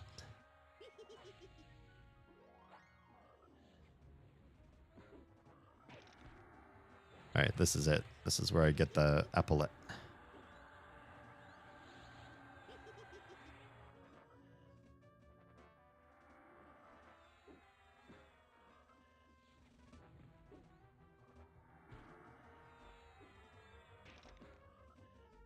Oh yeah, that enchanter haste is some sweet stuff.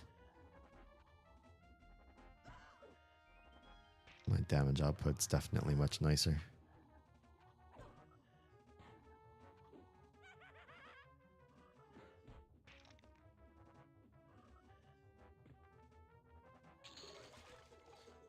Oh, his pet lasted that whole fight.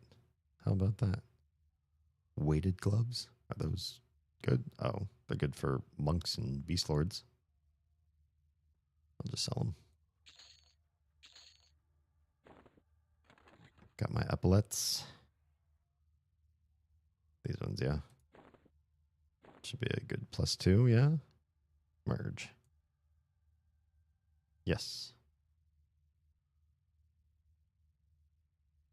+2. AC is only 1 less than the other ones now. Oh, 2 less, I guess. Well, still. Now wisdom's 9 instead of stamina being 8, though. I still think it's a win. Still think it was helpful. Yeah. All right. What I'm going to do, I'll do one last thing before we wrap for the night. I'm going to gate.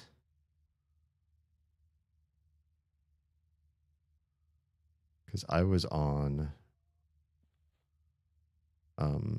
Fadewar right outside of Mistmoor with my last bind. It's not the smartest place to bind.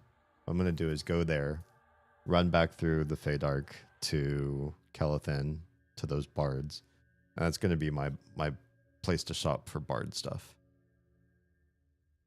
We already have, I didn't even have to spend the points for it. It's just in this game.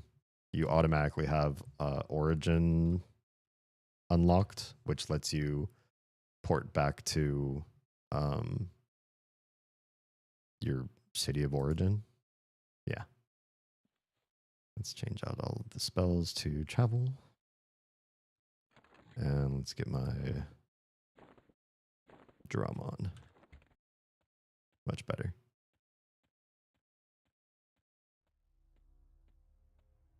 So natively is the halfling. I can already travel to Rivendell whenever I want. That's easy. Got the spell already as a AA, free AA. But Rivendell has nothing for bards. And it can't change origin. Origin takes you to origin every time. So I think binding myself at the Bard Guild in Kelethin makes sense. There are other Bard Guilds in the world. I don't know if I'll change my mind later. But for now, getting to Fadewar through a spell saves me a lot of plat. I don't know if the boats are just down or if I was just too impatient. I forget how long the boats actually take to travel. I remember hanging out at the docks for a long time for a boat. Another way that the original game had a gate on your time. You'd sit there and wait for a boat to come just to travel to another continent. And then occasionally, on rare occasion, with the original game, so this is probably a problem with EverQuest Legends as well, you could fall through the bottom of the boat and end up stuck in the zone that it was traveling through.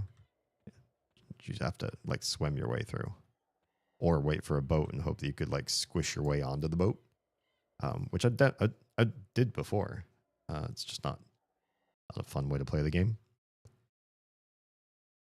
So what they did in EverQuest Legends is there are little teleporter gnomes, a whole system of them that hang out at every dock. They were added to the game, modded in. And the gnomes will teleport you across the world instead of you having to wait for the boat. Up to level 20, they'll do it for you for free, which is nice. But after that, they start charging plat. And I think it's like, I don't know. I traveled to Fadewar from Freeport at level 30 for like 30 plat. I've got enough plat, but 30 also kind of stings. Not a lot of things are cost 30 plat at level 30. And so it cost a lot. And I was like, all right, yeah, teleport me. And it teleported me to Ocean of Tears in the middle, the little non-hostile island. I was like, okay, that's fine. But then from there to get to Butcher Block to get to Fedor cost another 30. I was like, oh, hell no. I'm not paying 60 plat every single time I want to traverse different continents. I'd get Wanderlust. I don't like hanging out in one spot for too long. And so my Wanderlusty self, I was like, I gotta use Origin to get back to the mainland. And I will use Bind and Gate to get to Fedor. And I'm just not that, at least right now, not that interested in Otis. Can't tell you why. I just never felt a strong pull there. I even played a cat for a while, but I don't know. All right, we're going to bind right here, right inside the Bard Guild. Because Origin takes me right to the Cleric Guild. It's like, yeah, it's a win-win. Do load travel instead of trying to find cellos myself. It's kind of nice. So level 34. God, we're almost level 35 actually. Is there anything neat that I haven't already picked? Oh, you know what? Aria of Eagles. This is the one that gives you Levitate. I want this now. Now that I've traveled through the Innoverk Swamp twice, I'm like, I don't like swimming through all that. I'm gonna pick that up. Just for funsies, actually.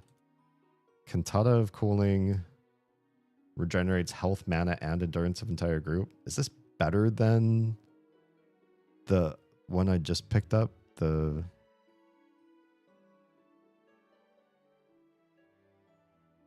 the other song I just picked up? Cassandra's Chorus of Clarity.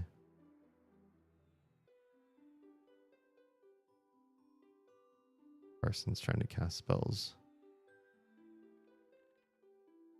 Yeah, I don't know. I don't know if I want that yet. Lisa's Solidarity of Vision. What does this one do? Magical mesh around your eyes, allowing you to see what your target sees. I don't need that. I know what that does. I've used that as an enchanter, I think, before. I don't need it. It's just more for fun. Harsh Distance sails the minds of 8 creatures, draining their mana. Could be good. I'm looking at just slightly higher level ones. Hastens the attack speed of your group. That's one we're going to really want. In fact, I'll buy that one ahead of time. Have it for when I turn level 36, because I probably won't be around here for that.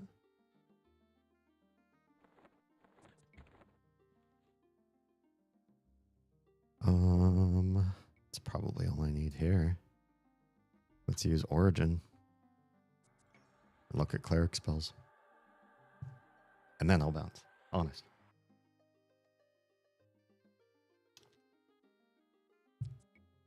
This one takes so much longer than Gate, I think. I don't know why it has to be so slow. Just to give enemies the chance to beat you up. All right, here we are. I love how all the clerics are very purple. I'm sorry, I'm not very purple. I'm not a good cleric, am I?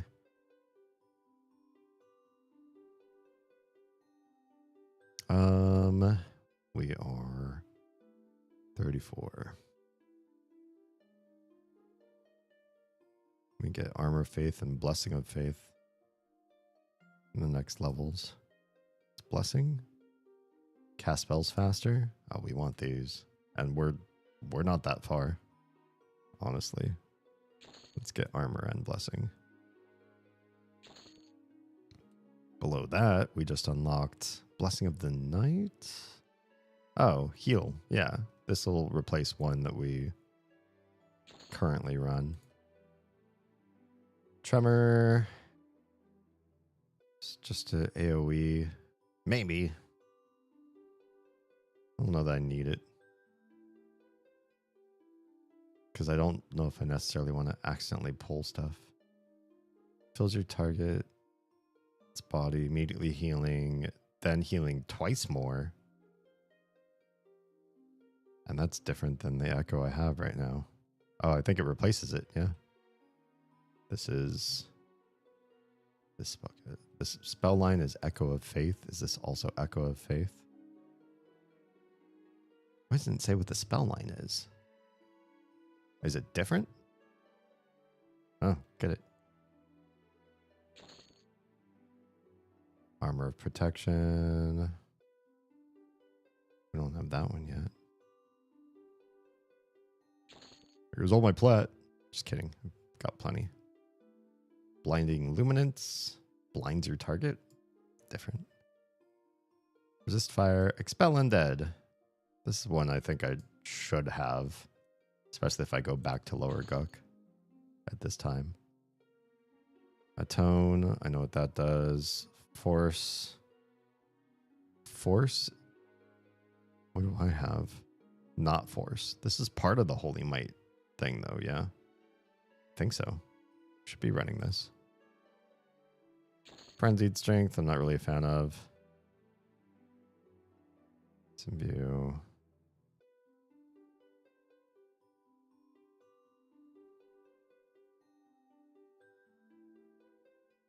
Am I missing? I thought there was a bread one around my level.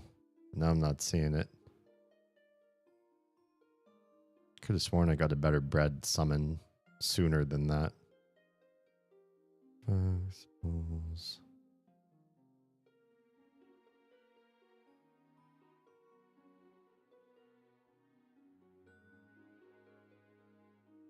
Maybe not. Maybe I don't. Unless it's not from you. These guys don't sell different spells from each other, do they? They do. I think. Now I'm thinking maybe you do. Now I'm thinking maybe you don't.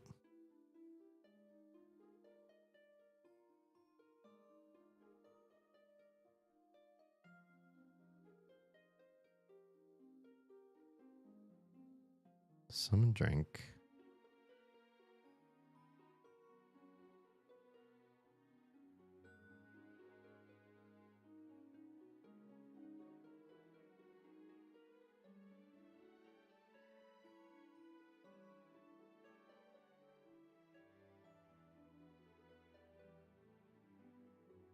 Why can I summon four drink but no food, or like only one food? Can we do a search? What would we even search for? What is it called? Oh, is it because I already bought it? Do I have it and I just have it in a bad spot? Summon food, abundant drink. Abundant food. I bought this a long time ago. Or something else.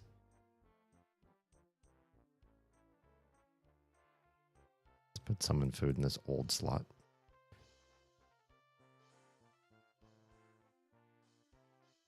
Alright, Vehicles, Celerity we can't use yet. I'm going to start to memorize these other spells though.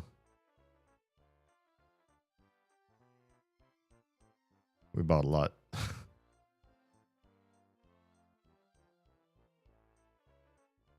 That's a lot.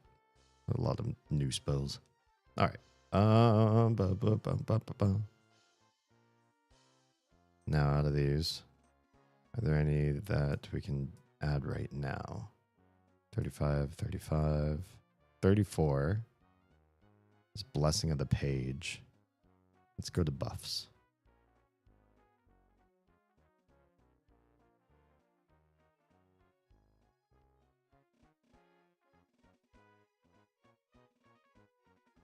I don't know that this is fantastic, but it's not bad. It's just a little bit of extra free heals for shiggles. Blessing of the Squire should be Blessing of the Knight. Excellent. Celestial Echo is Echo of Health. Okay, hang on. Save as buffs. Let's go to combat.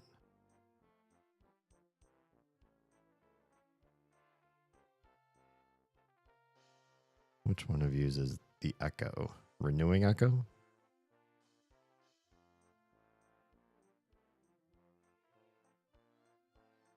Wait, where'd the other one go? Oh, maybe I never turned it into a thing. Celestial Echo, Renewing Echo. They're both Echo of Health. Okay. But it's going to be incrementally more. So why not do it? And sorry, this one is level 34. So I should already have it. No renewing. Celestial Echo instead. Cool. What's next? Armor protection.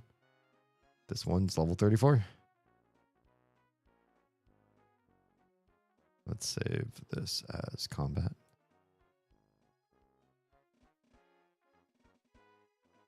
Oh, wait. Before we switch off combat, let's talk about combat before we talk about buffs again. We're not switching back and forth and back and forth. Force, I think, is supposed to replace Holy Might. These are both awestruck. Yeah. It's just more damage, and it works on higher level creatures. So there's no excuse to not have force. And then Expel Undead. I don't know, man. I don't really have a whole lot of room. I guess Wrath can go away. Although Wrath works for everything. Expel Undead really only works on undead targets. But maybe I really don't need to be casting Wrath on other things. Could just be fighting. We'll leave it here for the time being and see how it goes, especially if I'm going back to lower Guk. It might make sense. Save spell set. I don't necessarily want to get rid of force and instill, even though I don't use it as much as I could. I think it's good to have just in case. All right, let's go back to buffs. This Disney music. It's a glorious thing. Okay. Armor protection. This is... What line is this? Wait, permanent?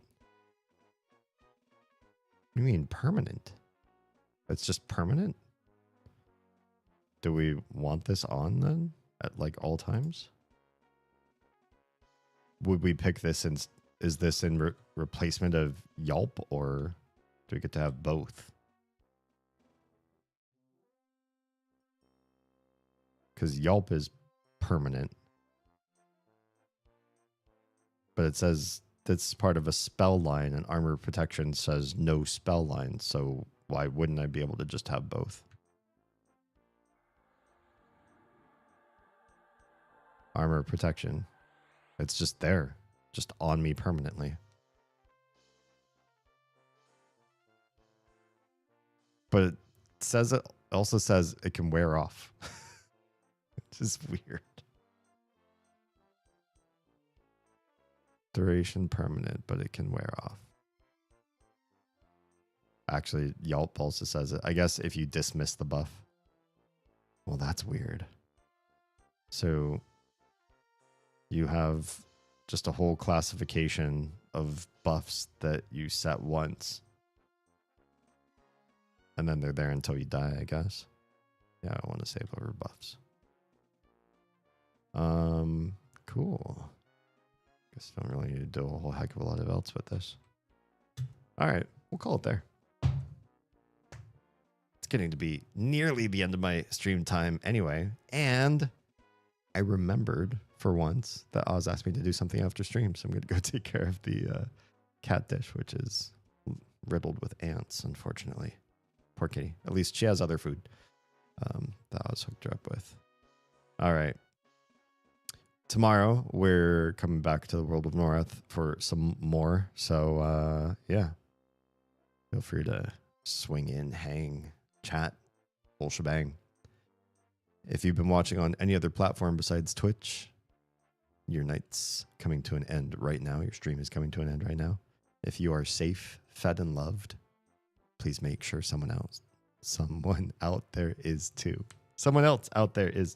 I only say this twice a week for the last 6 years. I don't know what I'm saying. Jim, thanks for being here. I am going to put more salve on my stings. I'm going to take more painkillers because it's about time that I can do that. And I'm going to hope that I sleep better tonight than I did last night, even though the pain is supposed to continue to ramp up through tomorrow. So you might see me in even more pain tomorrow than I am today. I appreciate your patience with me in that my whole body is just screaming about my stings, and I'm really trying to ignore it and talk at a normal level. And I feel like just the act of talking, I talk slower, I hesitate more, I think harder. Things just aren't coming as easily as they are when I'm not in pain. So I appreciate you all for hanging with me tonight in an altered state. And not a fun altered state. I wouldn't recommend. Yeah, go out and shake up a yellow jacket hive and see how you feel. All right, Twitch folk, hang out for just a sec. We'll find somebody else to raid out to while we say goodnight to everyone here. And goodnight, everybody else. Bye.